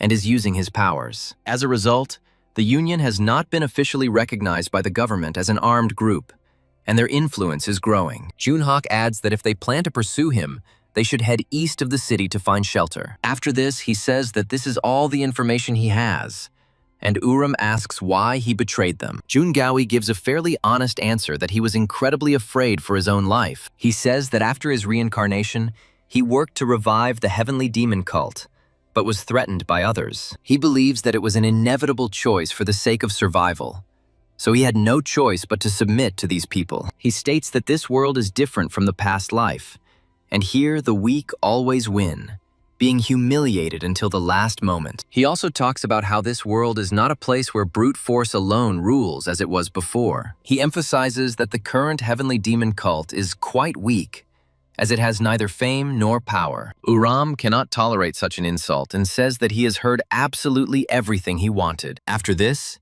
he delivers a powerful blow directly into the energy channel of his former comrade, whom he once valued highly. This blow does not kill him, but it completely destroys his energy channels and deprives him of his powers. Uram says that he respects his opinion, but cannot forgive betrayal and attempted murder. Turning around, he says that in memory of the past, he will limit himself to only destroying his energy channel. After this, he says that now he must live quietly and below the grass, so as not to attract attention. Also, before leaving, he says that there is one more thing he would like to clarify. The thing is that his cult is not weak, and they will make a name for themselves in the near future. However, it is very important for them to find out what happened a few hours ago when all these people were singing karaoke. Uram's ring begins to glow red, indicating that his sister is in danger, but he ignores it. They have to find out what happened to Yuri, and they realize that at that time she was playing with her little sister. However, she suddenly feels a surge of magical energy appearing within her, which is rapidly approaching. After this, she gets up and orders the Reaper to protect her little sister, and she herself says that she will go to the toilet. After a while, she runs out into the street and hears a familiar voice, which says that they haven't seen each other for a long time. Yuri looks up at the sky and sees a beautiful girl levitating without fear of being noticed. A few moments later, the girl looks at the ice witch and calls her by her old name, Sui. Yuri immediately creates a magical barrier to teleport into the pocket dimension and fight her. The girl watching her does not object to this outcome and does not even move, despite the possible danger. Yuri asks her who she is and how she knew her name from her past life, demanding that she slowly introduce herself. The girl smiles and says that her appearance may have changed, but she is surprised that she did not recognize her. After this, the girl reveals that she is Lena, who was killed by the Ice Witch herself a long time ago. Yuri looks at her in surprise and asks if it is really her, not believing what is happening. She asks her how she ended up here, to which Lena replies that she missed her very much all this time. She also asks her if she remembers the moments they spent in the distant past. She reminds her that they grew up together, learning magic from a mentor to become stronger. She also reminds that over time, Lena quickly matured and became known as a fire mage. The same thing happened with Sui, and she quickly became a famous ice mage and was considered the strongest. Sui smiles and says that this is indeed true, reminding that those times did not last long. Lena asks her in a colder voice if she remembers what happened shortly after that. She recalls that an unprecedented volcanic eruption occurred, which led to a large-scale disaster and loss of life. She also recalls that cowardly people began to fear fire because of this, and began to avoid it. They also began to accuse her of causing the volcanic eruption, without understanding the situation. Lena emphasizes that her conscience was clear, and she did not feel the need to run away until people came to kill her. She was hurt and bitter then, but she was too busy running to confront these people. She didn't want to hurt anyone, but the people caught up with her, and when they tried to kill her, the mentor sacrificed himself. She could not stand it any longer and, cornered by lies and accusations of witchcraft, she destroyed her enemies. At that moment, Sui came there to take the side of the people who had already ruined her life. They fought for several days, and it was an extremely brutal battle, as they were on equal terms. However, in the end, it turned out that Lena was not strong enough, so she lost the fight. Lena admits that she clearly remembers the day when she died in front of her sister. She adds that she remembers her face, distorted with shock and guilt over what happened. After this, she says that soon after she left, a man appeared before her whom she did not expect to see. This man was the mentor she thought was dead, but he somehow turned out to be alive. Despite what's happening, he came to save her, and she doesn't see anything suspicious about it. Lena happily reports that it was then, thanks to her mentor, that she did not die. And, having come to her senses, she wanted to find Sui. After this, she states that when she recovered and tried to find her, she had already hidden from the world, shocked by what had happened. Lena says that Sui blames her, but she is interfering with the Master's grand plan, who is also reincarnated in this world. After this, she uses fire powers and says that she personally does not feel any ill will towards her sister. She adds that it is the student's duty to help the mentor who saved her life twice. After this, with a crazy smile, she declares that because of this, she will have to disappear from this world. She also says that she wants to test if the Ice Witch is as strong as they say, and forms a fire seal. Yuri calmly replies that if she plans to plunge the world into chaos, she will destroy it, regardless of the identity of the enemy. Lena launches a powerful attack, releasing several fireballs at once. She also says that she is not the same as before, and has become much stronger since their last meeting. Yuri blocks the fire attack without any problems and then forms several ice shards. She says that she can block such attacks even with her eyes closed, and for her, it's nothing. After taking a close look at her opponent, she decides to use the Ice Fang skill to quickly eliminate her. Lena responds by saying that her rival is still as impudent as ever, but now she will make her pay for those words. Immediately after this, she tries to break the distance and rushes forward with the speed of a rocket. After dodging Ice Fang, she states that such an attack is too weak and won't even scratch her. After this, she points her hand towards her sister and declares that she will now send her to real hell. Yuri takes a few steps back, feeling her concentration break for a moment and causing her to stagger. Yuri decides to use a special move she prepared a few days before and retreat. This allows her to easily close the distance and avoid serious damage from fire. Lena reveals that she always dreamed of fighting her again, as she was the only one she couldn't defeat. Yuri informs her that she will lose this time too, as she doesn't look strong enough. A few moments later, icicles begin to quickly appear next to Lena, rushing straight towards her. Lena only manages to miraculously dodge them. Otherwise, they would have pierced her body. Yuri immediately runs towards her, armed with an ice blade, to quickly finish her off with a few blows. She informs him that she will not be able to match her, as she has never been a strong enough opponent. Lena smiles slyly and asks if she really thinks so, strengthening the fiery aura. After this, she summons the spirits of fire and demands that they consume everything that is in front of them. Immediately after this, she creates a powerful flash that can burn and melt anything. Yuri manages to use a light defensive spell, causing a counterattack explosion. Yuri jumps to the side and realizes that this power is incredible, so she needs to retreat as quickly as possible. She decides to use the smokescreen to create some distance and get some rest. Lena smiles and says that this is exactly what she expected, because she knew her sister would be strong. Looking at her again, she wonders if she really won't die from such a serious attack. She snaps her fingers, summoning the fire spirit, and says that this gives her special pleasure. She notes that it would be boring if she lost too easily in the first minutes. After this, she prepares a powerful blow with a fire whip and offers to begin a real battle. Yuri, in turn, summons the Frost Guardians to repel the impending enemy attack. Even though the ice is very thick, the fire whip still cuts through it easily. Yuri creates an ice sword and shield that can withstand high temperatures without melting. After this, they continue fighting, and Yuri realizes that close combat is still her weakness. In this fight, she fails to get a critical advantage and continues to bounce from side to side. Gradually, her ice melts completely, and the weapons she fought with become useless. Yuri can't believe what's happening, realizing that she's being pushed into a corner and needs to act. However, she does not understand what measures she will have to take to win this difficult fight. After this, she looks up at the sky and notices a bright flash that gradually gets bigger. Yuna says that she has already tasted death, but she is not a cruel person at all. She angrily declares that she will end her life in an instant without causing her pain. After this,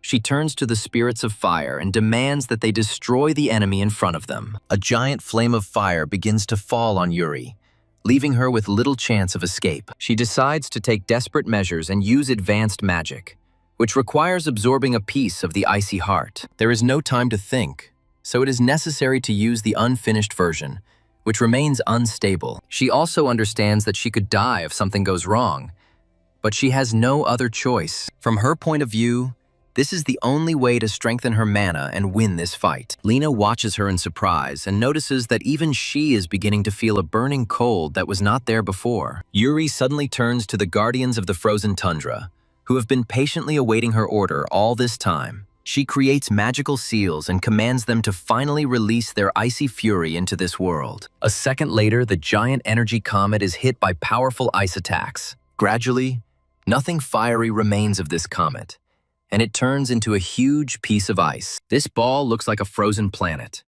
and from the outside it is impossible to even understand that a huge amount of energy is locked inside. Yuri decides to use this energy to create a powerful internal explosion and shatter it into small fragments. These fragments fly right over Lena's head, who never expected that her grand attack would end in failure. She looks in surprise at the fragments flying towards her and says that this simply cannot be. At a certain point, she realizes that she has no time to be surprised and that she needs to defend herself.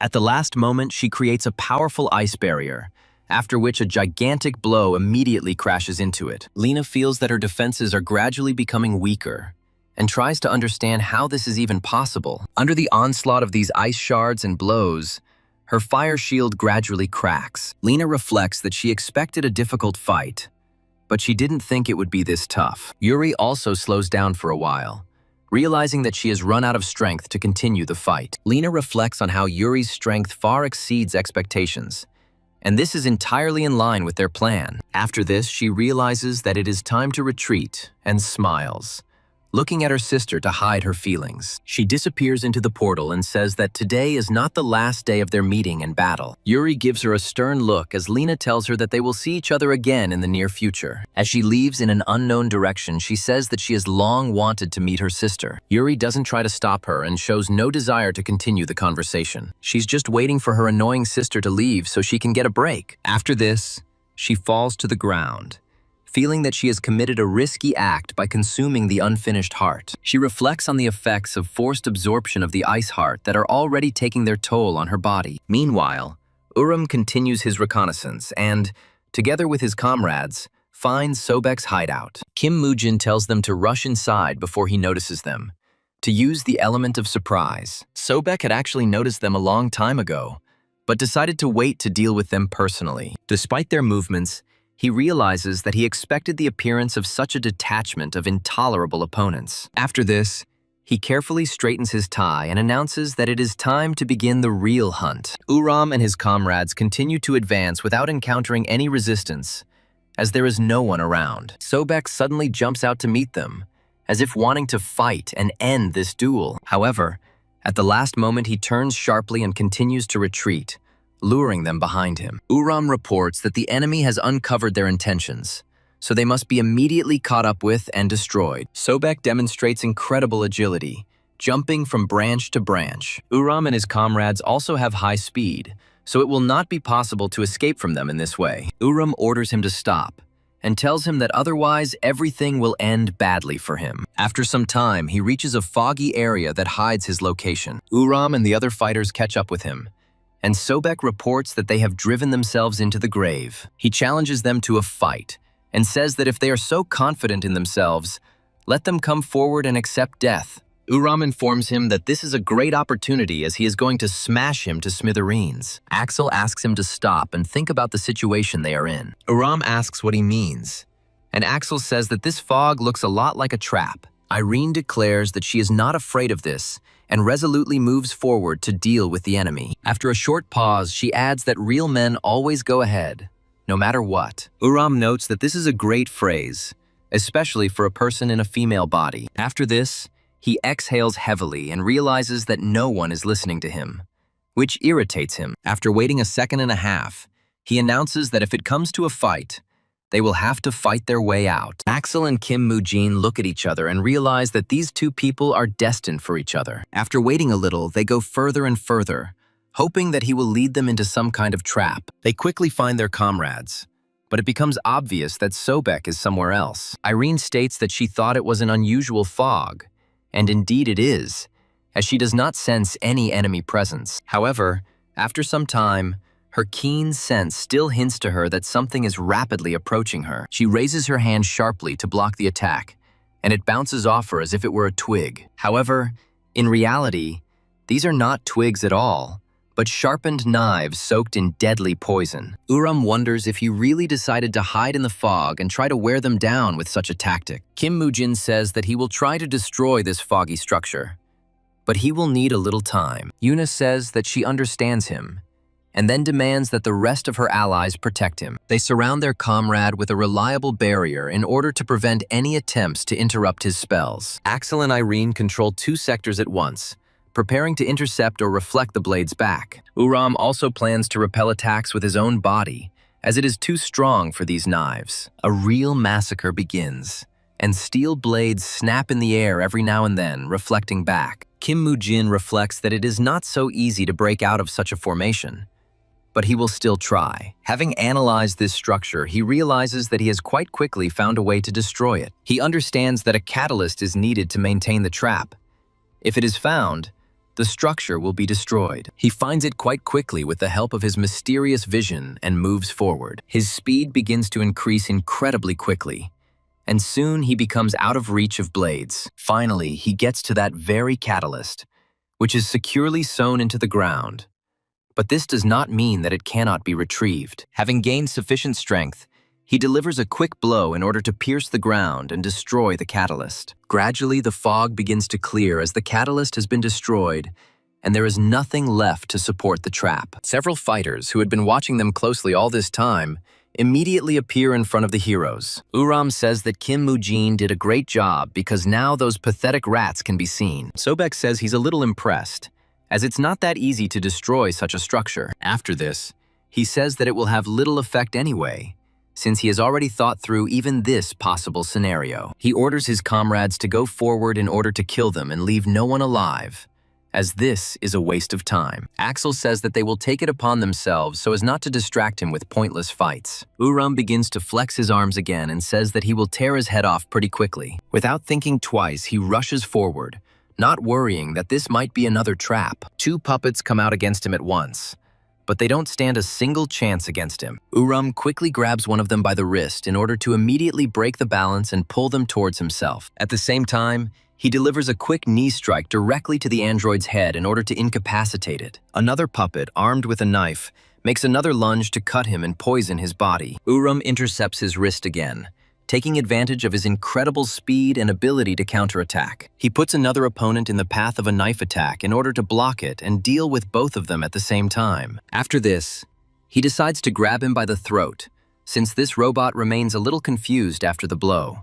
Uram squeezes that throat with all his might and asks if that is all he can do. However, after a few moments, he realizes that he was wrong to boast about his strength, because a knife is already flying towards him. It is only by some miracle that he manages to dodge this attack, which was quite obvious. Uram asks Sobek if he really decided to intervene personally, assuming that his toys had simply run out. Sobek takes out 2 long blades and says that he dreams of breaking his neck with his own hands, and his determination turns out to be incredibly high, since this man was killed by him in a past life and now thirsts for revenge. Uram, in turn, does not take this fight so seriously, since it is just another stage on the path to greatness. Uram confidently attacks him, not paying attention to the fact that he is armed with knives, because he can block them with his skin. He looks at his opponent with a smile and asks if he is really going to wring his neck. After this, he suddenly breaks the distance, strikes him right in the face, and recommends that he try to do it if he can. Sobek, irritated by his opponent's actions, realizes that he is losing ground, so he needs to counterattack. To do this, he makes several elusive movements to create a small window of time for the strike. Uram calculates this development perfectly, so he takes a step back, avoiding the attack. However, its speed proves insufficient, and it still pierces his skin along with his clothes. Sobek carefully analyzes his opponent and realizes that he has indeed become much stronger than during their last battle. Uram also notes his increased skills and says that his defense has become much stronger and is now not so easy to penetrate. After this, he decides to announce that he will put all his energy into the next blow to finish him off. Sobek agrees that this is an excellent strategy, since now everything should be decided in one clash. Uram rushes forward to use the skill Crooked Dragon Strike and crush it. Sobek, in turn, uses the Blood Shadow's skill to break through his defense and destroy the heart. They rush towards each other, and now all that remains is to hope for who will have more killing power. After they separate, it becomes clear that Sobek's strike has achieved its goal. However, Sobek himself received very serious damage, which now prevents him from fighting normally. Uram, despite the damage he received, acts as if he wasn't seriously hurt by the blow. At that very moment, Sobek lost a huge part of his body and now simply cannot function. Uram calmly steps back, while Sobek is surprised that he still couldn't get to him after so many attempts. Uram does not respond, considering that communicating with losers is beneath his dignity. The remaining fighters say that this cannot be, since they never imagined that their master would lose. They look at each other and say that if they continue fighting, they will also be killed. So they need to retreat. Turning sharply, they begin to retreat as quickly as possible so that it is impossible to catch up with them. Irene states that since they abandoned their master, they are pathetic cowards.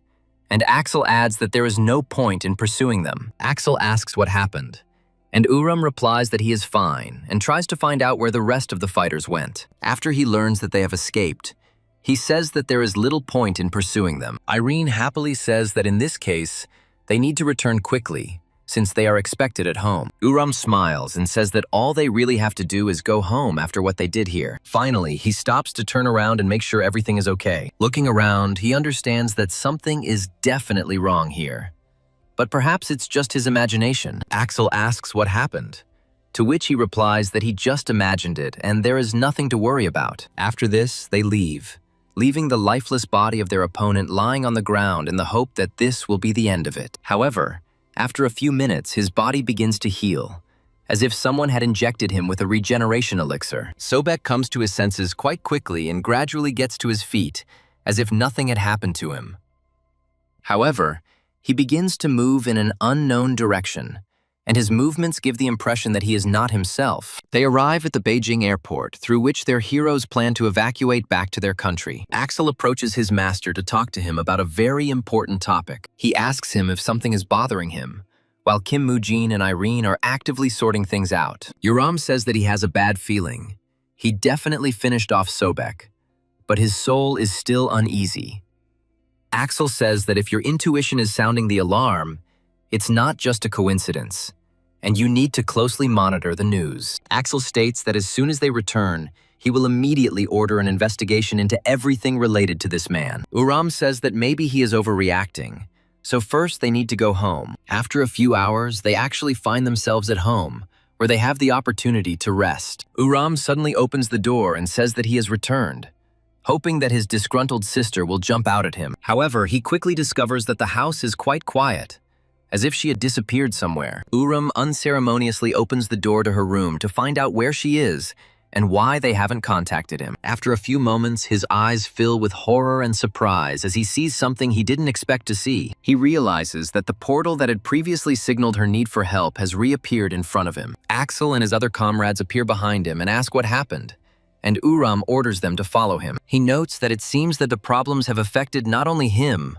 but also his sister, so it is necessary to act decisively and quickly. He emerges onto the other side of the pocket dimension, which has become much colder in the meantime. He sees one large rectangular object that looks like a tomb. Uram wonders what happened and sees the Reaper closely guarding the place. The Reaper reports that there was a battle here, and during the fight, the witch used an unfinished ice heart. He notes that because of this, an aggressive icy aura is now trying to consume her body. Uram asks how she feels, to which Reaper states that she is unconscious. Kim Mujin says that she appears to be suffering from what is known as the 9-yin gap. Kim Mujin explains that the symptoms are exactly the same as those experienced by the Lord of the North Sea Ice Palace in the past. He notes that it can be cured, but the yin energy needs to be neutralized with powerful yang energy. Uram wonders if they can save her if a powerful energy of the opposite nature appears. Kim Moo-jin says that this is practically a guaranteed salvation, and Uram replies that he understands everything. Immediately after this, he decides to use his skills to save her and combine the energies. Axel reports that the Lord is circulating his own internal energy to fill it with yang energy. Uram reflects that it wouldn't take much effort to create this energy. However, the main problem is its quantity, because if his internal energy runs out, he will die. He can only hope that she will come to her senses soon, and he will not have to spend all his internal resources. Axel is surprised that the Overlord's body is burning, and Irene states that it is due to an overflow of yang energy. Gradually, Yuri gains enough energy to slowly begin to come to his senses. She looks at her savior in surprise and realizes that her wayward brother has returned again to save her. Uram continues to transmit a huge amount of energy to her so that she finally comes out of this state. Axel monitors their energy signatures and says the energy is finally stabilizing. Yuri feels much better now and slowly says her brother's name, unable to believe that everything really happened like this. Gradually, he stops the energy transfer procedure and happily says that he succeeded. However, he immediately realizes that he has almost no strength left to maintain his balance. Immediately after this, he loses consciousness, and his comrades rush to him to help him up. Uram opens his eyes after a few hours and tries to understand where he is and what has been happening to him all this time. Irene immediately approaches him and asks how he is feeling, while he complains of a headache. Uram says that he will live, after which he immediately asks what happened to the witch. Yuri says she didn't think he would treat the Ice Heart's recoil in such a barbaric way. Uram replies that this is the longest word thank you he has ever heard, and reminds her that she is in his debt. Yuri smiles and says that she really has nothing to say, and she is very grateful to him for saving her. After this, they decide to tell each other about the adventures they had over the past few days. Yuri, finishing his story, says that Lena escaped, and she lost consciousness due to the recoil of the Ice Heart. She also says that the ring should have lit up and asks what they were doing. Uram remembers what they were doing at that moment and replies that they were fighting intensely. Yuri says that he left for another country, let the traitor go, and didn't come when he was really needed. Uram looks down sadly and says that it is really hard to rely on him, and that is a problem. Yuri is very surprised that he didn't go berserk, and suddenly admits the guilt that seems to be weighing on him since the trip. Kim Moo-jin says that if the ring sends a signal when the owner is in danger, then it should have sent it several more times. Yuna says that if the owner loses consciousness, the ring stops working and the signal is cut off. Irene suddenly checks her phones and jumps up from her seat, saying that everyone else needs to see this. Uram asks her in surprise why she was making so much noise, after which he turns his attention to the phone. After a few moments, his eyes widen again as he clearly sees something he shouldn't have seen. The whole point is that Mayor Sobek is coming out to the public for another public statement. Yuna is trying to figure out how this bastard managed to survive, because they definitely finished him off a few days ago. Uram states that no one can survive such a blow, and that it is impossible, which means that something is clearly wrong here. Yuri confirms his fears, saying that there is clearly some kind of magic involved. Yuri remembers that Lena's sudden appearance and Sobek's resurrection are too obvious a coincidence to ignore. She also says that she will gather information, and he should avoid further trouble. After this, she says that they need to return home so as not to frighten their parents. Approaching the portal, she says that her mother is probably restless, as she misses her very much. Uram counters that he never gets into trouble, and Yuri repeats his request to behave calmly. Yuri says that he doesn't even know where and when the next blow will be dealt, when suddenly his sister bursts in. Yuna shouts the names of Yuri and Uram to get their attention as quickly as possible. She happily talks about how great it would be if they went to an amusement park for the weekend. This proposal turns out to be very unexpected, but they agree and go there a few days later. Uram takes some cotton candy to snack on and try new sweets. After this, he makes a claim to his sister, saying that she herself told them to behave quietly, and now they are walking around here. Yuri asks what else she could do since her little sister asked her to take her to an amusement park. She points at her and says that he should pay close attention to how happy she is and be happy about it. Uram says that this is indeed the case, since they are unlikely to be attacked in broad daylight. Uram asks what she eats alone, and she states that she eats the kebabs they bought her. Uram says that this is unfair and demands that she immediately share, taking one kebab. After some time, they decide to create the perfect route around the attractions. However, Due to petty arguments and squabbles, they do not notice that someone is closely watching them all this time. Uram wonders where they should go first to have some fun. Uram says that he came here only for his sister, because for him, these attractions are boring. However, once he actually gets on the roller coaster, he quickly changes his mind. For him, such things are an incredible adrenaline rush and excitement, while Yuri behaves absolutely calmly and indifferently. The same can be said about all the other attractions, where their heroes experienced an incredible range of emotions. Yuri continues to behave absolutely calmly and almost indifferently, as if the human world does not exist for her. Uram finally experiences the joy of an amusement park and says that it is actually a lot of fun, although he didn't think so before. Uram says that it is necessary to move on to the next attraction, but he needs to calm down and behave carefully. Meanwhile, Kim Mujin says that the next plan is to visit the carousel, which is sure to be interesting. Uram asks him if he means that thing that just slowly spins in a circle. Kim Mujin says that Yuna really wanted to ride it, and Uram suggests choosing something else. Yuna immediately starts to act up and says that she wants a carousel,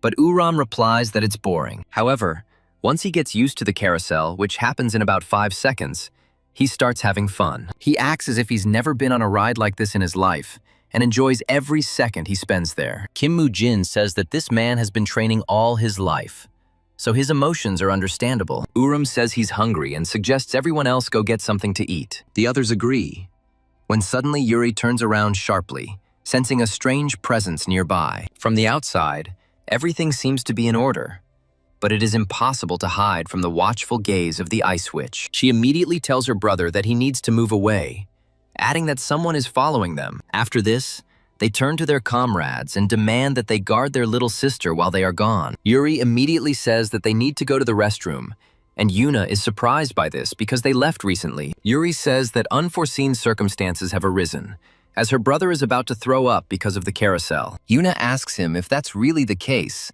and Uram says that his stomach feels a little twisted. They claim that they will return quite quickly, so no one will even have time to get bored during their absence. Uram asks her why she set him up, to which she replies that this was a quick way for them to get out of trouble. After some time, they get the opportunity to look around and track down the person who was following them. This trail leads them into a deep alley, inside which, it would seem, there is no one.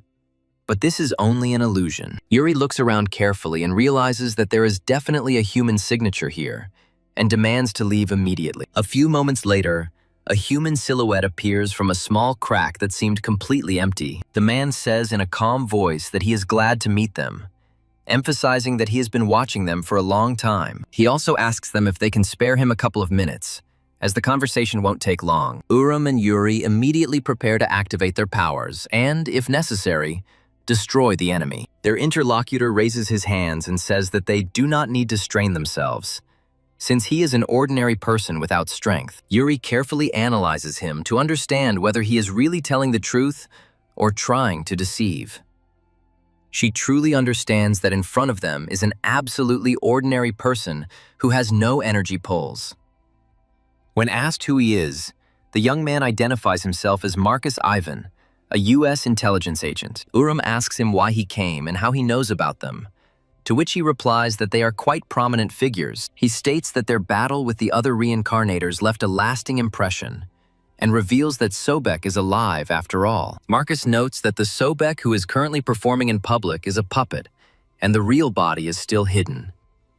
Yuri asks why he decided to just share such valuable intelligence information with them. Marcus says he represents the ARG reincarnation organization within the government. He states that their goal is to eliminate any threats that could cause chaos, but their hands are tied. He adds that the number of dangerous reincarnators has increased sharply recently, and they are trying to expand their staff. He also states that he has learned that these people have single-handedly destroyed great and powerful organizations. He states that he understands that it is still difficult for them to trust him, and therefore asks them to seriously consider the offer of cooperation. He also states that they will provide them with any intelligence and, in case of danger, will provide support faster than anyone else. He hands them a business card and tells them that if they decide to contact him, they can call this number. After this, he expresses his sincere hope that their meeting will take place quite quickly. Uram asks her what she thinks about the proposal of this man, who seemed quite honest. Yuri holds the business card in his hands and understands that it would be wrong to ignore this offer. From this point of view,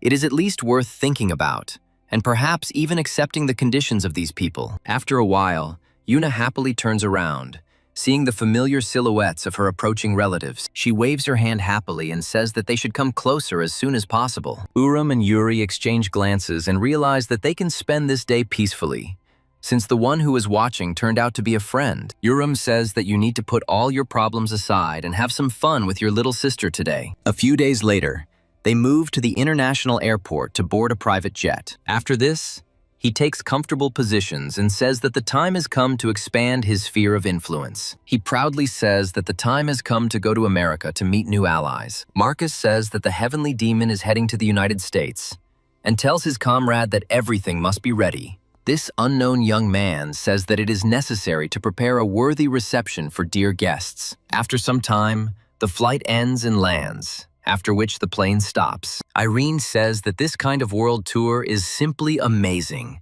and she is already looking forward to new adventures. She also says that this is her first time flying to America, as she has never been there even during her tours. Yuri says that they didn't come here to have fun, and Irene replies that even in such situations you need to be more cheerful. Axel asks the Overlord if he is sure that Qianru has also been reincarnated, and is told that it is practically guaranteed. He adds that he heard that Qianru is currently in the ARG with the Empire's best blacksmith Tell. Axel recalls that this blacksmith created his favorite blade from his past life, which he used for a long time. He also says that the very thought of being able to wield his creation again excites his blood. Uram says that good weapons will make his life easier in the coming events, so it would be foolish to neglect them. He adds that it is worth listening to these people to understand whether they are trustworthy. After some time, they reach the headquarters of this organization, which is located in Los Angeles. Marcus greets them joyfully and says that he is glad that they finally decided to trust him and come here. He notes that they have come a long way, so it is better to discuss everything inside the building so as not to attract attention. However, as soon as they step inside, they immediately find numerous gazes focused on them. These glances belong to a pair of unknown warriors who are watching them closely and analyzing their steps. One of them says that two legendary creatures actually came here to talk. He also says that they are rumored to be working together, and now we can see it with our own eyes, which is incredible. He smiles and his energy begins to shine as he states that he is bored of just standing on the sidelines. Immediately after this, he jumps down to give the guests the warmest possible welcome. Uram and his comrades immediately freeze, sensing the approach of another fighter, and try to understand his intentions. This fighter lands on the ground with a distinctive thud, causing a bright explosion and a small amount of smoke. Irene says that apparently this is a trap and recommends going on combat alert, but Uram stops her. The fighter who decided to greet them says that he was finally waiting for this meeting. He also immediately addresses the heavenly demon,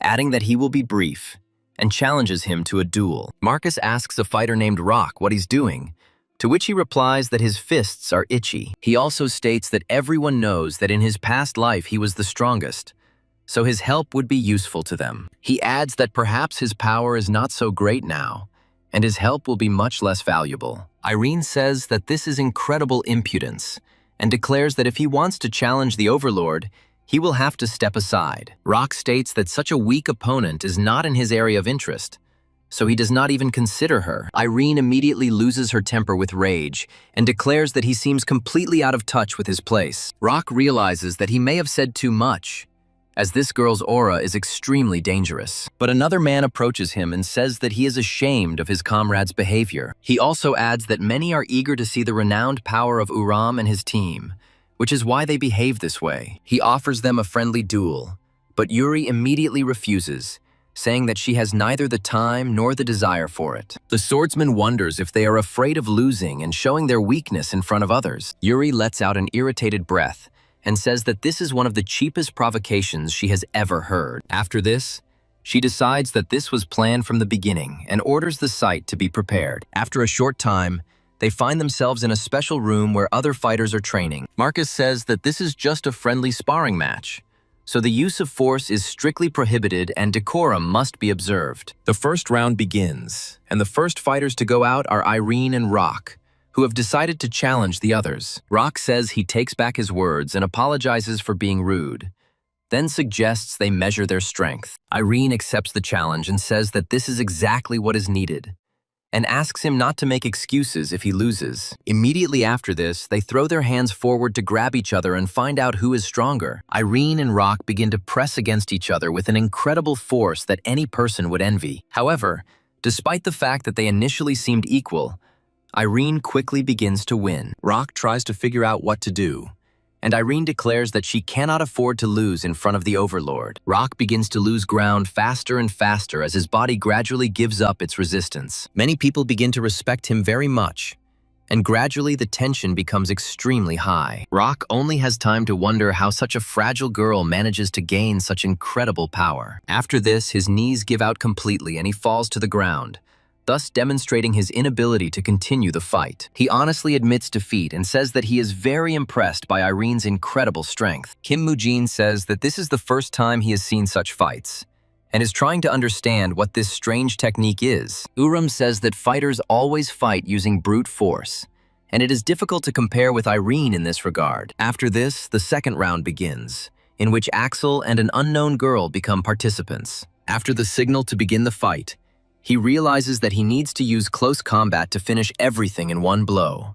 The girl says that she is fighting for her comrade and that this time victory will definitely be his. Axel decides to speak with his actions instead of words and immediately breaks the distance. The girl tries to hit him to seize the initiative, but he immediately appears right behind her. Axel lands one powerful punch right across her back, but doesn't expect it to be enough to break through her defense. However, it quickly becomes clear that his attacks are completely ineffective against a more durable opponent. The girl turns towards him and wonders if he is a representative of the assassin class. Smiling, she declares that in that case she will definitely win this sparring match. Uram says that Axel will indeed lose in this fight, and Irene asks how that is possible. Uram states that this woman sacrificed attack for defensive purposes, while Axel specializes in attack. But the most important thing is that during friendly sparring, you can't kill, so he is limited in his attacks. Axel wonders in his mind if normal attacks really can't penetrate this defense. After this, he decides to use a secret technique to find a weak spot in this fighter's defense. However, he quickly stops and realizes that this technique is deadly and is unacceptable here. Immediately after this, he calmly closes his eyes and understands that he has only one way out of this situation. He honestly admits that his internal energy is almost exhausted, so he cannot continue the fight. The girl looks after him in surprise, and he turns around and says that he couldn't break through the defense, so he lost. After this, she calls out to him and says that any normal person would have immediately realized that Axel was holding back. She then asks if he could break through her defense if it were a real fight to the death. Axel calmly replies that in that case, her head would have flown off her shoulders the second the fight began. The girl turns around with a smile and says that such confidence in his abilities impresses her. Meanwhile, Marcus says that the second round is over and the victory goes to ARG.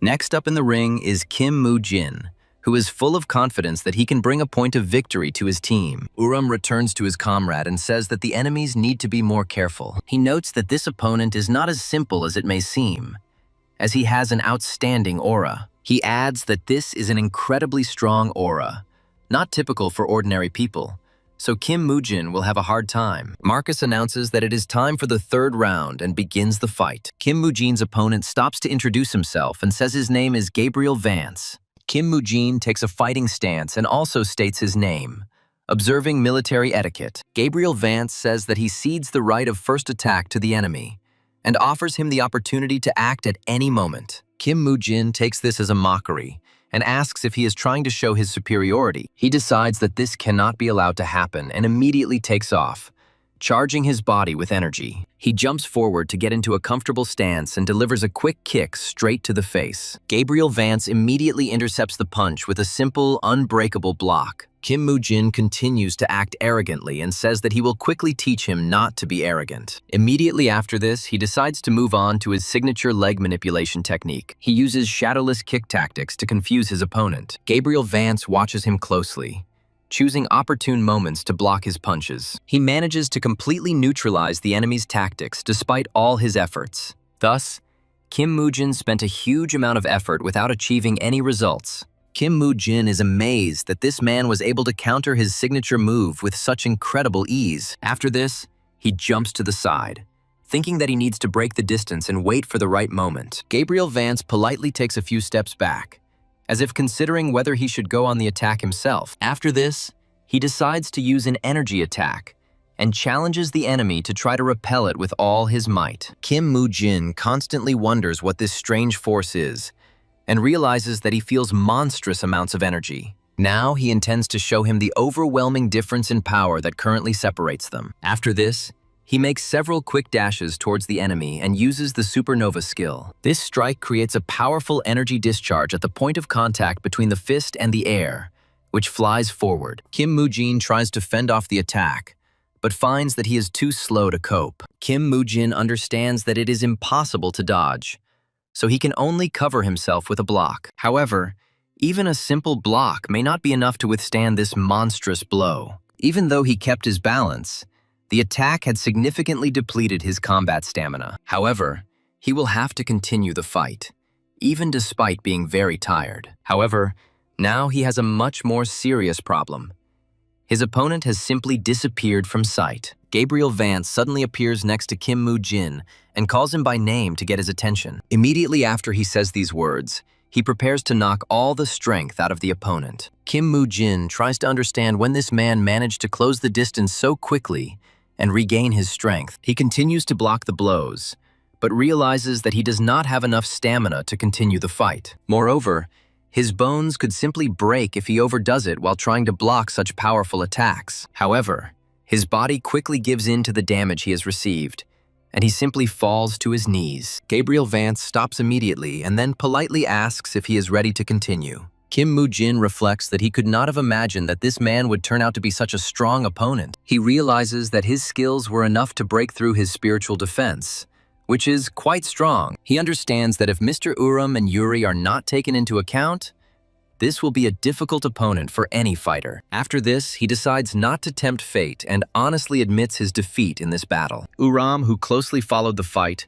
understands that Kim Moo-jin is far from weak, but this opponent turned out to be stronger. He decides to remember the name Gabriel Vance, as he will always need such valuable allies. Marcus, in turn, says that ARG is currently leading the series in 3 victories, so everyone needs to step up their game. They finally begin the 4th round, and Yuri's opponent says that it is a great honor for him to fight such a great figure. After this, he quickly begins waving his staff and states that he can't wait to see if his magic will work on her. Yuri doesn't respond, but decides not to be rude to his opponent, since they have no reason for enmity. She creates a small ice barrier to protect herself from the energy blasts, which don't even scratch it. Her opponent says he underestimated the Ice Witch's power and declares that the next attack will be stronger. However, after a few moments, he realizes that talk of the next attack was started too prematurely. The thing is that the witch has already begun to influence his body and is gradually turning it into ice. The magician looks at what is happening with indignation and tries to understand when she managed to use this spell. Yuri, in turn, states that his level is too low for him to fight her on equal terms. Meanwhile, the magician finds himself almost completely encased in ice and has no chance of escape. After some time, he completely turns into an ice block, but his vital signs are still normal. Marcus is in a hurry to finish the round, as this mage is of incredible value to their company. Uram, smiling, says that she called all this cheap provocations, but still it hurt her. After this, he says that it is finally his turn, and emphasizes that his fists are already itching. Uram says it's just a friendly sparring match, but he needs to win to save the Overlord's face. He also says that he cannot give in to the Ice Witch, so he must deal with the enemy in one blow. After this, the final round begins, and his opponent is the same young man with whom Marcus spoke earlier. Marcus says it's time to find out which of the 2 teams will be stronger. Uram carefully analyzes the enemy and realizes that this is definitely not an ordinary reincarnator. He understands that this person's energy is unusual, but for some reason it seems familiar to him. The young man suddenly says that he is immensely happy to meet him after a long separation. After this, he bows respectfully and says that in this life, he also counts on his guidance. Uram says with a smile that apparently they have already fought in a past life, and asks what his name is. Instead of answering, the young man takes his sword out of its sheath and says that this is a very interesting secret. After this, he smiles and adds that this secret will become an obvious fact quite soon. Uram immediately recognizes this aura, since he has not met such people for many years. Looking closely at his opponent, he realizes that the sword god is standing in front of him, and in his youth he declares that it is indeed him. After this, he takes a few steps back to prepare for further combat. The sword god makes a small dash towards the enemy and says that they haven't seen each other for a long time. Uram immediately understands that he needs to act at the limit of his capabilities if he does not want to lose. He quickly jumps to the side,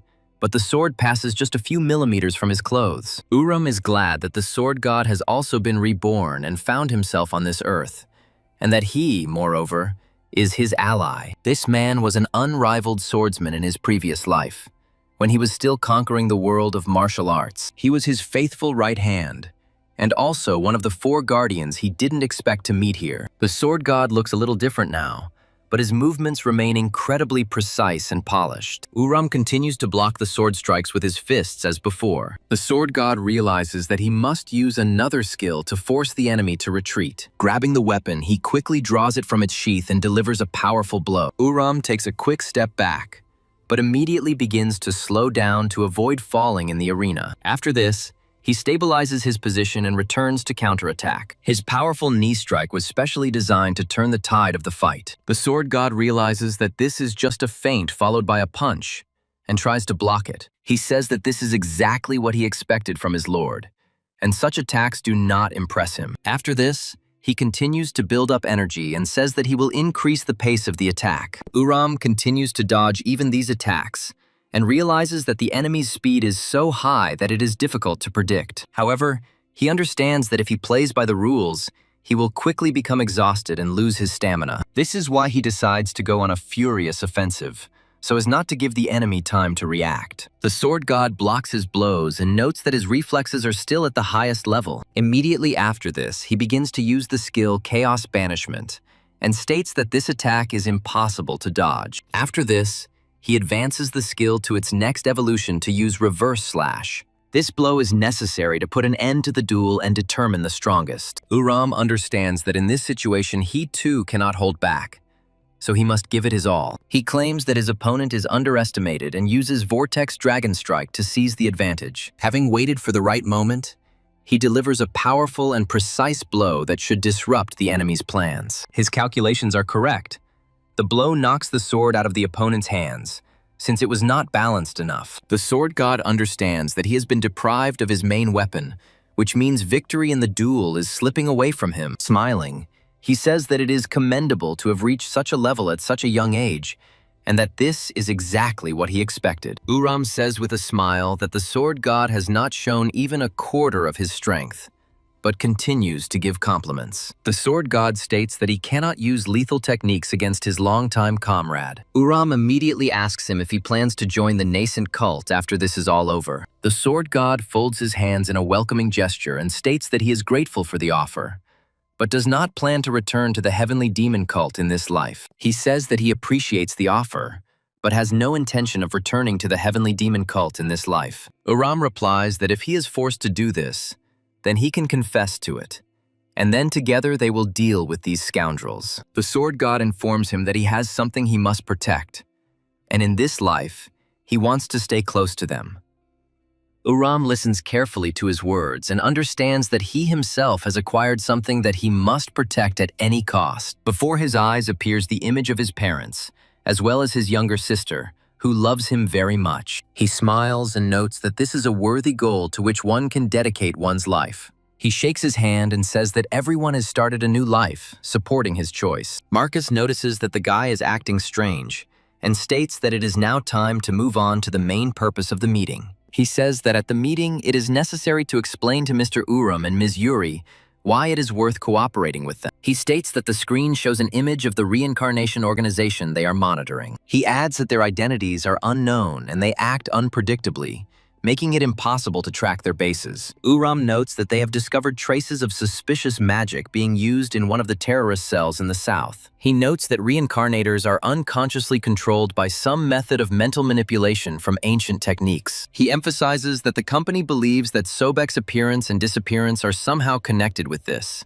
Yuri assumes she knows who is behind this and believes it is probably Lena and Reno's, her former mentor. She notes that she has encountered him before and understands that he is acting on orders, and Sobek is just one of his puppets. She also says that in this life, they probably joined him because this mental technique is too familiar to her. He reports that the next slide clearly shows how this organization somehow creates chimeras. He adds that the number of reincarnators has sharply decreased recently, so they may be involved. Marcus adds that the created chimeras look like animals and are completely devoid of intelligence. He also says that attention needs to be paid to a group called Berea, which has been operating in these areas for a long time. He reports that this group is led by a powerful magician named Hamad, whose identity is unknown. Marcus also says that they kidnap civilians, men, women, and children, without regard for them. He adds that the Nigerian government has approached them for help to solve this problem. Marcus reports that unstable chimeras have recently been spotted in northern Nigeria,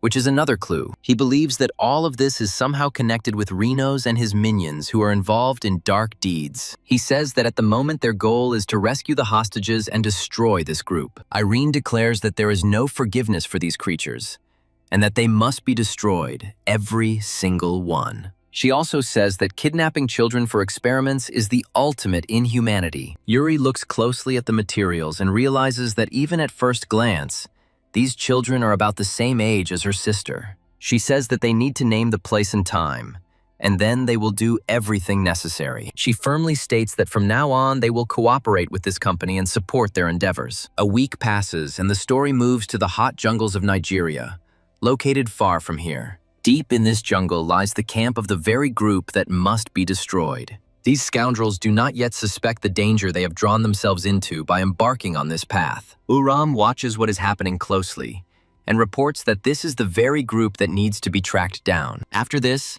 he turns to his squad and declares that the time has come to begin clearing out the Augean stables.